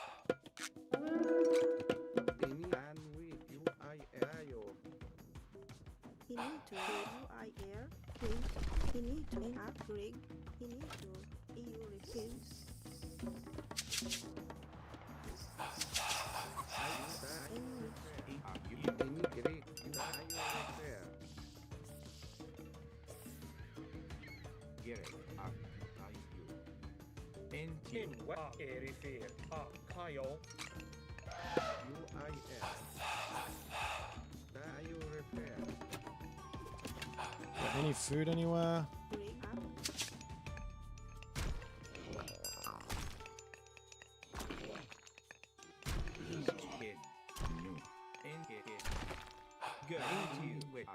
Am I just gonna get nidhogged again?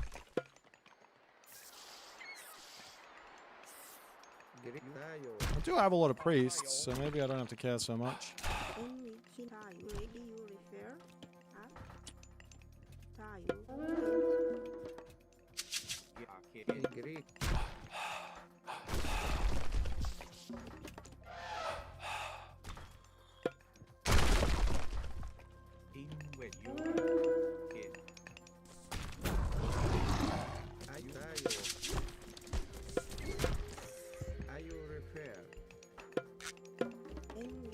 Shit, my macro is so wrong.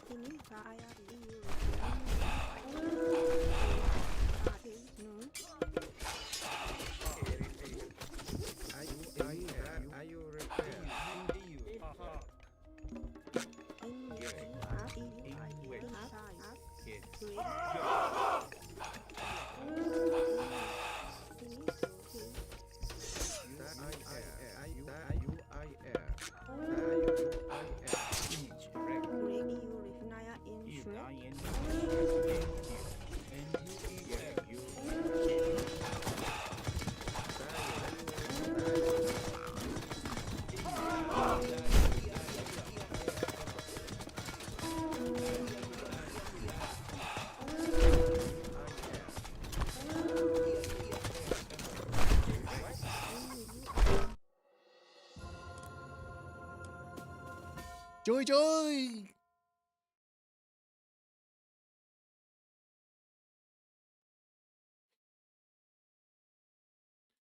Too much investment in walls puts you too far behind.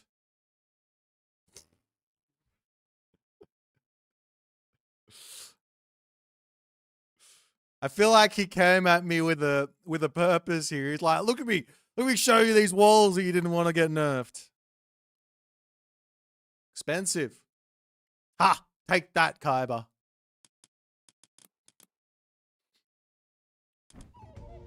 How is Claire de Lune going? Do you want to hear?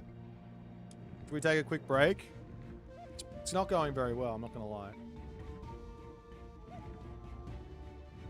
You do want to hear? Alright. I'm going to go set up my piano. I will be right back. Please enjoy whomever is currently warming up on the ladder. Ace's Husk Soup versus one Grass and Groom. I'll be right back. We're gonna set it up together.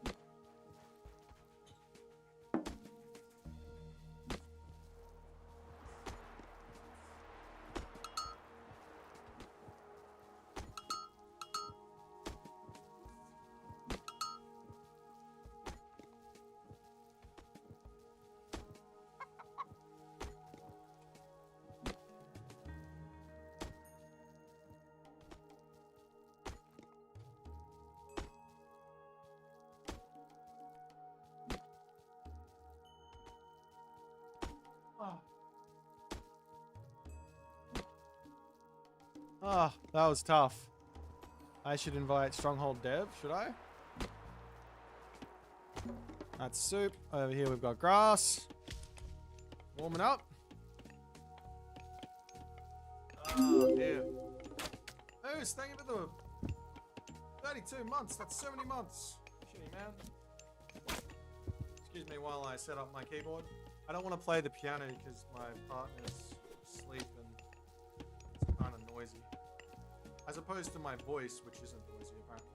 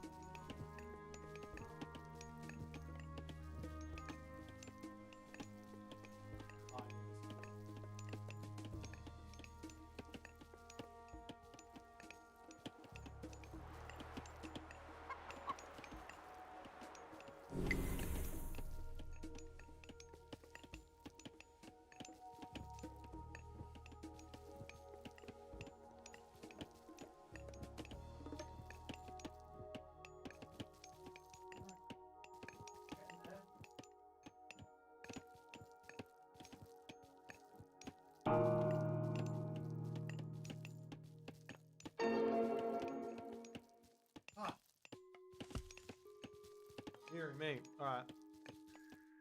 Big problem for us is... The big problem for us is that I've got my microphone going. And it's got a whole bunch of filters on it. So I need to create a new microphone source. Audio input capture. I have one. Fantastic. Now this here is the keyboard mic.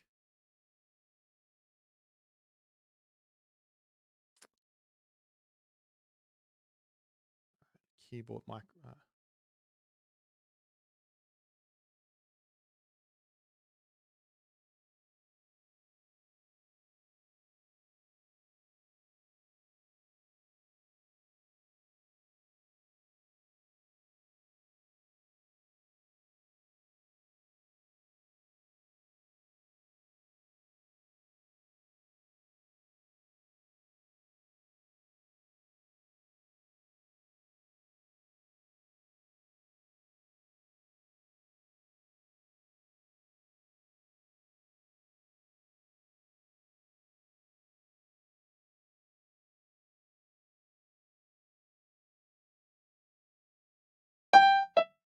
Well, that definitely works.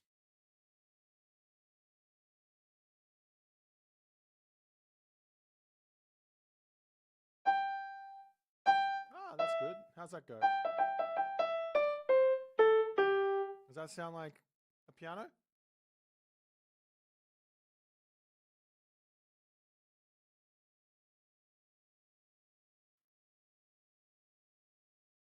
Now, I'm going to be straight up with you.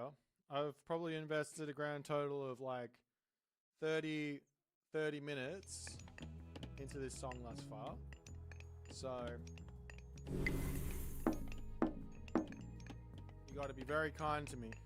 I'm not a classical piano player. We're getting attacked.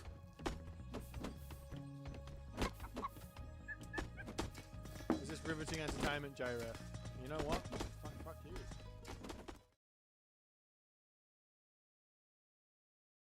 Oh, that's the wrong one. Ah! Ha ha ha ha!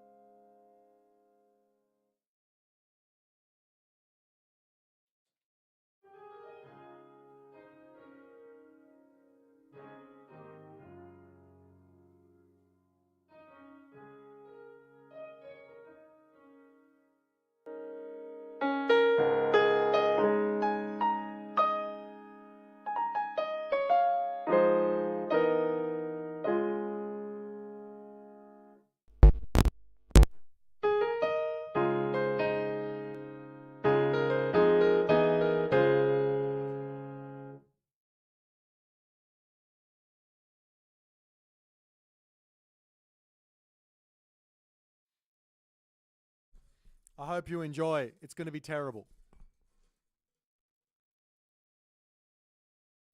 Wait, it's stereo? Wait. Hang on. I got an idea. Give me a second. How do I fix this?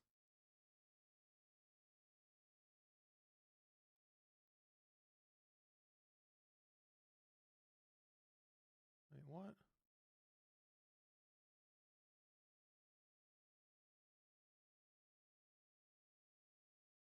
Ah. That's fixed.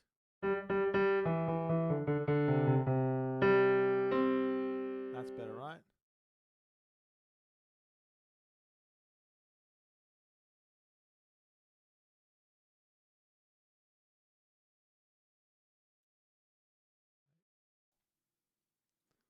This better not ruin everything that I've got set up on this. I'm going to be very upset. Is that better? All right.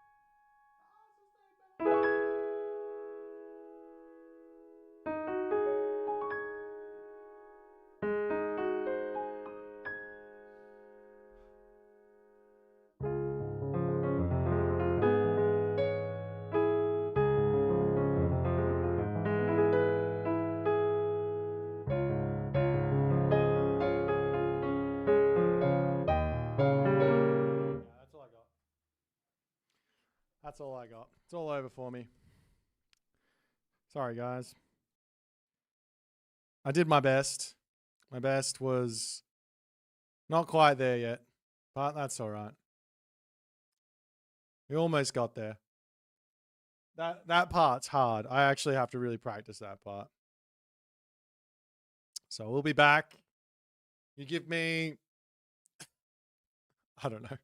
You give me like, give me my month of actually practicing it.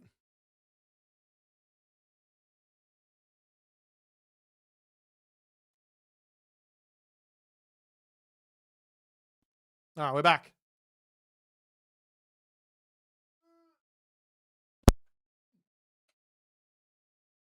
All right, no more keyboard mic. Does a keyboard have weighted keys? Yeah, kinda. It's like semi-weighted. It's weird, but it's semi-weighted. How do I capture the keyboard sound? I have like, this microphone goes into a mixer. Mixer goes into the keyboard as well. I've got two things. It's a Electro 5 HP. Charge money on stream for song of choice. All right. How much money? The thing is, I'm not that good. I can't just play your song. Ooh. I can't just play your song. Because I don't know them all. I ain't that good. Let's play a new WoW game on Giza. No external audio card? No. See, then you get the Pokemon theme and I go, which one? I'm on the wrong scene. Which one? Johto League? What about the actual original, the Japanese one? Every time I start going, I want to be the very best. Every time I start doing that, my partner goes, no, that's wrong. And I'm like, oh, it's not. It's definitely not wrong.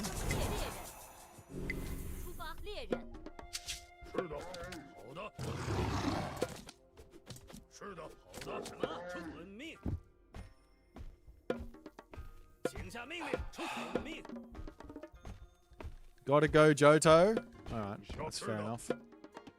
I'll get it eventually. One of these days, I will be there. Am I gonna get owned by Automaton here?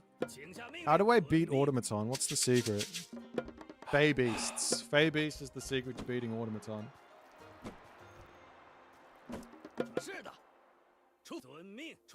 Alright, guys.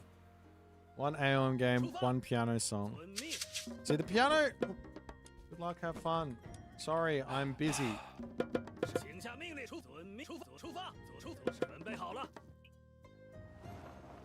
Get there!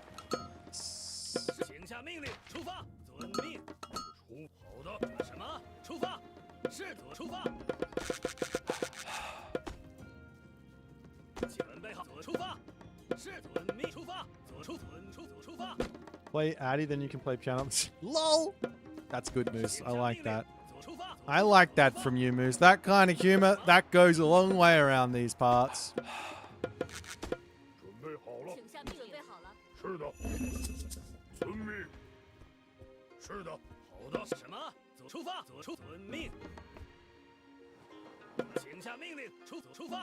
For Tao. Oh, wait. True. That's actually not a half bad idea. Not a half bad idea at all. Like your piano gameplay? Thanks, man. No, I don't care what anyone says. Age Mythology community is fucking wholesome. These guys are the best.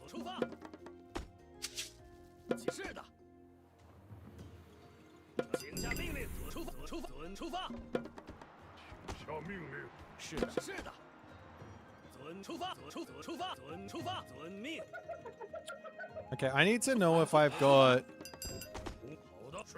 behind my base. That's going to be the big important one, I think.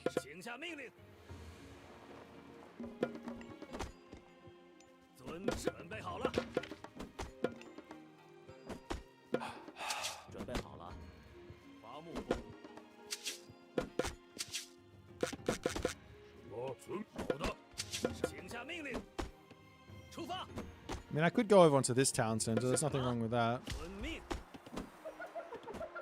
But if I have a back gold mine, and why not?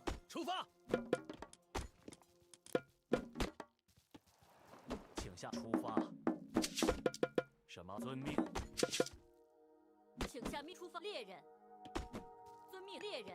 Important to drag this in so some tryhard doesn't screw me over. Yeah, so that there is going to be difficult. Uh-oh.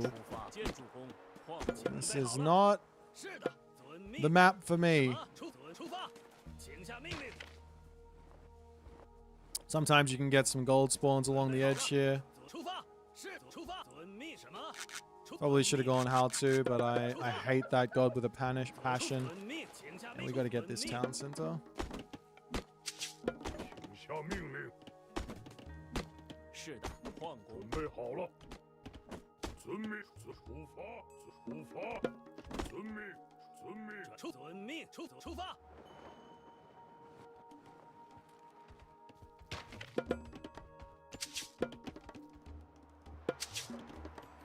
是遵命，是的。请下命，出发。遵命，遵命。 Oh, he didn't go Leto. What the hell? 请下命令，命。 准备好 We 了。 will be fine then. 出发。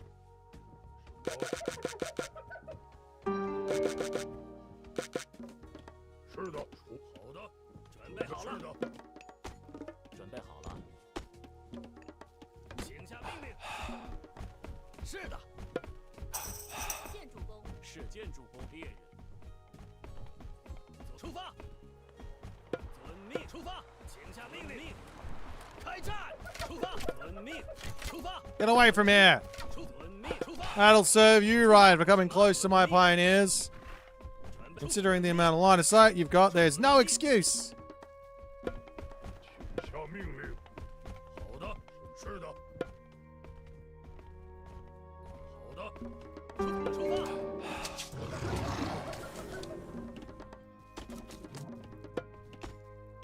什么？是的，遵命。 Okay, he is going to be very, very, very, very, very aggressive. 是的，什么？遵命，出发。出发。请下命令。出发。出发。出发。 I'm going to go into units right away. 是遵命。请下命令。遵命。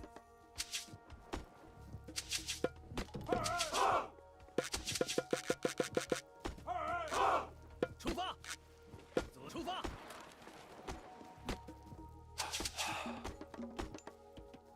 什么？什么？是的，出发。准备出发。好的，是的，准备好了。什么？出发。出发。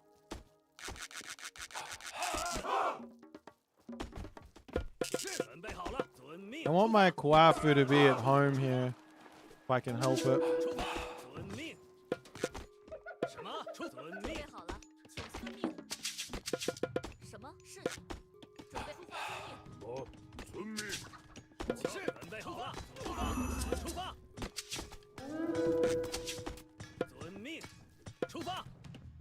是的，是的，是的。遵命。出发。是建筑工，遵命。是的。出发。准备好了。好的，是的，遵命。出发。遵命。出发。出发。出发。请出遵命。好的，是的，遵命。准备好了。好的。什么？请下命令。遵命。出发。遵命。出发。出发。遵命。出发。攻击。遵命。出发。遵命。出发。是的，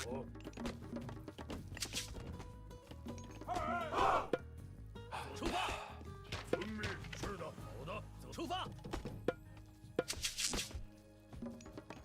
是的，建筑哥出发。是的，我出发。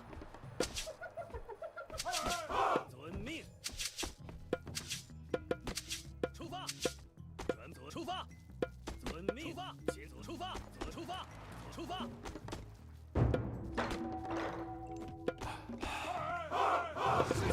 出遵命。出左出发。左出发。左出发。遵命。遵命出发。请下准备好了。是，请下命令出发。是的。遵命。出左出发。左出发。是的，出遵是的，出遵命。准备好了，好是的，出遵命。 We need an armory. 什么准备好了？出遵命。 I can build it over here. 请下命，好是的，出发。请下命令，什么遵出发？猎人。是的。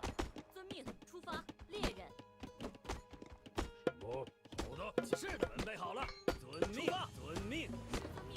出遵命。建筑工。出发。遵命。出发。建筑工。准备好了。遵出发。猎人。什么猎人？出遵命。出发。左出发。遵命。左出发。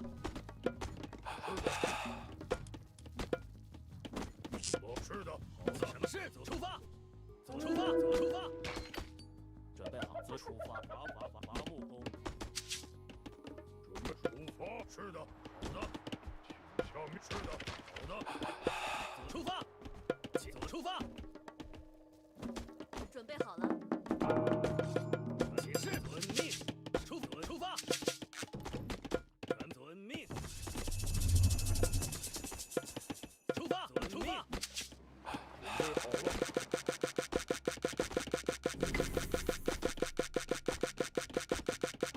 了，遵命，是的，好的，是的，出发。遵命。出发。出发。什么建筑工伐木工？是的，建筑工伐木工。是的。准备好了，建筑工。请下遵命。是的。 I'm scared. I don't know if I'm on one TC. I'm against one TC or not. I'm like, think I am, but I might not be. Of course, he might just go into a whole bunch of cav here, but I've got the Dow out, and they're gonna get upgraded as well. 请下命令。出发。遵命。出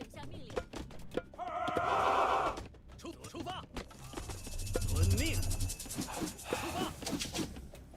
是左出发。遵命。好的，是的，是出，好的，是的，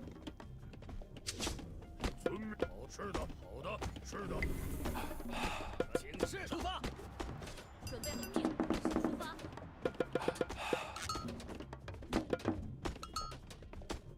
请下命令。准备好了。准备好了，是的。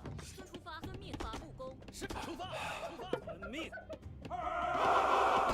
出发。遵命出发，遵命，请下命令，建筑工。请下准备好。建筑工。什么？建筑工。遵命。是的，出发。请下命令。请下命令。准备好了。请出发。左出遵命。出遵命。是的，建筑工。建筑工。遵命。好的，出发。什么？出发。遵命。请下命令。出发。出发。出发。好的，是的，遵命。出发。攻击。好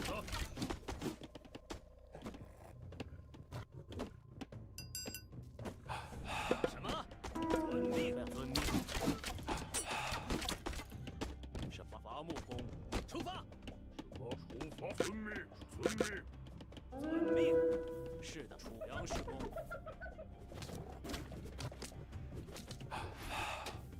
准备就绪，遵命出发，出发，好的，是的，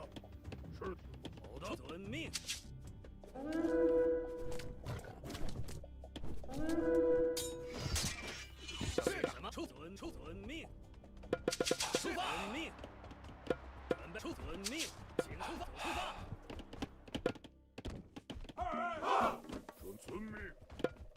是的。好的，遵命，遵命，遵命。是出发，开战。是的，好的。哦，是的，好的。准备就绪，遵命。遵命，攻击。出发，遵命，出发。请下命令。攻击。请下命令。准备好了。出发，遵命，出发。什么准备好了？出发。是的，是的。Am I gonna get outskilled in this game? 请出发，攻击，遵命，开战。是的。Is that what's happening? No, we fighting here, my guy. I see you have this this big thing up, and I don't like it. 请下命令，遵命。攻击。出发。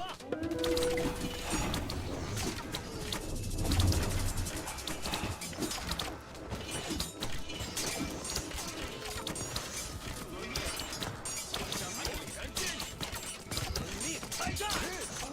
开战！出发！是台攻击！快就绪，前进！什么？开战！攻击！是。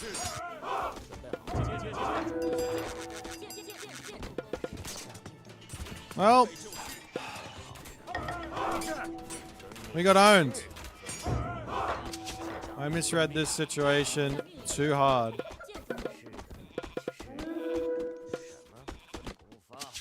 And I am now dead. 是的，出发，遵命。遵命。准备就绪，出发。出发。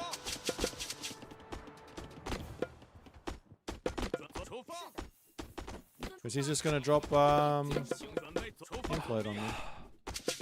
遵命。好的， What 遵 am 命。 I supposed to do? 出发，开战！攻击！准备好了，什么？遵命，出发。出发。出发。遵命，出发！出发！遵命，出发！出发！遵命！出发！是的。快就绪，是的，出发。请下命令。请遵命开战。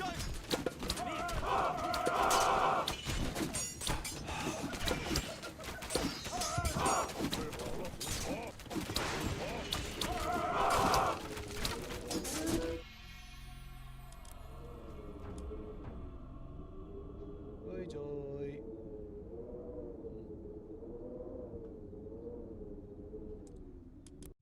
We got owned. Yeah, he baited me in hard with the second town center. I could have attacked him. Like, it doesn't really work. I could have just walked over and killed him. The 2TC here with what I did, and to walk over and kill him. I just don't know why I didn't send a balloon over there. I was sending the balloons this way, and I kept seeing this stuff, but I needed to feel out the town center and go and attack him. Big mistake. What can you do?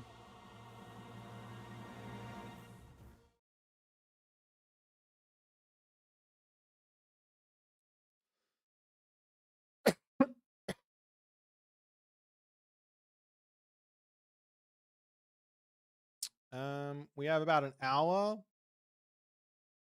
Is Fushi the weakest China? No, I don't think so. No, I think I would win that one like 9 times out of 10 in that situation if I saw the town center go up. I even like went to send my Baihu that way, and then I looked over, and if I just looked at it once through the fog of war, I would have seen the Gaia Forest on it and the dead rhino, and it would have given it away.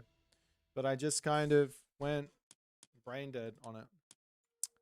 Is what it is.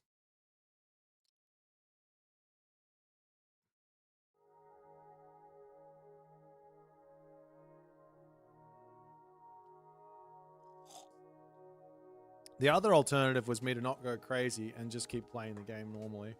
Take the implode, stay in the heroic age, and I might have been okay.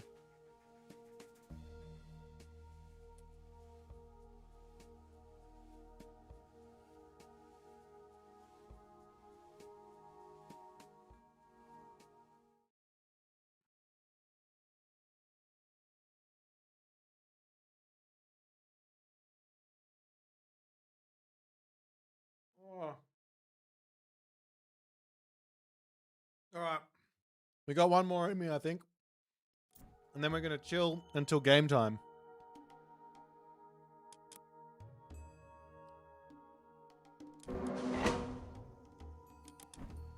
Alfheim.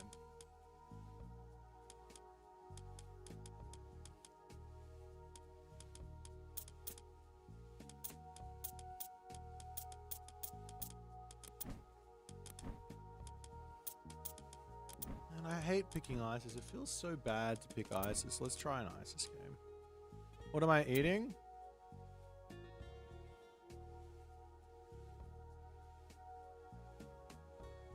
These ones.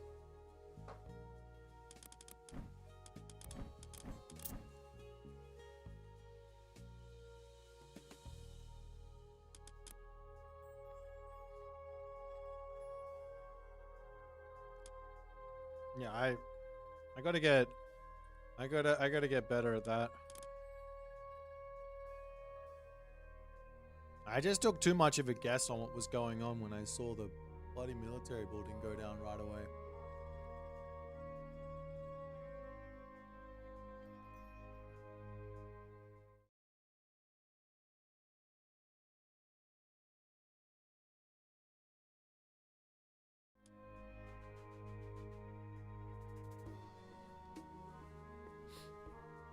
That's no good, White Jodeci, ma'am. Sorry to hear that.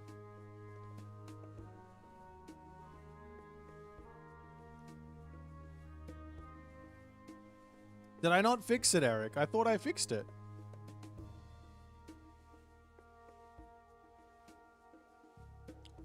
I thought I fixed it. See, I fixed it. Yeah. No problems.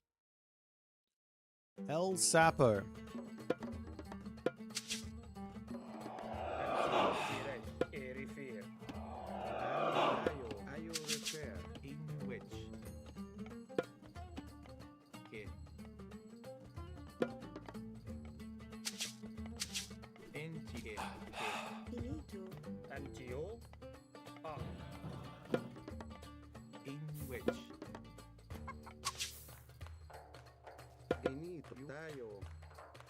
Skulls of the Surspies.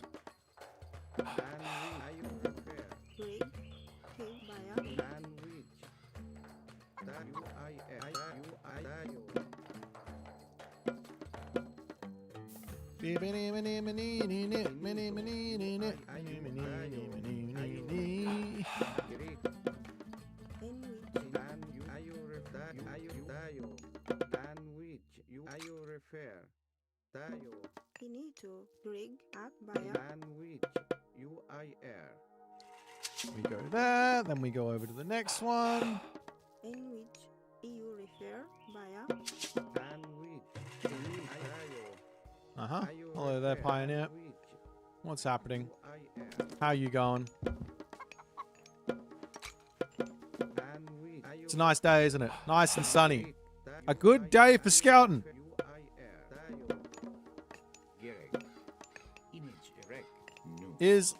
I'm scouting. Still 21? Or is it something else? Can I show classical fight? Unfortunately, no. The barracks units for Egyptian are Garbo. The only units you should build are not. They're definitely not barracks units. Barracks units we got to stay very far away from.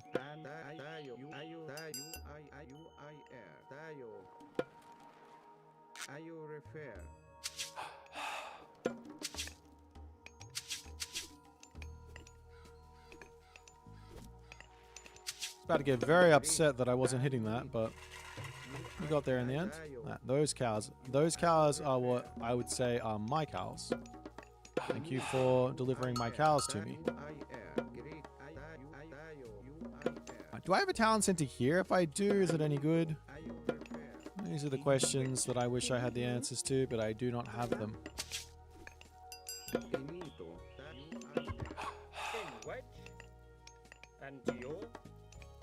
Greek via. Of the funky map.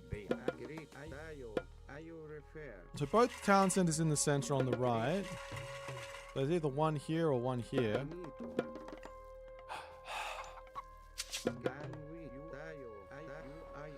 Deer there, berries there, deer there.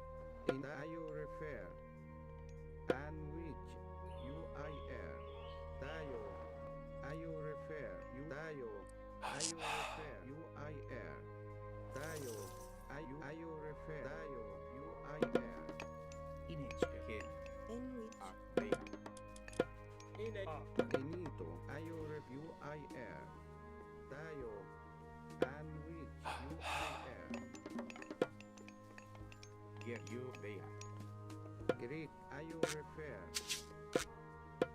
Enid, you I air. That you I you refer. Greek, you I air. I you refer. Wait, kid. Enito. You I you dayo. You I you refer. You I air. Greek. Enito. Dayo. You I air.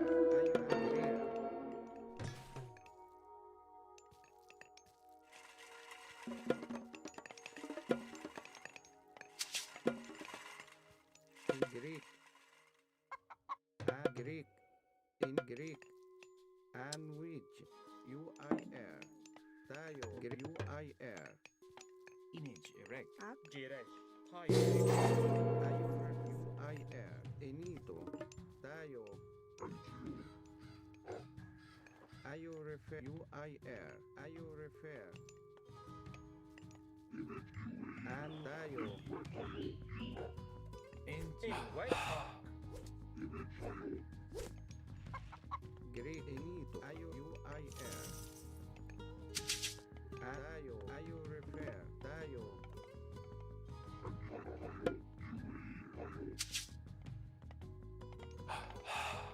Enito. You tayo.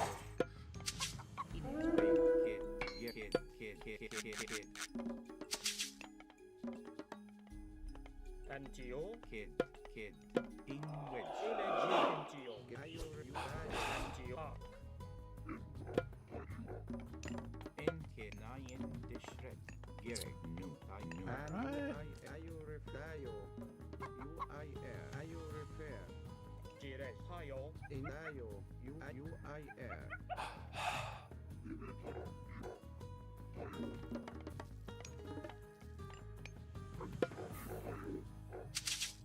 And you refer. Greek. You I you refer. Greek you I via.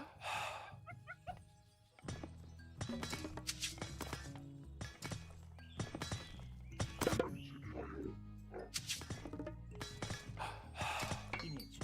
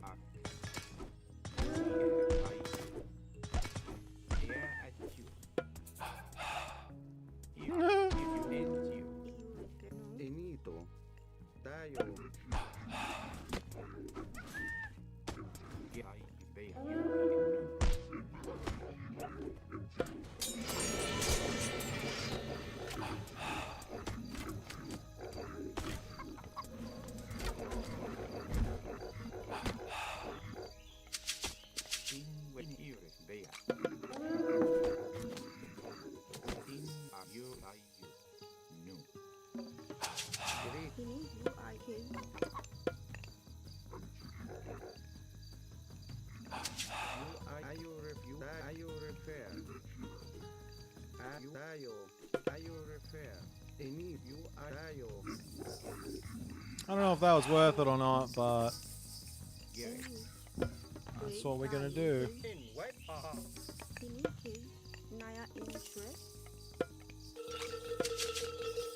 Greek and wheat.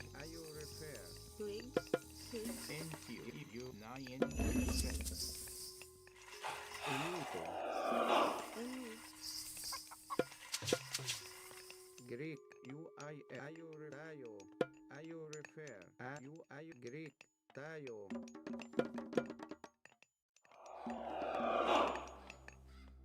Big prosperity. In you repair. Greek. You repair. And inita. You gayo. And tayo. Green.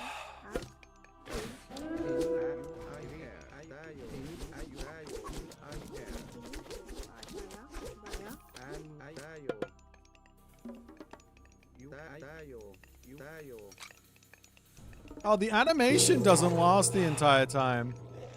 Come on, Hagrid. What is that? My immersion is ruined.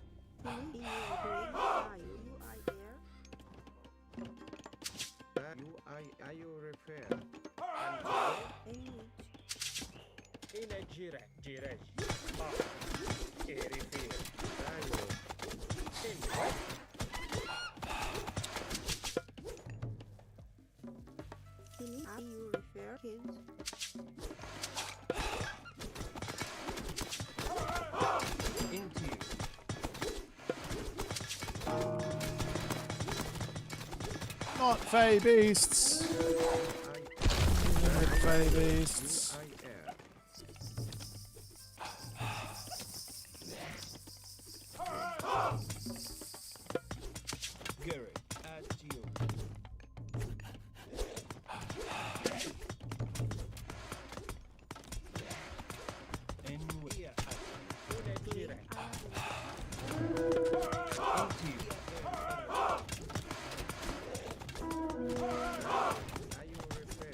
Kill the military camp!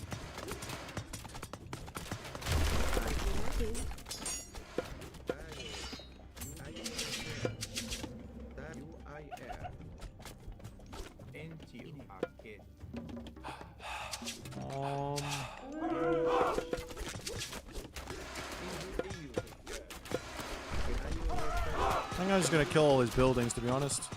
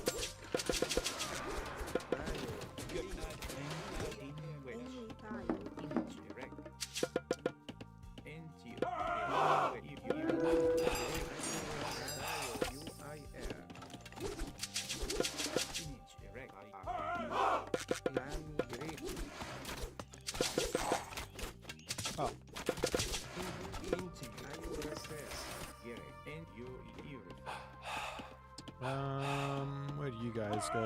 Maybe just onto wood here.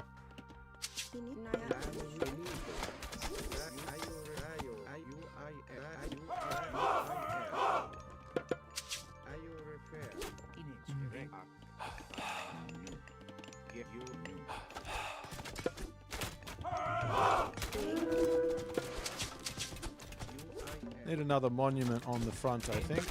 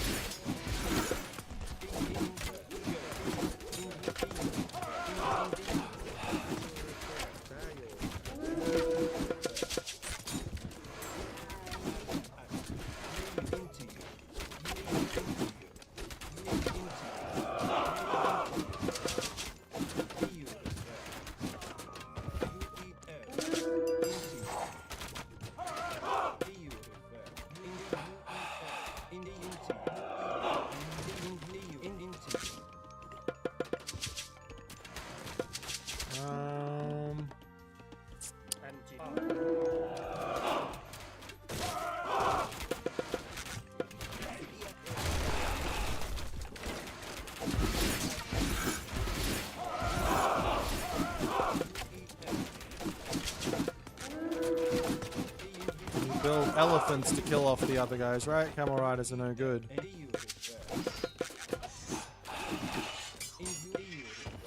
Alright, my monkeys are literally carrying me here.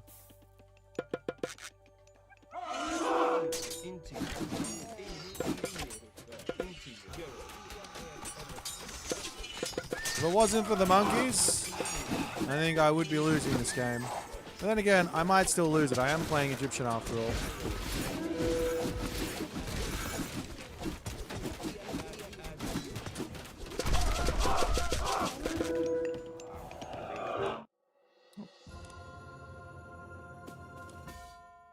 GG! I got a gold mine back here.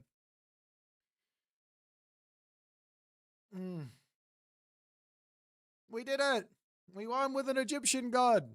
Isis must be OP. That's all there is to say about that one.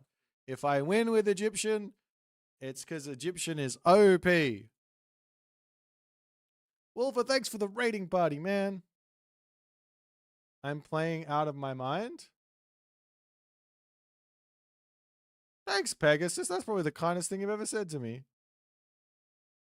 I think I learned my lesson from the last Chinese game that I played. I built Chariot Archer instead of Camel Rider.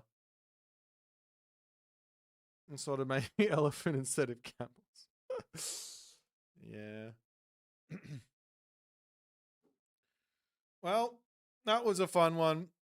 Because we won. That's the only reason it was fun. This is why Boit doesn't play tournaments. He low. No, I don't think so. Who's El Sapo? Is this someone good? I thought they were, I thought they didn't. No, I don't know about this. I don't know about this strat from Mr. Sapo. Oh, it's Mosca, is it? Sorry, Mosca. You got dive. I'm just ruining these guys' mental before they get into their game. I figured out Egyptian. Egyptian isn't weak. It's just the barracks is weak. You just should never touch the barracks and you got to win games.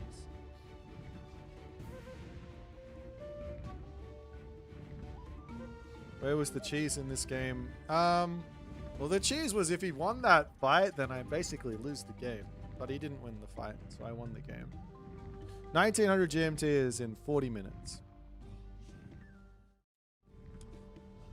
Egyptian not weak, just skill issue. Exactly.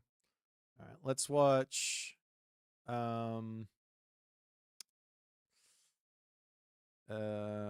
Let's watch Khyber versus Snack Butt on the Savannah.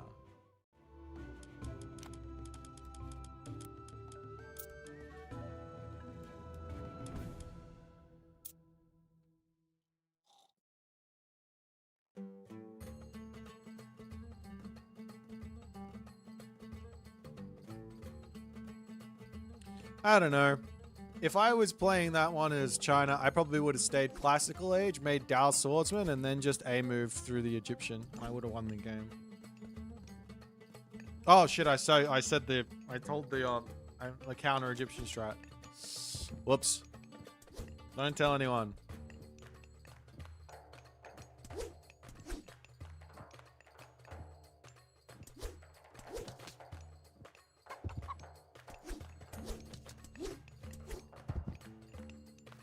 Weakest controller player. First, stronger mouse and keyboard. I see. Kyber's copying you. I see. You have to go 3 dwarves. I thought it was just 2. Oh no, that's why I've been doing it wrong. I didn't get it. I didn't understand the build. I'm gonna report him for copying Pegasus Rush. Snack Butt's gonna show him the business. Oh wait, is he smoking something? Is he not supposed to go 3 dwarves? Uh-oh. Pegasus said he's smoking something.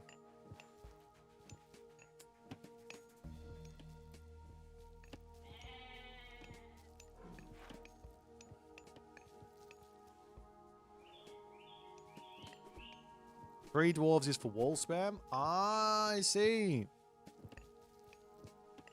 Yeah, wall spam isn't... Like, of course you want to get the map walled up, but it's not something you want to rush.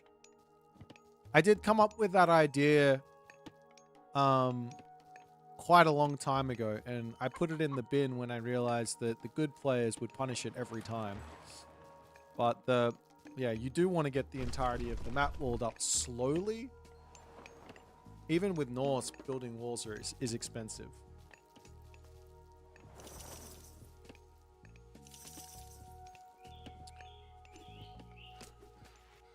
So, do the relics always spawn here, or are they spawning randomly? Because it looks like they're... Oh, no, I guess they are random.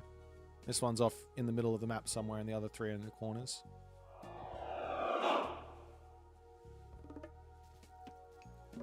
Yeah, look, guys, I guess I was wrong. I guess Egyptian is just really good. And it's all just skill issue.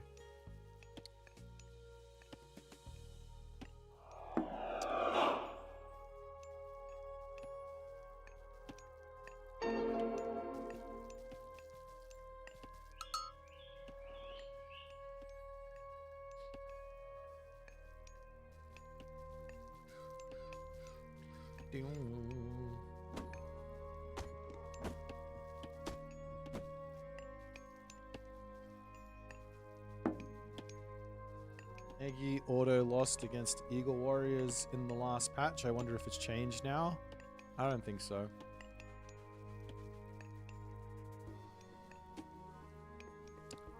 I don't see the line through the game with Egyptian outside of I've got the safest second gold mine in the world. Let me 2TC fast heroic. If I don't, I think they just like destroy you with Warrior Priest into heroic age. Slingers counter Eagles. I tried to build Slinger versus the Eagles, but I lost. I lost the game. I couldn't beat the Eagle Warriors. They were too strong for my Slingers. The snack butt! Yes! Yes! Show him the business. This is the snack butt.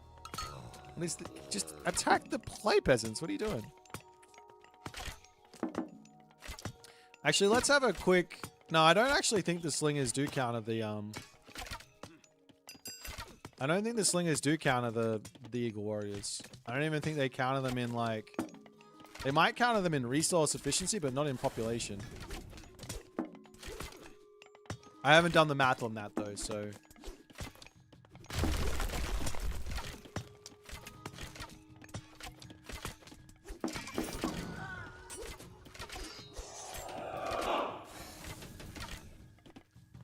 I could be wrong. Why do this versus Frere? It's because it's the snack butt. He's putting the snack in the butt.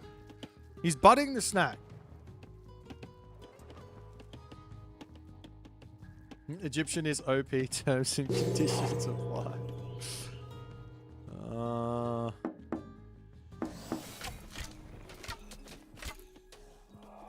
I think Egyptian has got many a weakness.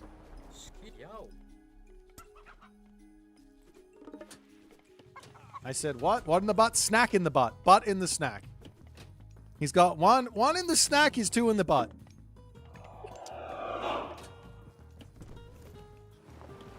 Are you guys getting really excited for the Supinator to take on Captain Italian himself? Please stop, I'm not today.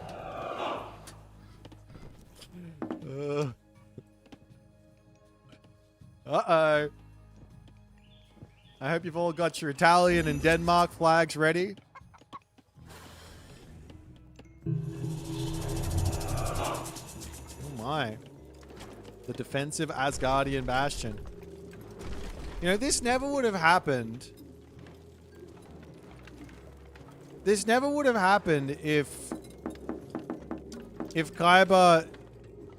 Wait, why did Khyber even run? Just stay on the gold mine. Like, what's he scared of?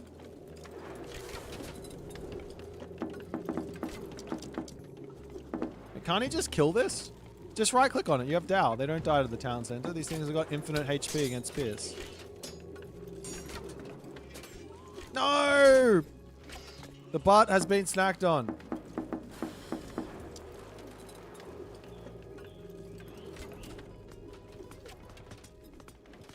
I wasn't paying attention, and then suddenly my one brain cell here stuff about snacking butts. Look, if there's one thing that I know, it's that there is both the snack. He's listening. He's on. No, don't. Just kill the thing. Kill it. Take the L. Just stop. Okay, no, you still got time. It's all good. Just keep on making dudes. You got this, snack butt. You show this Frere maniac that you mean business. Look, watchtowers could be an option for Khyber, but the other option would be to simply build an Asgardian hill fort. That's having some issues right now. It's 50 seconds from completion. Look, the towers just don't die. That's what I'm talking about. 200. Yep. 100. 100. Believe. All you got to do is believe. Fire Archer does a butt ton of damage. Snack. You could snack on the damage. Oh, he's done it. He's taken it out. That is one snack for the butt man. I mean, one butt for the snack man. I mean, one snack butt in front. Let's go. He doesn't need to put the tower in placement. It's a weakness because then he gets targeted down by villagers. See? This way he gets how much bonus? He gets an extra 4x HP on his forward building. Genius. Then again, Khyber is grabbing gold in the top corner. I remember that Noir cheese is yours. Hey, whoa, whoa, whoa, whoa. Hang on a second. Let's not credit things to the wrong people here. This cheese could have been Soup's, but literally everyone was doing it. So I don't know who came up with it first. Which series is being cast, and all of them are getting cast. Soup was there. See? Soup knows. He appreciates the, we really do need to get some sort of... Alright, this is what we need to do. This is how we monetize Age of Mythology. Are you ready? Pegasus, you there? You're gonna like this one. We've got to start copywriting builds. And if players want to use said builds, they've got to pay royalties. That's the new thing. No longer is it a subscription service to the corporations, the big men up the top.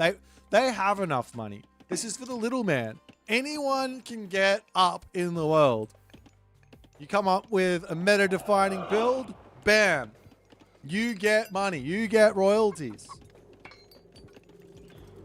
You come up with the next new thing, that's yours. Someone comes up with 2 dwarves on gold straight away and 3 gatherers into a fast temple for her, sir. That's royalties right there.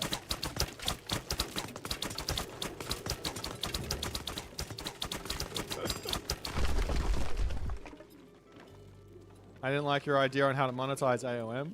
Why do I have the feeling that whatever you said, I can't remember what it is, but whatever it was, I'm not sure about it. Another hillfort kill! Let's go.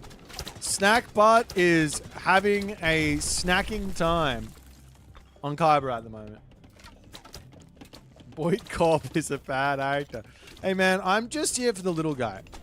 Like, I just want everyone to have a fair go, you know?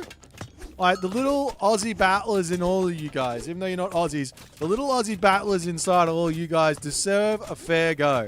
That's all it's about. Like, if you fuck up and you lose and you don't, and your build sucks, that's fine. You at least had a go at it. But you do go in there and you battle it out. You show everyone the business. You come up with the meta-defining build. Well, you deserve to get credit for it. And you deserve to be rewarded. In the shape of, I don't know.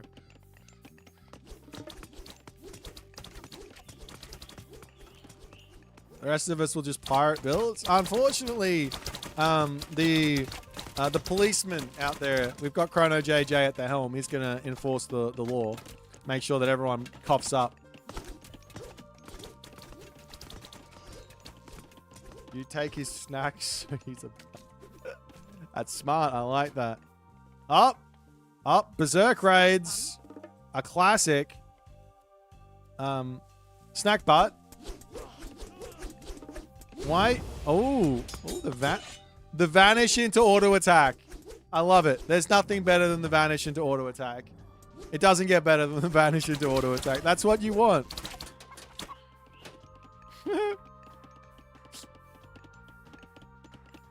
This copyright propaganda sounds way too natural.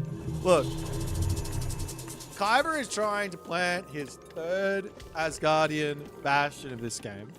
And let me just say this. As a person, as a human being who tried to get ahead once in this world and was told, if you had done this 50 years ago, you probably would be able to keep doing this and you'd probably be making a decent living. You did pretty good. You made an album and it was #1, or one of the songs was #1 on Australian jazz radio. #1. You want to know how much money I made from that album? Total? So far? Go take a guess, guys. Take a guess. How much money did I make from my first album? I released it in 2019. I was played the most on ABC Jazz for about 6 weeks. Yep. I had the most played song for about 6 weeks on ABC Jazz.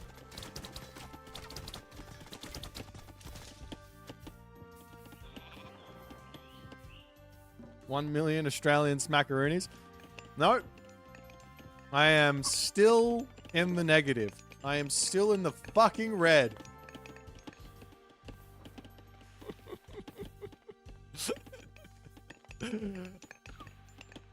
So yeah, nah. If I'm a little bitter about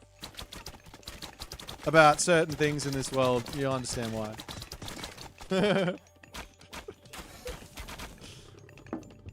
It's alright. I had fun doing it. That's what matters.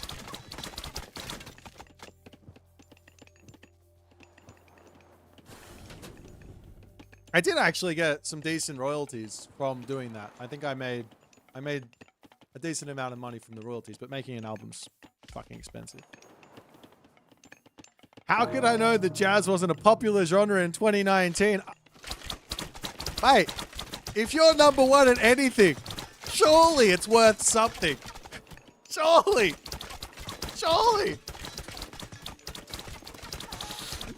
it's worth something. Oh no.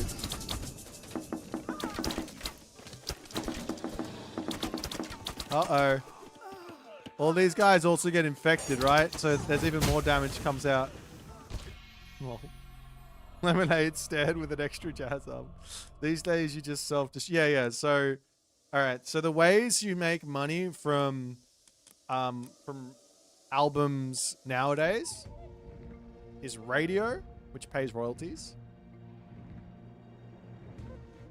and basically selling the CD live. That's how you make money from album sales in 2026. You used to make money from like selling albums at like record shops and stuff. You'd be able to put your album into like into record shops and they'd sell it and you'd make money that way as well. But that doesn't exist anymore.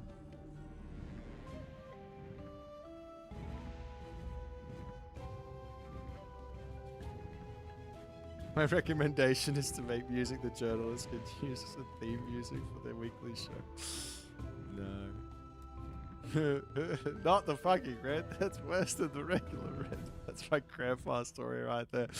Like, the only real way to make money from music in 2026 is live performance. That's the honest truth. Live performance or being in the top 0.01%. So if you guys are... oh, we got Nakamura RTS up against Keen Pegasus. This will be a beautiful thing to watch. My passive income. There's no such thing. The actual way to make passive... I don't actually know if this is going to be true in 5-10 years. I'm saying this as somebody who really should be doing this, but has not done enough of it, is to invest in the stock market and not spend your money on anything else. Where your money works for you. That's how you get the passive income. Teaching is another avenue. Well, teaching isn't... You're not in the music industry if you're teaching music. I hate to be the bearer of bad news. You are in the education industry if you are teaching music. Now, I got nothing against teachers. I just don't like doing it. I did it. I had something like 40 students, 30 students a week, and it like drained all the creativity out of me. I love teachers. The fact that you guys can do it, holy crap. You are a absolute superhuman individual. The amount of brain power it takes to mold the minds of next generation's youth. Well, actually, does that make sense? Mold the minds of... The fact that you guys can put up with this generation's youth, that is a credit to your superhuman abilities. We don't need no education. I'm glad you're enjoying this honest conversation, Sean. Okay, for those of you who have taught for longer than 10 years, I am not one of those people. But for those of you who have taught for longer than 10 years, if you're out there, what's the difference between kids who grew up without having the TikToks, the YouTubes? Basically, what's the difference between the 90s babies and the 2010s babies?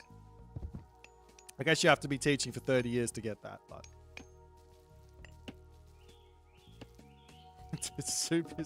Cheapest creeper. That is clearly a red card. You gotta bring that one back in. The trick is to hate all the children equally. That's so good. I actually really like. There are some kids out there that, you know, their parents did a good job.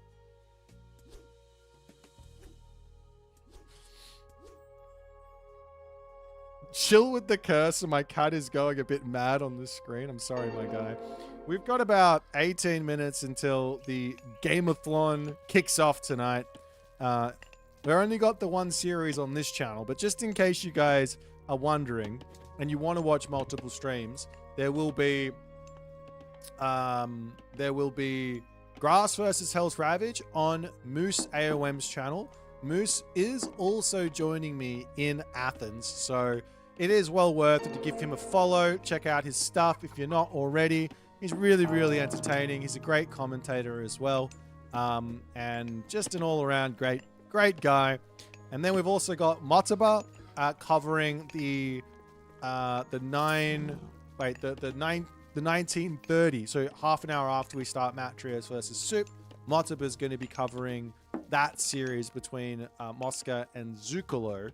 Now he's a new caster, up and coming. I'm a big fan of the effort that he's putting in, and I'd love for you guys to give him your love, give him a follow. try and watch and see if you like his commentating style and all that stuff. I'm very happy if you want to tune in here for 15 minutes, tune in over there for 15 minutes, or if you want to watch both and mute me and listen to them, that's also good too. That's my spiel. I might give that one again a little bit later. Basically what I'm trying to say is anybody who wants to make content for this game, I am in full support of you guys. You guys are the lifeblood of this community. Most of my students are mobile only. That's wild. As in you have to travel to them, to their house? That's wild. I did that for a little bit and one cancellation ruins the day. Because you have your route that you drive, right? To get to their houses, to teach them. And if you have one cancellation, then it's like, well, now I'm just sitting here for a half hour anyways.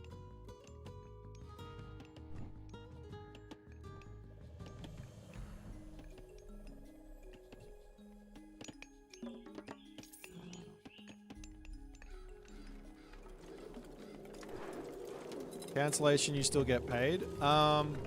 You can set it up like that. You can definitely set it up like that. If they cancel late, I would ask them to pay me. But if they gave me notice, then I would say it's fine.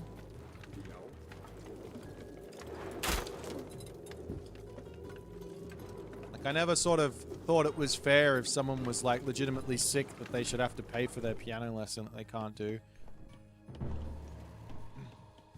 Also, what happens if you cancel as the teacher? There's the moral dilemma. Right? What if I'm sick as the teacher? Do they have to still pay me? Obviously not. But I'm the teacher, so I'm important, right? But I also would rather them cancel if they're sick. That's the other thing, because I don't want to get sick. Because if I have to hang around they're sick, then I get sick, then I can't play my gig to make more... Like, you see the problem? It's like a vicious loop.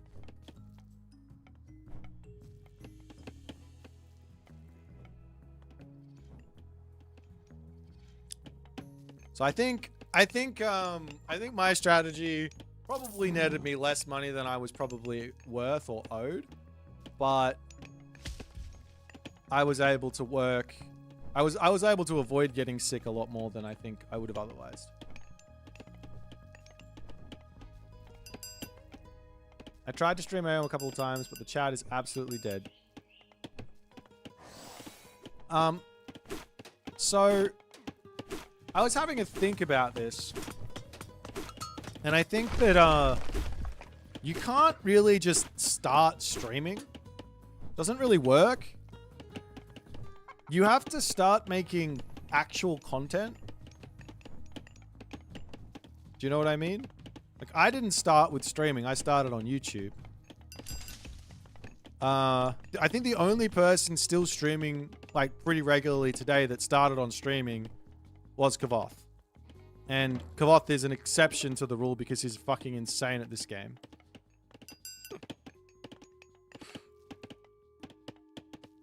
So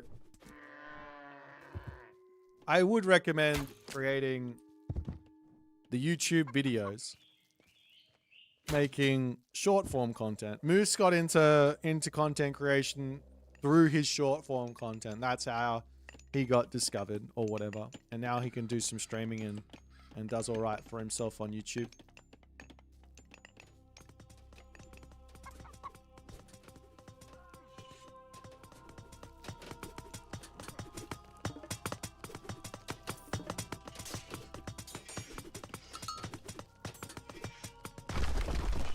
What percentage chance we get a trailer for a new retail DLC at Gameathlon? I haven't heard anything, and if I did hear something, unfortunately, I would not be able to tell you.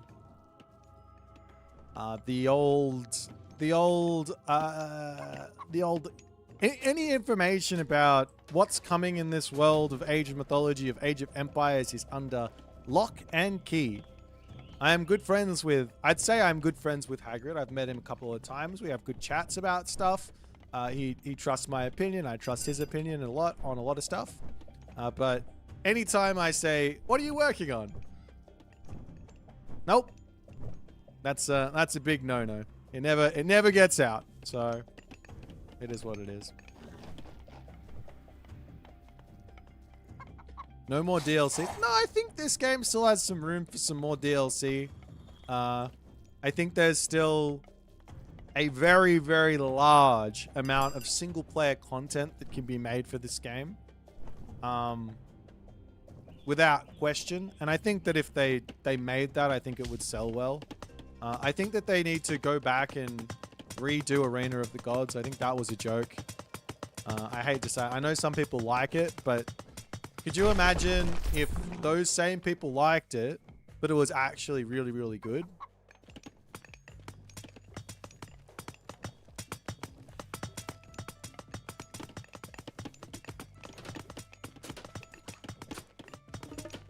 I asked Hagrid in person which god pantheon are we getting next. His response was aliens. I like that response. There's some questions that it's not worth even asking. Like, you know, they can't say it. Like, there's not. And the thing that I don't like is if I do get, normally if I get any information, it's like a week out from whenever the thing is available to everyone else. But it's like, if I get the information, then I have to be like, I don't know.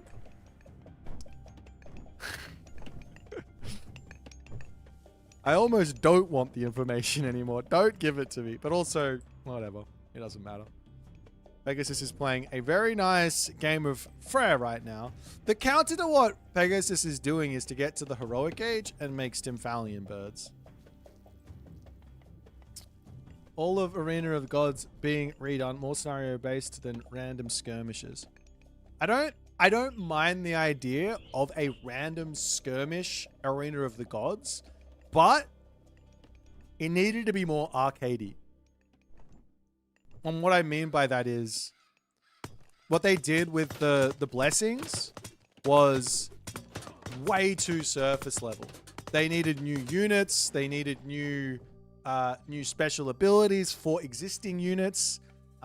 They needed like new heroes, new myth units, like just a whole bunch of just, here's all of this extra crazy shit that just can't work in competitive. And we just go, fantastic.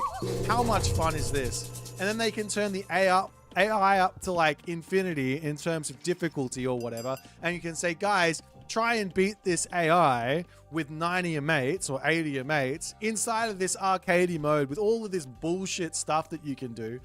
That would be one thing that Age of Mythology fans would go absolutely bonkers for. And the fact that they didn't do that is ridiculous to me. That is clearly what should have happened with Arena of the Gods. And to this day, I'm like, why didn't you guys do it? What is going on? Come to Niz, Serbia? I've never heard of that. But I do want to do some more touring, I think. I have had a break from touring for about, like, serious touring. This will be my second year off that. I'm probably going to go back to it next year and see if my body is going to be okay with it. The main reason I stopped touring was because I was just not okay. But now I'm a lot more in shape, fit, got my health together. I think I should give it another try. StarCraft 2 co-op should be used as a template. I don't know anything about the StarCraft 2 co-op, but whatever it is, it needs to be arcadey with a lot of new shit. Just new shit. What was the main thing that helped my health? Exercise.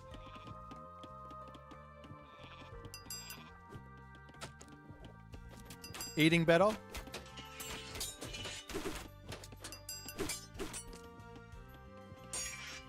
Understanding my body a bit better, like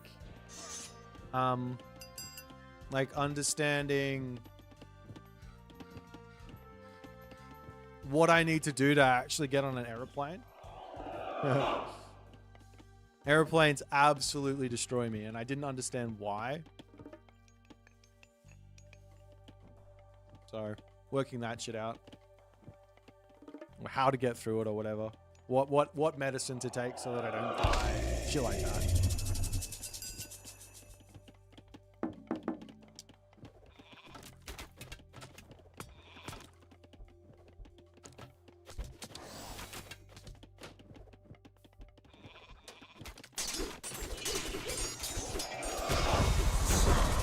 Tempest!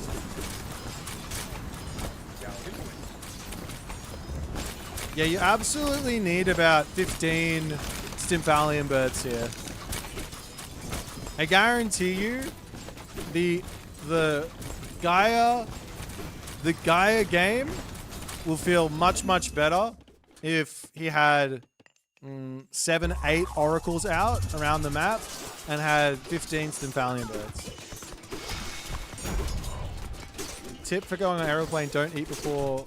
Don't eat on the plane. Wait, don't eat before, don't eat on the plane.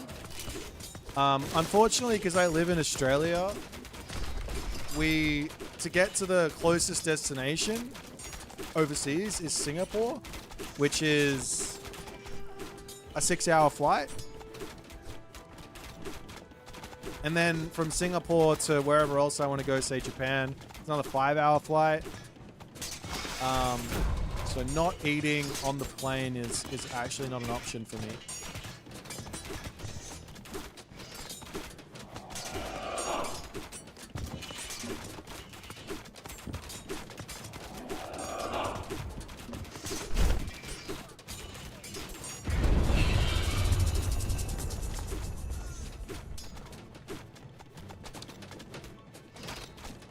But like I said, I just know what medicine works for me now, so I can get through that. It's fine.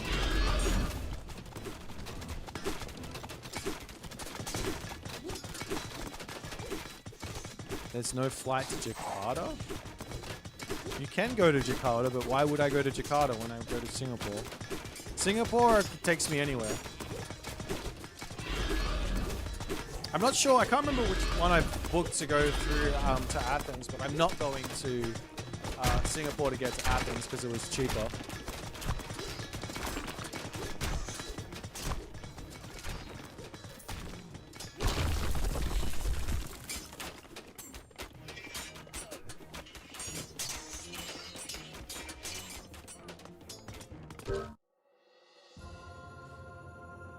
It's almost morning for you, and that's bad for your immunity.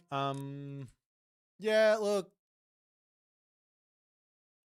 being nocturnal's not ideal, but I have my blood checked. Everything's fine, so I'm not gonna do this forever. And I know I can flip easy. Let's get ready for Gameathlon. It is time for Matreiuss and HUSKSUPPE. HUSKSUPPE.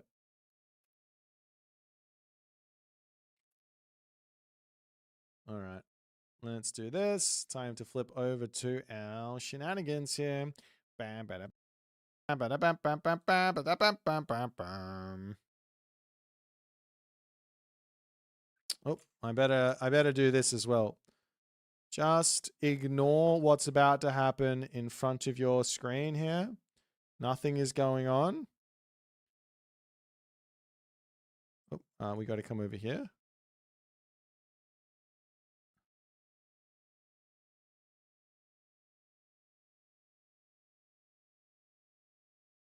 I think that's all right. Wonderful. And then I don't even have to show you guys this one. Amazing. All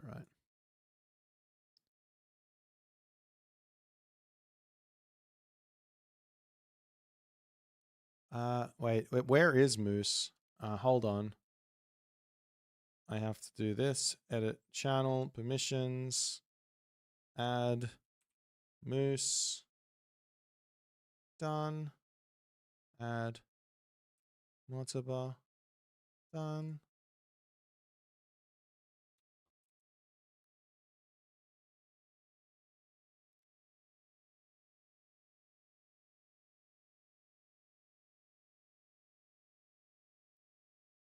Alrighty. Wait, were they already started? Did you guys start without me? Okay, they're not. All right. You guys can start. All right. We are off to the races already. Let me get this sorted for you guys. And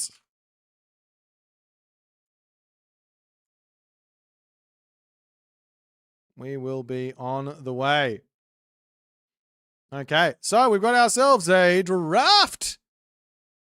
Wonderful. I'm very excited for this series. This series is... These two have played each other a bunch. They're a very exciting, very fun bunch. Our first matchup.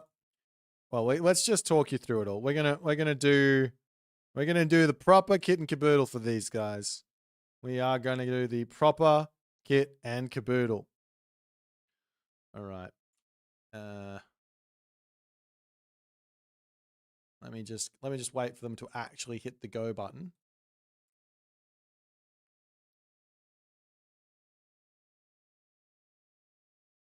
I should also say over here,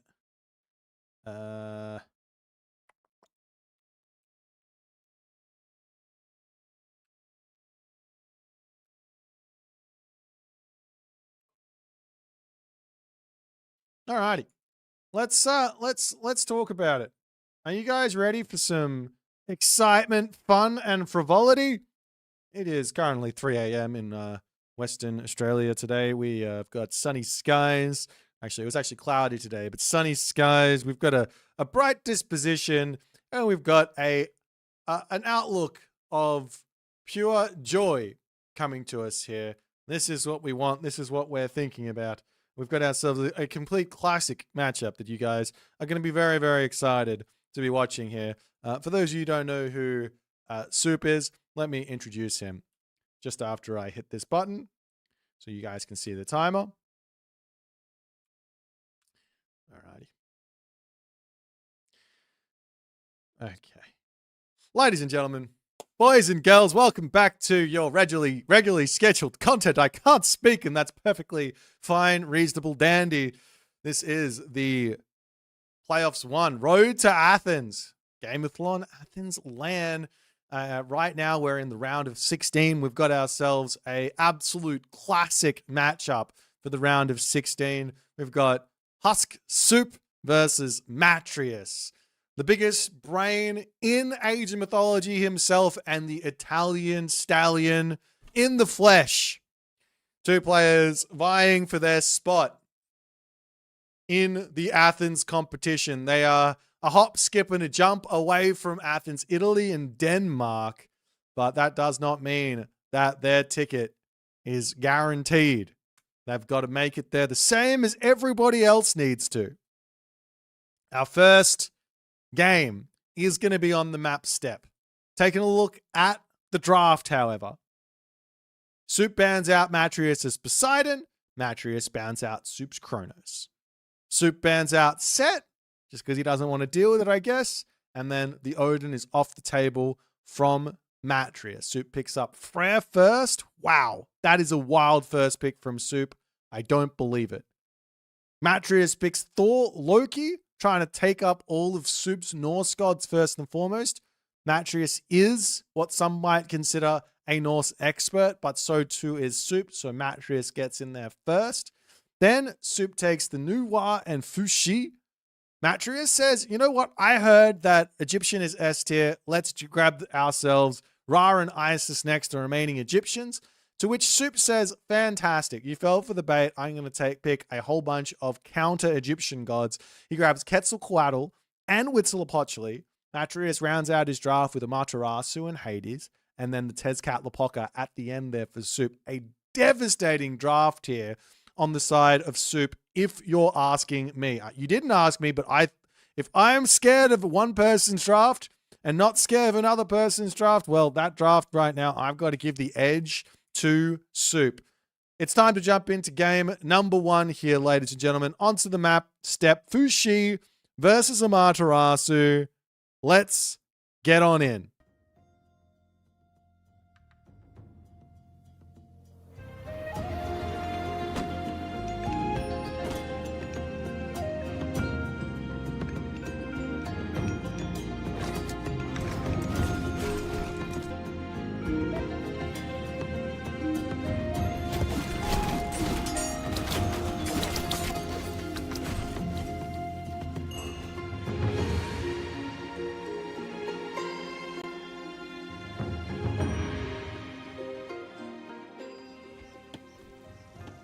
Ladies and gentlemen, in the right-hand corner of the map, spawning as the blue Fushi.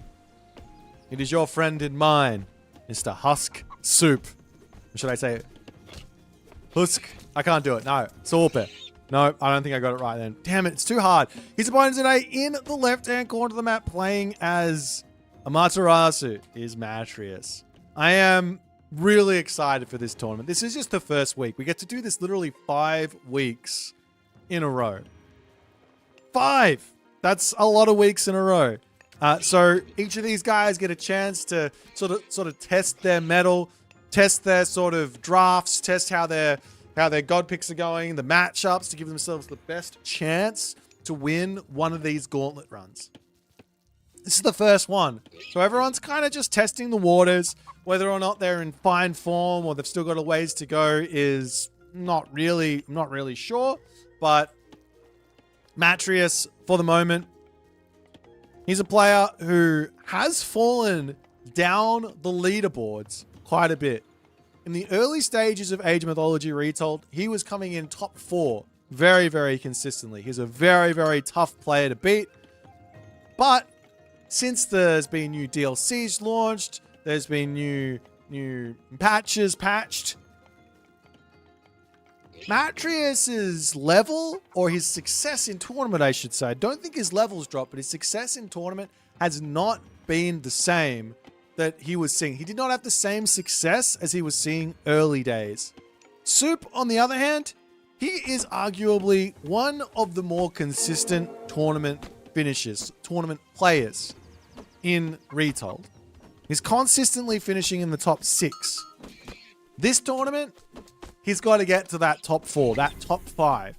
He's got to pull something out of his bag of tricks. He's got to play an incredibly good week at some point here to get his ticket. Can he do it this week is the big question.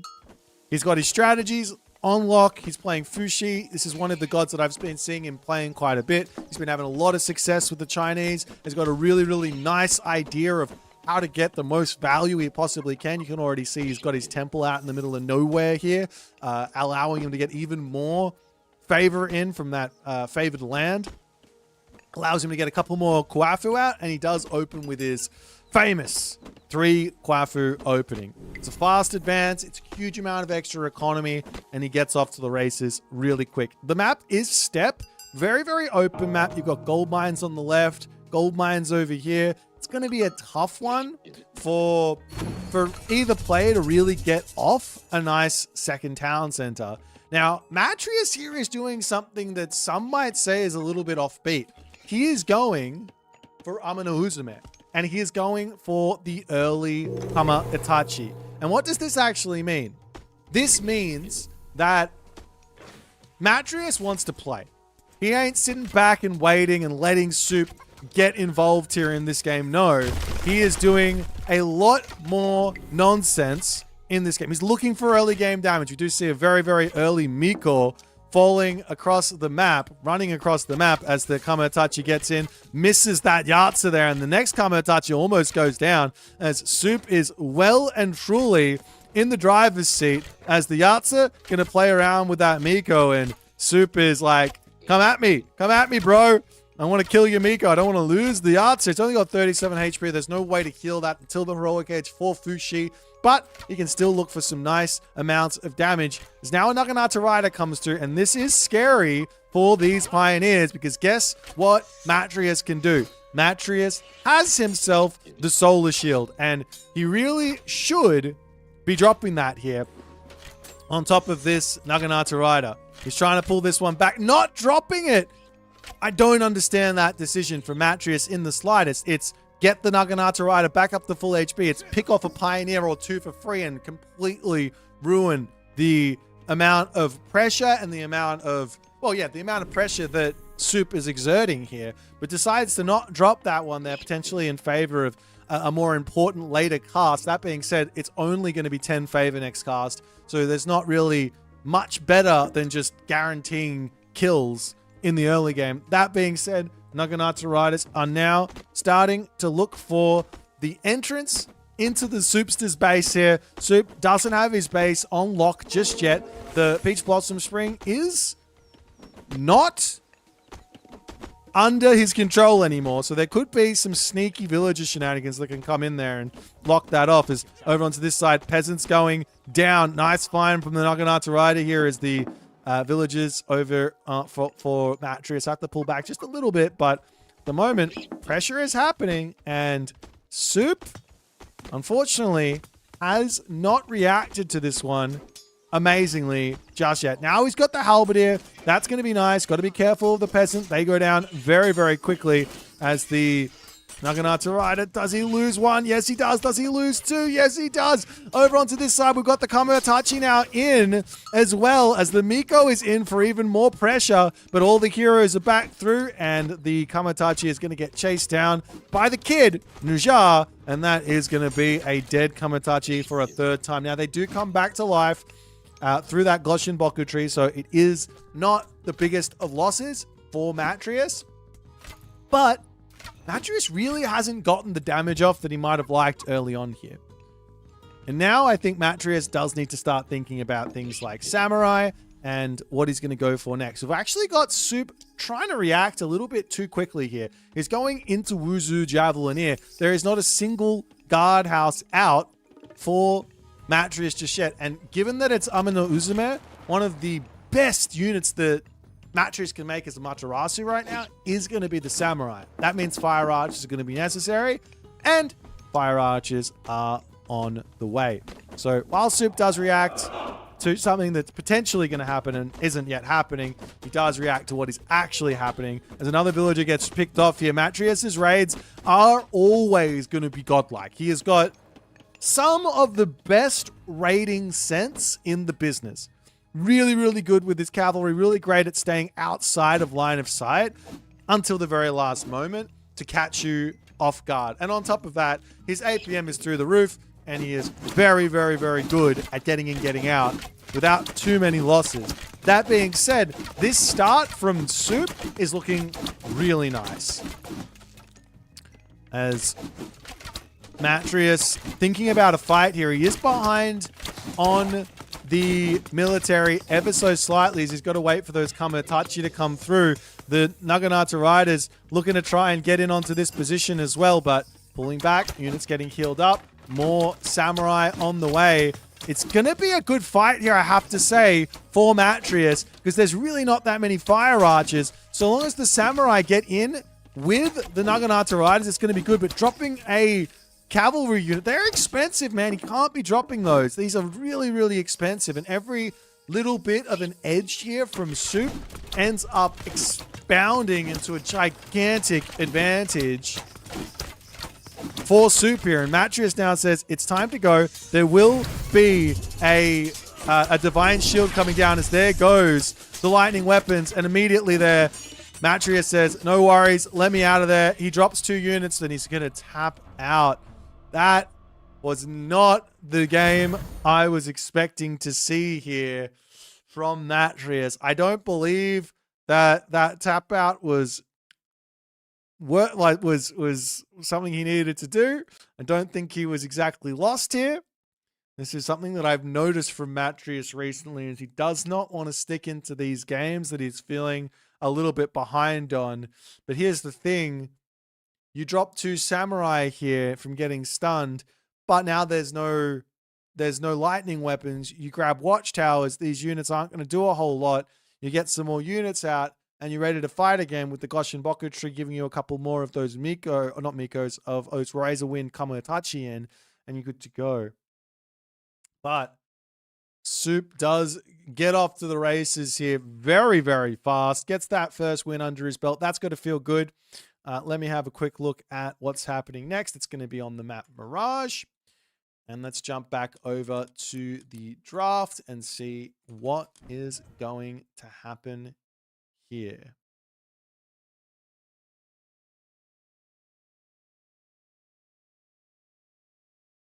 So, I don't think there's any surprises from the Soup stuff, in all honesty.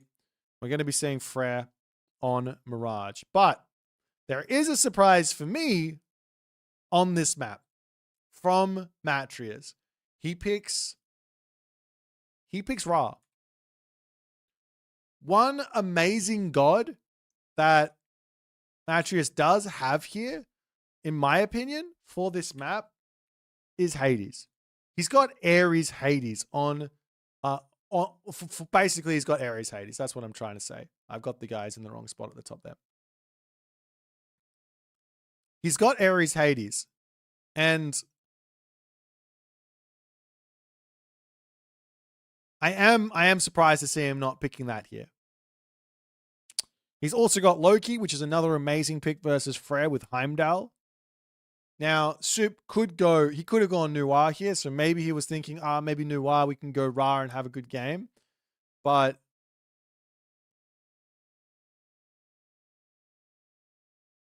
we'll have to see how it's going to go. I did recently play an Egyptian game here versus Freyr on this map, and I got the dub. But it's not easy.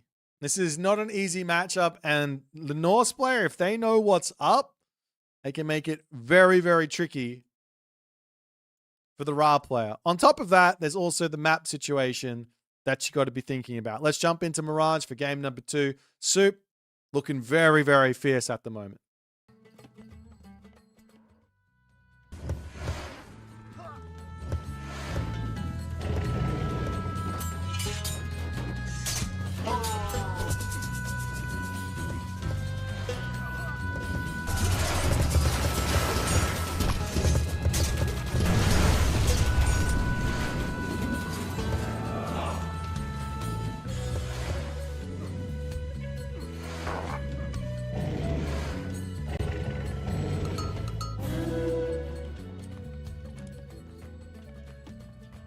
Now if we go into game number 2, we've got Soup on the left, we've got Matreiuss on the right. Ra versus Freyr of Fair. Now, what makes Ra a god that Matreiuss wants to pick on this map? For the longest time, when it came to water maps, Egyptian was not seen here. Now, it could have been the fact that people were just saying, well, Egyptian is just better picked on, or a safer pick on land maps, and it's a little bit more tricky to play Egyptian on water maps, or Egyptian's fine on water maps, but it's just you got more chance to win a game with Egyptian on the land maps. That could have been true. But I'll tell you what's recently happened. Ra can now drop rain and affect his fishing ship production or gather rate by 50%, increasing it by 50%. So that's an extra 0.25 food per second for those rains, which, to be honest, is more than sometimes you get with Ra on land maps from the farms. Sometimes you don't even get to use your rain because the game is over before the farms go down. So it is a nice little boost. You can also drop some farms to go along with it to get even more of a boost. But yeah, there's all that stuff. As now, Matreiuss, he is off to the races, ladies and gentlemen. This is a classic. I'm going to go out and say it. This is a classic Matreiuss-ism. He sneaks across the map. He's going to look for a dock right off on this corner and say, thank you very much. That's going to be great for me. I'm going to look to put pressure onto your fish immediately. And that's going to catch Soup off guard. I almost guarantee it. Unless this is something Matreiuss has just done every single time that he plays on Mirage on ladder, which I highly doubt it, this is going to catch Soup out. Soup is going to say, wait, why are there boats attacking me on my water? This is safe water. There's 9 fish here. It's behind my base. That villager has to walk so far to get here. That's insane. Absolutely insane, right? Well, it's happening, and sometimes the insanity can be enough to find you enough of an advantage from it. Now, of course, if Soup manages to scout this, well, it's not going to be all too good for Matreiuss over here. But even if Soup doesn't scout this, at some point, he will be alerted to the fact that there's going to be ships here because they're going to be attacking him. And that might sound obvious to you, but what I think here from Matreiuss is if he doesn't get scouted, build 4 ships first and then go and see what happens. Build 4 ships first and then go and see what happens. Bast as the god of choice for Matreiuss doesn't really surprise me. This is his modus operandi. This is what he likes to do with Ra. He likes to make Sphinx. He likes to play raidey. He likes to go kill villagers, and Sphinx are a villager killing unit.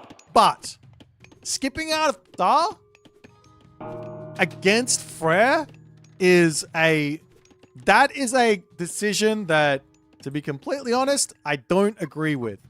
No electron bullets, no scalloped axe. The spearman upgrade doesn't really matter because there's not really any pierce damage coming your way. But those 2 upgrades for your barracks units make them useful, make them usable in this matchup. Without those 2 upgrades, well, now you're relying on the economy boost, the economic boost of Bast, basically, of the upgrades that Bast gives inside the lumber camp, inside the granary. While this is going on, Matreiuss, he has revealed himself to Soup already. I don't think this is as bad as I thought because he's already got 3 ships out and now he's getting an extra 2 in, and he has made Soup react to this. So he's going to be able to take out the longboat. He's got to be careful not to drop any ramming galleys here, but the longboat over here is going to pull back. We will see some fishing ships getting taken out on the side here as Soup going to be dropping that fishing ship as the ramming galley comes in, picks that one off, and now there's the double war barges, and of course Matreiuss will need to get himself out archer ships.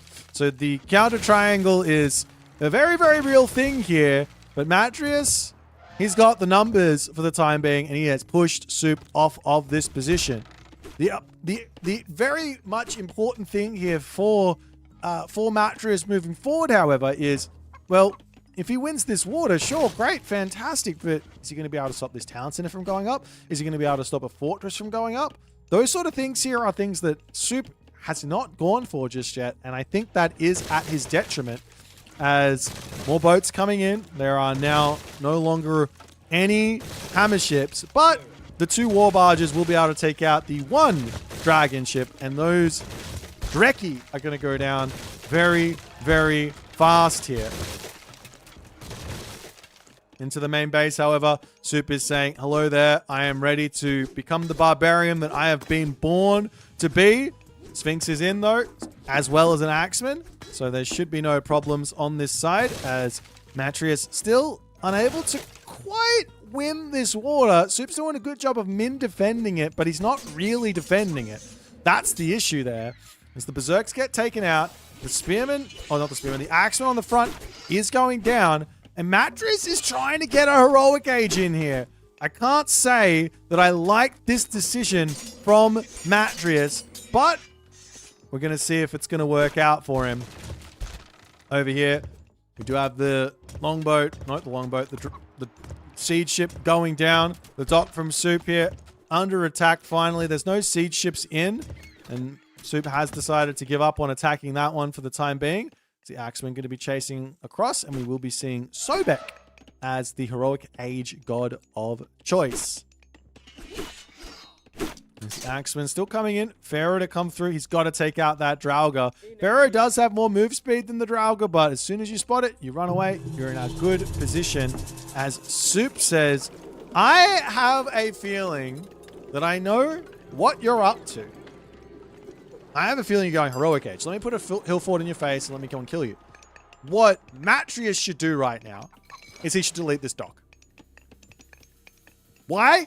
Well, that would make him get a Leviathan on this side of the water, and that would allow him to take out this dock, and then he can take all these fishing spots for himself, as the Asgardian Bastion has been spotted on the front. Not enough axemen in here to deal with the army that Soup has at the moment, as Soup pulling back. That Draugr needs to be taken out, though. The fact that it's still alive here is absolutely wild. One shot going in, One more needed, and it will be taken out. But now the Pharaoh is getting out of position. That Asgardian hill fort is about to be up.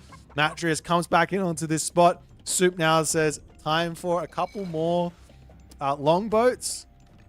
I mean, the amount of investment that Matreiuss is putting into this is paying for himself. He has idled 9 villages for a very, very long time. 9 fishing ship for a very, very long time. Heroic Age now in. Matreiuss, well, this is going to be tough. Soup is searching for the gold. He's going to have access to rams. He does not need to go to the Heroic Age here. He's going to have access to rams. He's going to be able to push this hill fort, or Migdal, I should say, very, very hard. But Matreiuss for now, I think he's going to be... A town center on the front from Soup is an insane move. This is for Gullen Bursty. He wants to go full send into this main base. I think Matreiuss can just abandon ship, bring all his villagers up here, get this town center, get himself an army together. I think he's going to be fine here. We do see the Leviathan. Did it actually end up coming over this side? Did he delete the dock? He must have, because there's no Leviathan over here. Matreiuss did it the right way. He's going to take out the longboats. He's going to be able to move over here and kill off these units, but the town center is up. Is there going to be a Heroic Age behind this? The armory gets dropped down. Do we see rams coming through from Soup? No, not just yet. Siege works from Matreiuss. Camel Rider's starting to come through as well. And the rams, they are coming in. But I guess the other thing that this town center does is it prevents this right side from getting grabbed at all from Matreiuss ever. And Soup can charge through here and be very confident that if he breaks this position, that he will be able to also knock off the gold mine there to boot.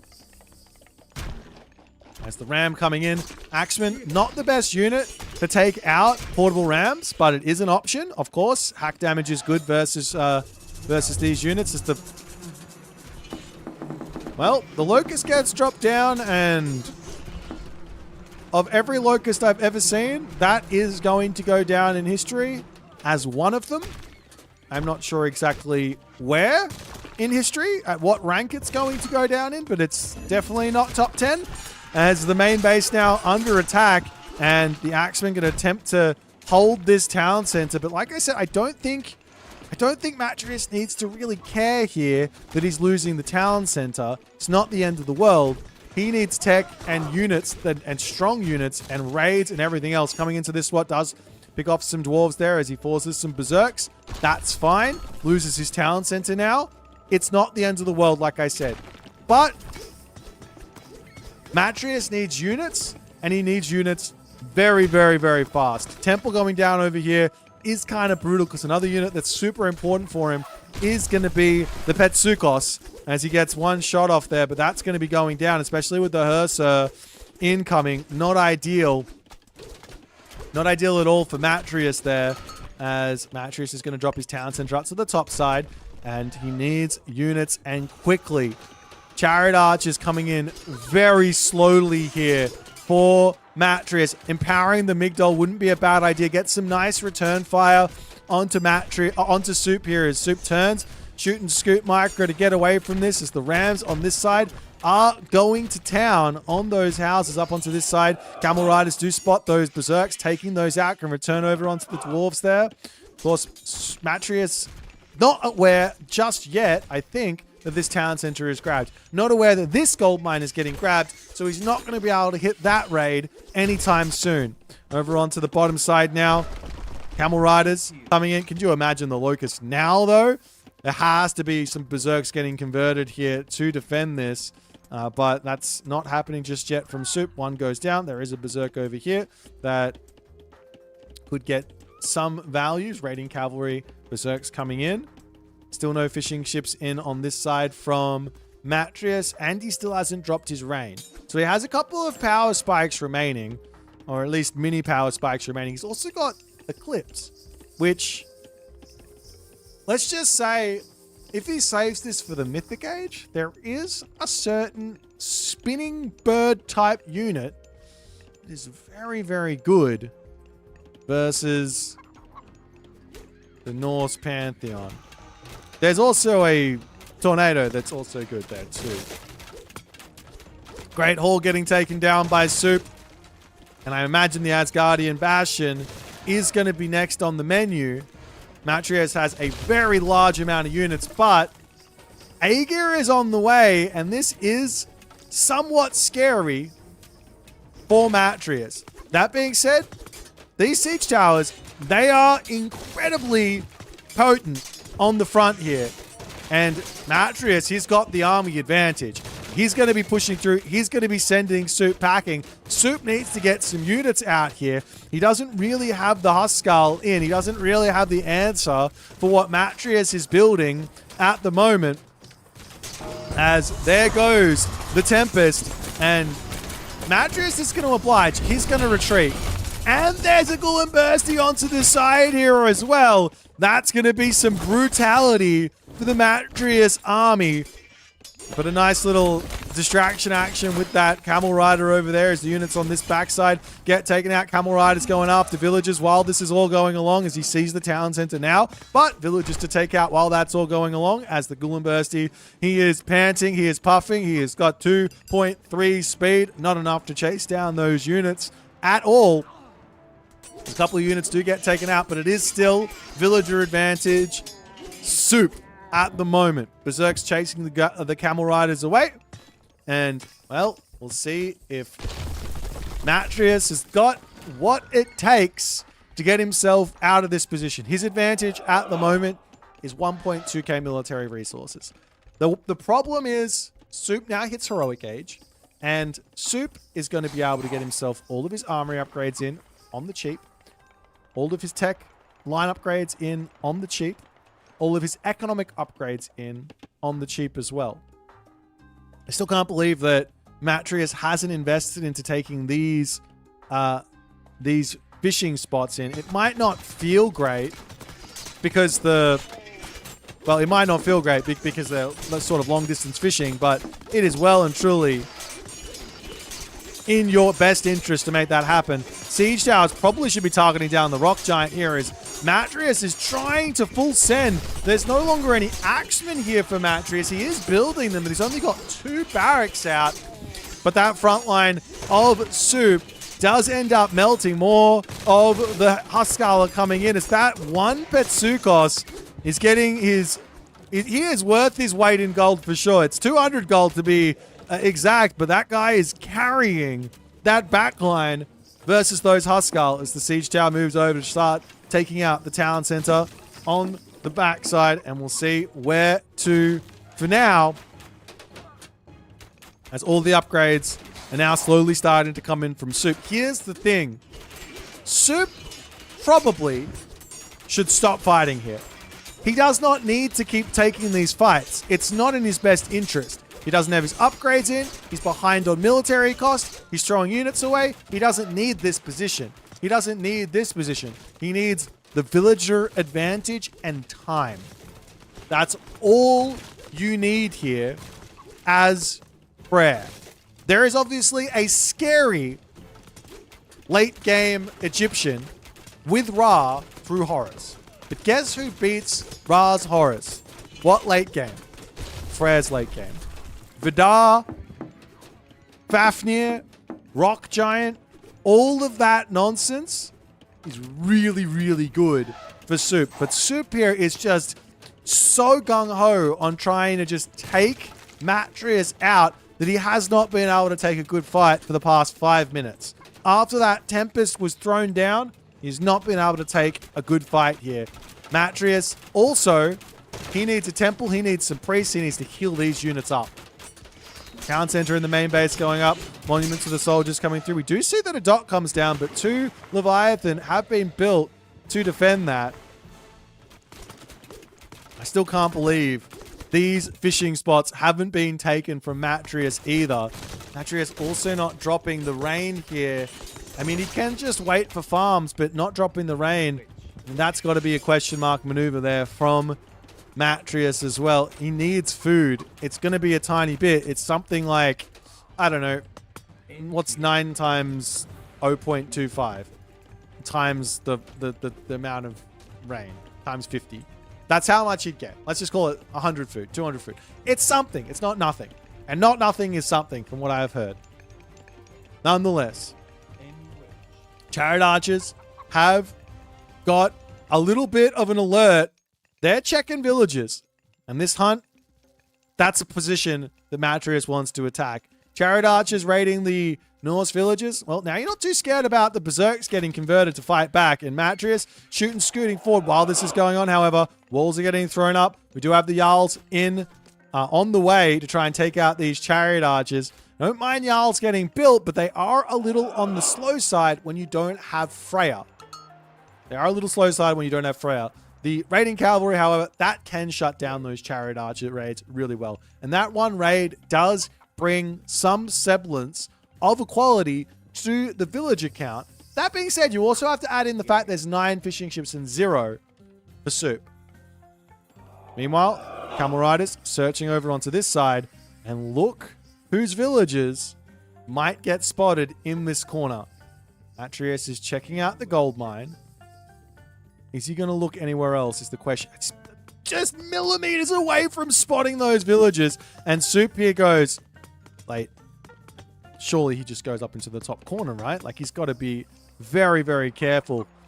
Migdol coming up onto this spot as Soup doesn't want anything to do with that.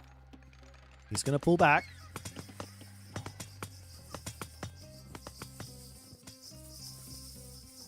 And Vidar now on the way for Soup as Matreiuss. He's got to be thinking Horus here. I can't see any world where you go for Osiris. And I'll be surprised if I see it. But you have so much favor you need to spend on barracks units to make use of your Horus. But there's no barracks units being made by Matreiuss. And you want to know what the alternative is?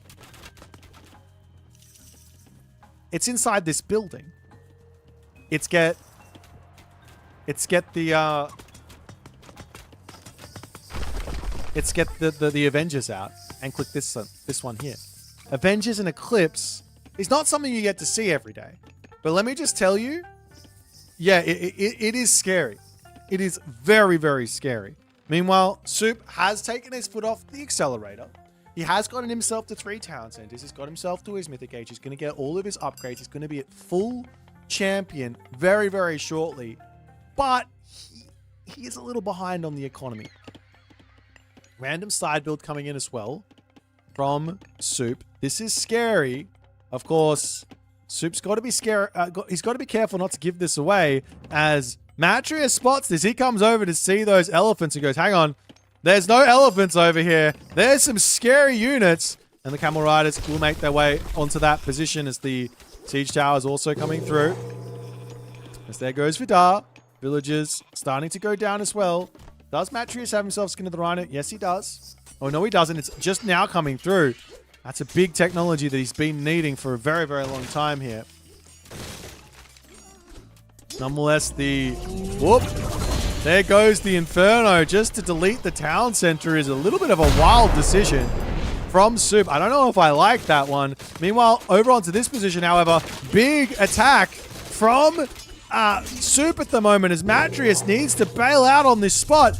Tornado does get dropped, but guess what? Soup ain't no slouch. He's out of here. That Avenger, however, that's no slouch. Oh, could you imagine if that was with Eclipse? Oh, please, could you imagine all those units would have melted. No Eclipse, and he throws it away like that.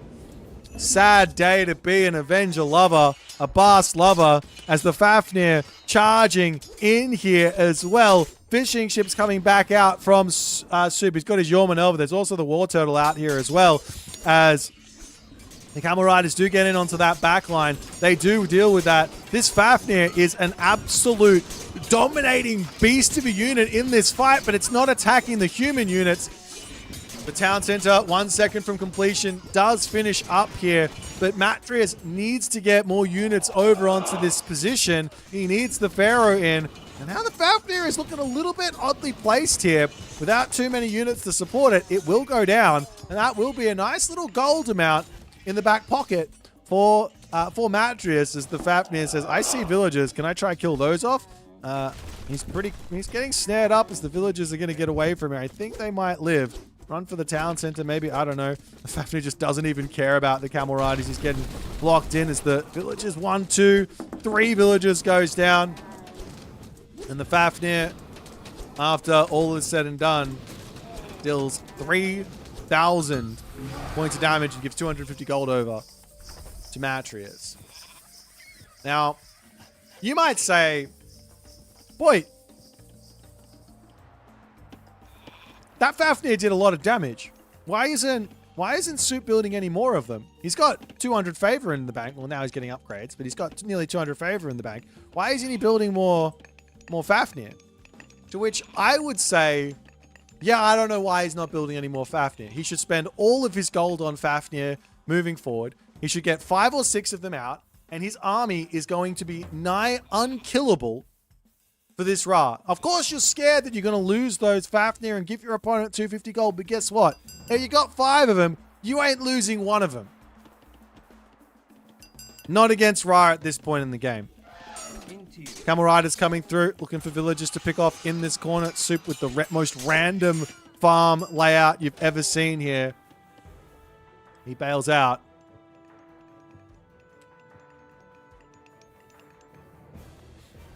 But, of course, Soup, smart. He's finally sitting back, playing defense, waiting for his upgrades, waiting for his incredibly powerful late game. On the flip side here for Matreiuss, the units that Matreiuss needs, there are 3 units he needs. And one of them he's building. He's already upgraded a little bit. He really doesn't need the Camel Rider. This unit needs to stop being built at this point in the game. The unit he needs, or the units he needs, are Spearman, Axeman, Chariot Archer. That's it. And once he gets this tech, Spear and Horizon, the Spearmen for Matreiuss, well, they become a monster unit. An absolute monster unit. Yes, if you're scared about the 250 gold you're giving your opponent from the Fafnir, just build 4 more. It's going to be great. In fact, there isn't a better time to build them than versus Horus Egyptian. As, well, you can only build them as Fred. Horus Egyptian, there's not a better time to build them.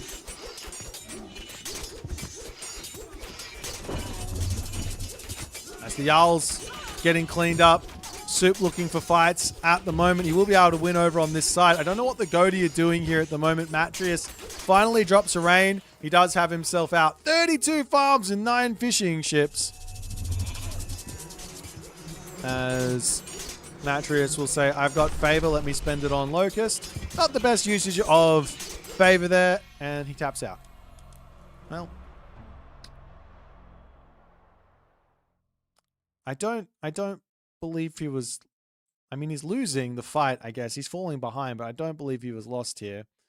Unfortunate tap out. Like I said, he just needs to get into those late game units, the Axemen, the Spearmen, and those Chariot Archers with all these upgrades, which I think he was close to. He just needed this one and Champion Axemen.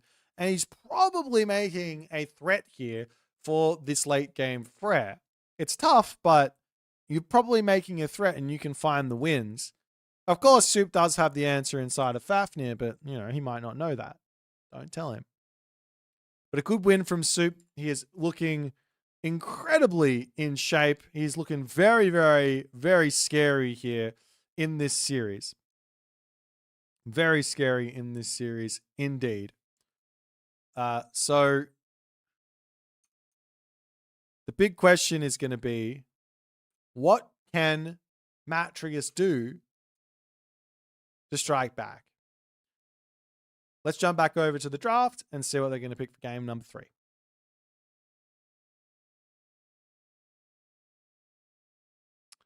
Alrighty. Looks like we are going to get ourselves everyone's favorite matchup. You've all been looking forward to this. We're going onto the map Giza, and it's going to be a Tezcatlipoca versus Isis affair. And let me just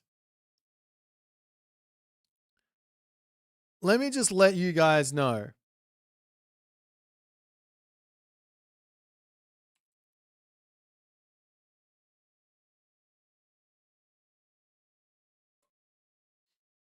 let me just let you guys know. Soup is currently of the opinion that this Tezcatlipoca might just be S triple plus tier. He's recently put out a guide to play this god. So if you guys want to know how he plays it, well, just go watch that guide. Or stick it out and watch this specific game, and he might be able to show it to you.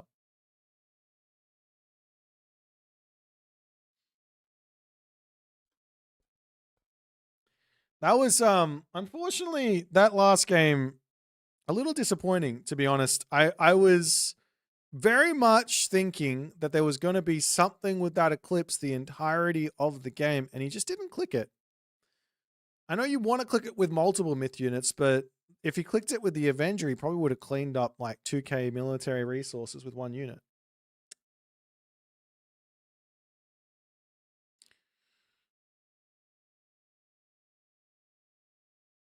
We'll see if Matreiuss is going to be able to deal with the Soupster here or not in this one, in this third game, or if Soup is going to get that clean sweep.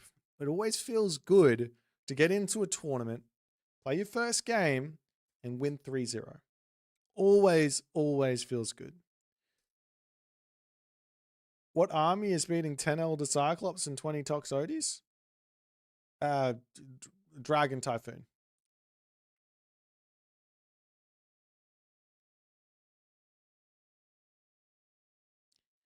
How likely do you see that someday we get a Persian mythology expansion pack / DLC? Not sure. I don't have any information on the next DLC, unfortunately. I can't tell you. Even if I could tell you, I wouldn't tell you. But yeah, that's the story there. Alrighty. So why do I have Huitzilopochtli up here when it's Tezcatlipoca? That's the question you guys are asking. Let me fix that.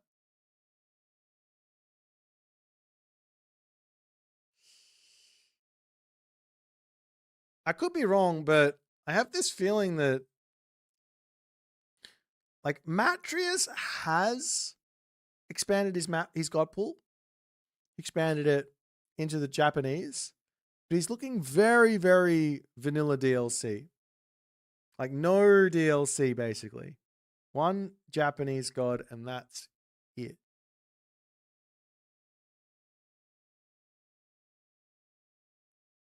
Jay Touch, thank you, my friend. If you guys like the production, it does a shout out to Uros and Wolf Studios for putting it all together.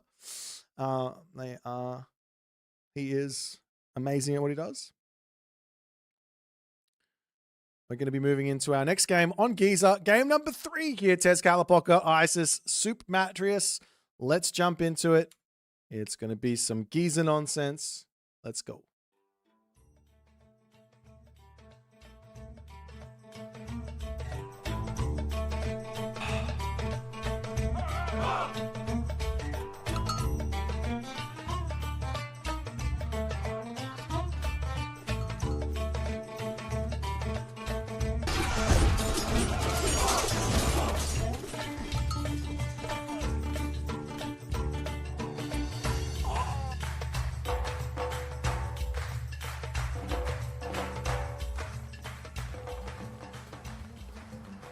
And off we go, off to the races. In the left-hand corner of the map, we have Soup playing as Tezcatlipoca. In the right hand, I tried to say right hand and right side, and I was about to say right hind. The right hind of the map. The right hind side. Okay, we've got Matreiuss playing as Isis. Now,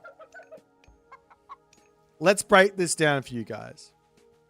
Tezcatlipoca has arguably one of the most difficult to play with and difficult to play against Archaic Age god powers in Age of Mythology Retold.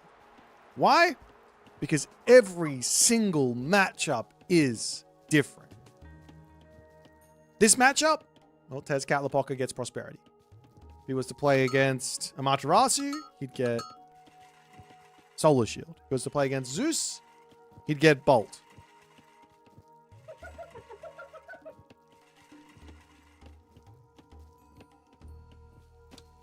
What's the game plan here from Soup? Well, he is going to be taking full advantage out of prosperity.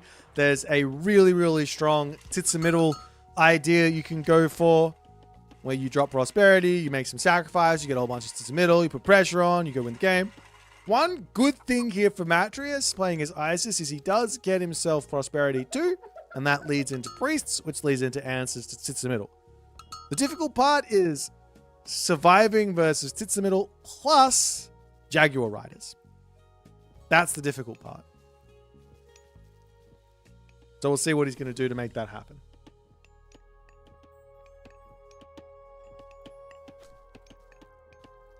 Now, Matreiuss can obviously look for early game pressure and things like that. Soup has gone for his triple Calpuli start. This basically gives away that he is looking for a fast heroic.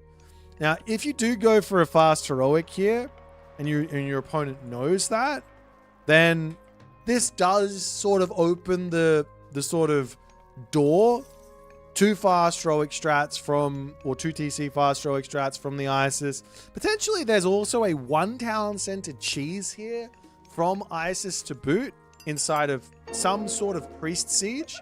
If Soup is going to go full all in for Jaguar riders, then guess what?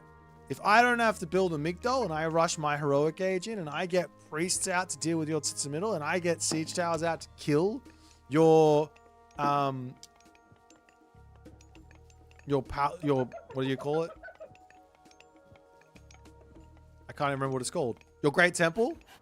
Then you can't build those Jaguar riders, can ya? Well, we'll see if that's going to be an idea here from Matreiuss. He is going Bast again. It's not looking like he's going for a second town center. So I could be wrong, but it's probably going to be some sort of a 1 town center fast heroic. It is a very, very aggressive gold spawn here as well. You can see the map getting spotted from both players. They both haven't spotted... Well, there is this gold mine spotted in the corner here from Soup, but Matreiuss hasn't spotted that yet himself. If he does... I mean, if you see the gold mine up here, it does sort of beg you to play for it. Into the main base, the Kimichin spy will be spying. But you do see that spy getting revealed here by things like the tower, and also if the unit gets a little bit too quick, too close.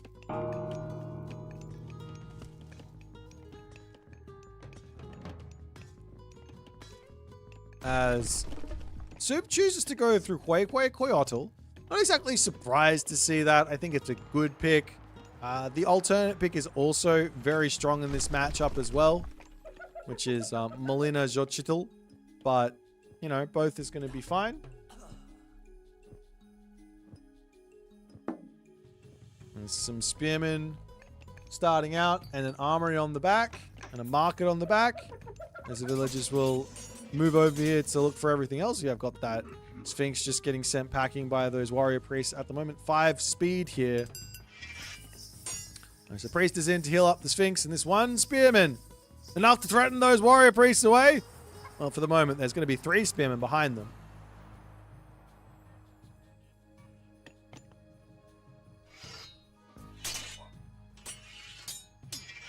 The fight will be a little bit too much for Soup. Soup's going to have to get out of here, but Soup does have an ambush here with his Ocelot warrior, and that's going to be scary enough for Matreiuss to have to try and get out of here, and he does manage to do so. Going to be able to pull back home. He can also speed walk his units away with the Sphinx, and he should be okay here as that Jaguar rider leaps in. Leaping from tree to tree. So far, nothing super significant. No one's lost any units. Just a little bit of HP. Of course, that's advantage for the Isis because you can heal that back up. But Soup is managing, while this is going on, to get onto his secondary hunt. He's got himself the laser turret boy. Just chilling here. He does pack a bit of a punch when he's in this form. 20 range. It's a lot of range for a classical age unit.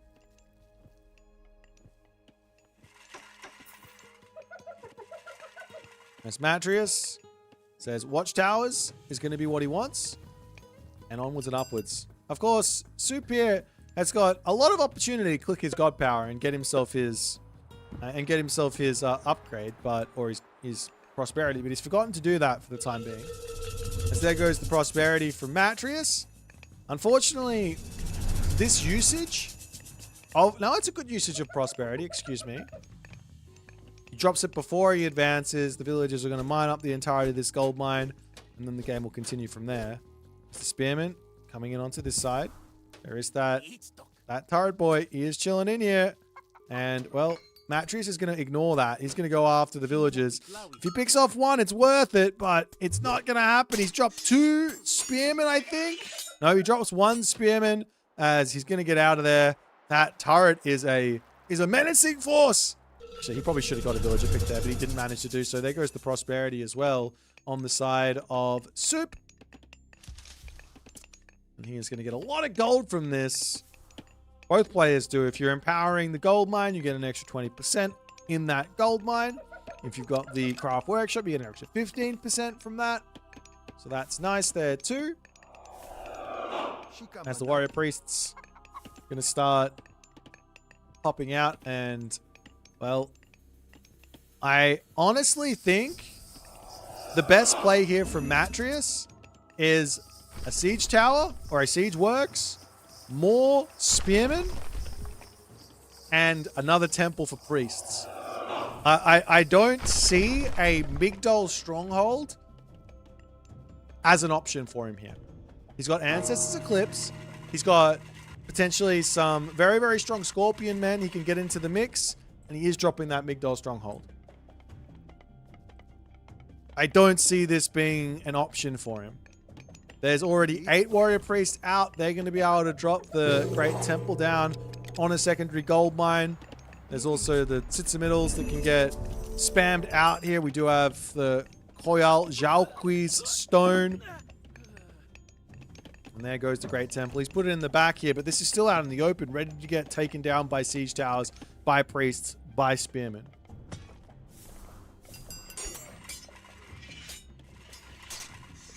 Over onto this side.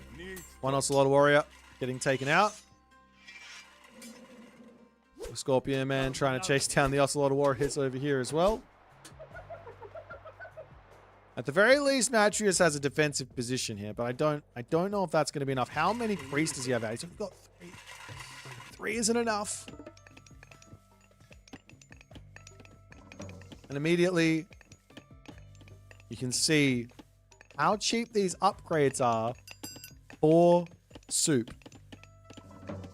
He's also got the goat sacrifice. Oh god, this is going to be so much favor. He can click the goat sacrifice, and he does, and he's going to jump into the temple. That's going to be holy favor. 208 favor. As the Tsitzimiddles, the only problem here is that the Tsitzimiddles are going to take, I don't know how long to come through. Ancestors Eclipse onto the gold as the warrior priests have to come back and try and deal with this. A little bit of damage here, a little bit of idle time. The warrior priests are going to be more than enough to take this all out. As the medium Jaguar rider is sitting back, waiting, watching, dreaming. Of course, all Soup has to do is spam those. As one will get taken out quickly by the minions. Nice find there from Matreiuss. Every little bit of damage here is going to be helping him out. But this Tsitzimiddle is one menacing unit, taking out all those minions. We see more units coming through from Matreiuss as he is attempting to shut this gold mine down, but he just does not have the stuff that he needs. I was telling you, Priest, Spearman, Siege Tower was it. Chariot Archers are not the unit against what Soup is going for at the moment. Another Great Temple is coming down from Soup. It's 25 villagers to 34. But Soup, in his haste to kill off all of his villagers and get all of the favor in, well, now he doesn't have the gold he needs to actually make those myth units. So while this favor is working for him, he's getting a little bit of passive favor generation while this is all going on. This has not worked out as well as it could have for Soup. In other words, I don't think he needs to do that fire ceremony that fast. He could have just sacked 1 village or 2 villages, made some Tsitzimiddles, got the upgrade, saved fire ceremony for a little bit later, when he was settled into this position, have more resources in, then do the fire ceremony, and then spam out the Tsitsa middle. So this does give Matreiuss a little bit of play here to sit back, wait, and watch. He's trying to make his units out to start dealing with these Jaguar Riders. They're going to dive in. Can Matreiuss hold this is the big question. Chariot Archer Micro going to start coming in as the Scorpion Man around on the side. Those priests need to be getting this damage done. But they're not. Migdol Stronghold getting empowered as Matreiuss just not able to deal with these units. One of those Obsidian Shards to come through as well. That's another unit that you need to have the Siege Tower out to actually deal with, funnily enough. Up onto this top side, the medium Jaguar Riders getting targeted down again. Another Obsidian Shard coming in. What has he got? He's got an Obsidian Butterfly coming out of here. I think the other one was in a Yotochli as well. As Matreiuss, does he have enough stuff to hold this is the question. Chariot Archers doing a good job here to take out the remaining Jaguar Riders. There's not that many here. But an Yotochli comes in. So that's going to 10-pin bowl everyone away. There are the priests in for the moment. They're going to take out the Yotochli. The Migdol will survive. And it looks like the worst of it could be over. One Obsidian Butterfly to come through is... Whoop. Soup going to pull that one back, try and keep it alive. The worst of it from Soup has to be over here. Of course, there's still going to be more of these Jaguar Riders, but Matreiuss has come out of this six villages in front here. He's got the military advantage. He's got his gold mine protected. And he's looking for another prosperity here. Up to the top side. Both players another prosperity. Of course, I did say fire ceremony was maybe a little bit overzealous from Soup. Now was the time to drop that fire ceremony. Right now, that gets you that next prosperity. That gets you all the Tsitsa middles coming out. And then you're in a good spot. So now, Soup is up to Heavy Jaguar Rider.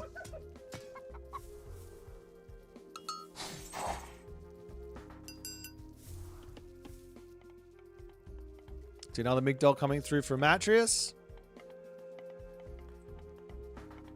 As he wants to secure the next position. And well, this heavy Jaguar Rider will be meeting his maker here.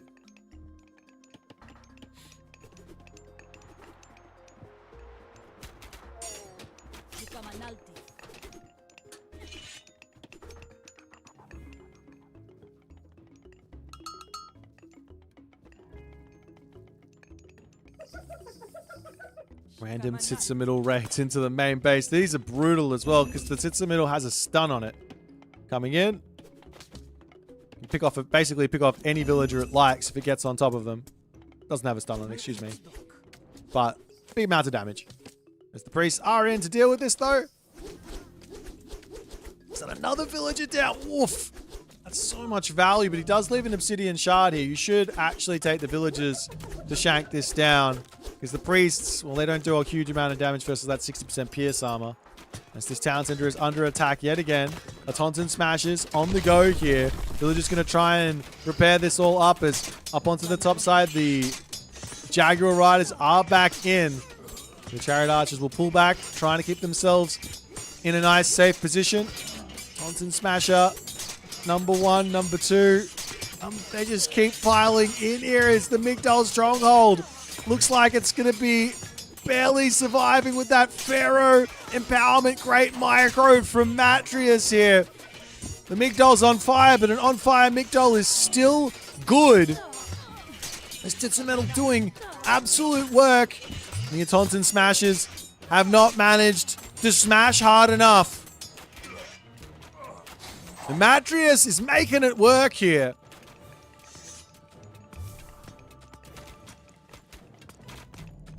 Obsidian Shard going down on the back. There is still this Hui, but what's the...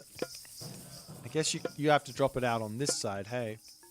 Like around here. He might have been able to put it on this side, a Taunton Smashes here, and then put the units to sleep that were trying to kill him, and he might have been able to take out the Migdol, but not for now. Now there's Sean ones in the mix. Chariot Archer Spearman needed for the Sean ones for sure. But the micro here is very, very difficult for Matreiuss.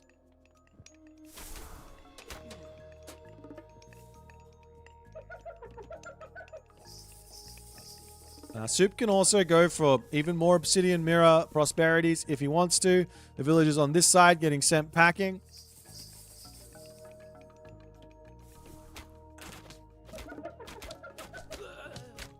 One villager down. All of those villagers will end up falling here. Does Matreiuss have ballistics? Yes, he does. But I mean, after all is said and done, the villager differential is basically equal. So... And Soup's got 170 favor in the bank. Which could equal anything. As the Jaguar Riders diving in to try and take out those villagers. But the Spearmen are in and the Camel Riders are in to get some revenge damage here. But this Migdol stronghold is not long for this world. As Matreiuss manages to kill off one unit. There goes the second Starfall God Power. So 2 more Tzitsamidals to join the battlefield. To be completely honest, I tell you another way he could have got himself those 2 Tzitsamidals. He could have just trained them. And then he could have got even more Tzitsamidals out. Not the best usage of that favor there, in my opinion. As Matreiuss now gets himself out a pretty scary army. And Soup is pushed back. Yet again.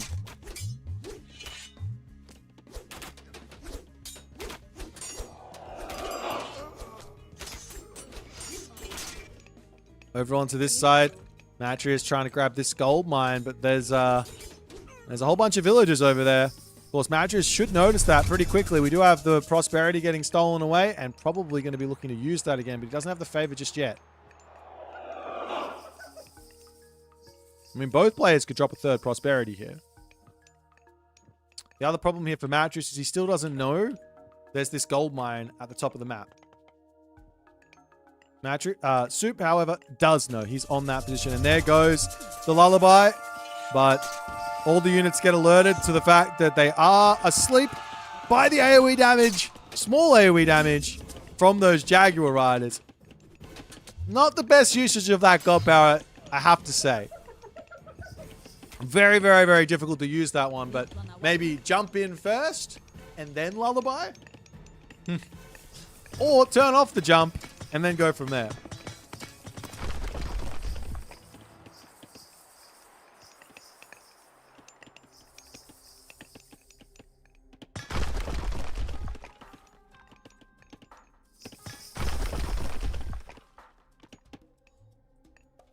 Matreiuss up to 160 population right now, attempting to force this game 4. The Jaguar Riders are back underneath the gold mine with that Migdol stronghold. The Pharaoh over here, I'm not sure what he's up to, but he's getting into some trouble. There's a big fight onto this position. I don't think this one's too great for Soup, as those Jaguar Riders will end up falling. And then shortly after this fight, you'll see these villagers over here getting taken down. The Obsidian Shard does have the Tzitsamidals in. Onto the top side, villagers popping back out. They're going to try and shank down the Jaguar. It's not a fun time to be a Jaguar warrior. Or a villager with a Jaguar on it. But the army coming in, they see the villagers. That's a huge amount of villagers here for Soup. Soup's going to be attempting to pull away right now as the unit's now charging through. And one Obsidian Shard pops out. Another Tzitsamidal up on the top coming through. And Matreiuss has to pull up to his Migdol shortly.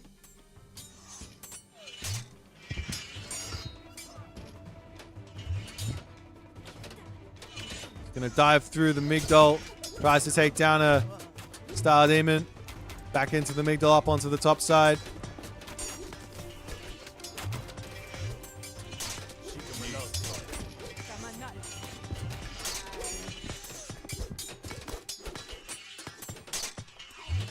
Matreiuss is struggling to get units out. He is just, I mean, he's equal on military, but not military, on villages, but he's just fallen behind here. He does decide in that moment to tap out for the third game. And Soup does manage to take it in 3 here. This was not a clean game from Soup. Matreiuss made it very competitive here. There was definitely alternative ways for Matreiuss to play this. I definitely want to see the Spearman, Priest, Siege Tower kind of opener here against this, just on the fact that it just makes sense. You deal with you deal with everything basically.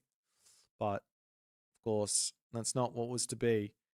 On the flip side here, Soup's got to get back to the drawing board with that sacrifice. That is a much later in the game sacrifice in that Great Temple. You don't need to drop it straight away. 1 or 2 villages getting sacrificed as you need it early on to get the myth units out. And then later on, there's your mass sacrifice with that fire ceremony for a huge amount of favor and huge amount of advantage. But nonetheless, a well-played game from Soup.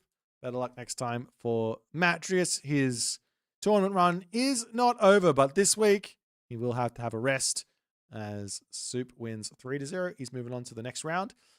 Who is he playing is the big question. Let's jump over to the other menu and I'll talk you through it.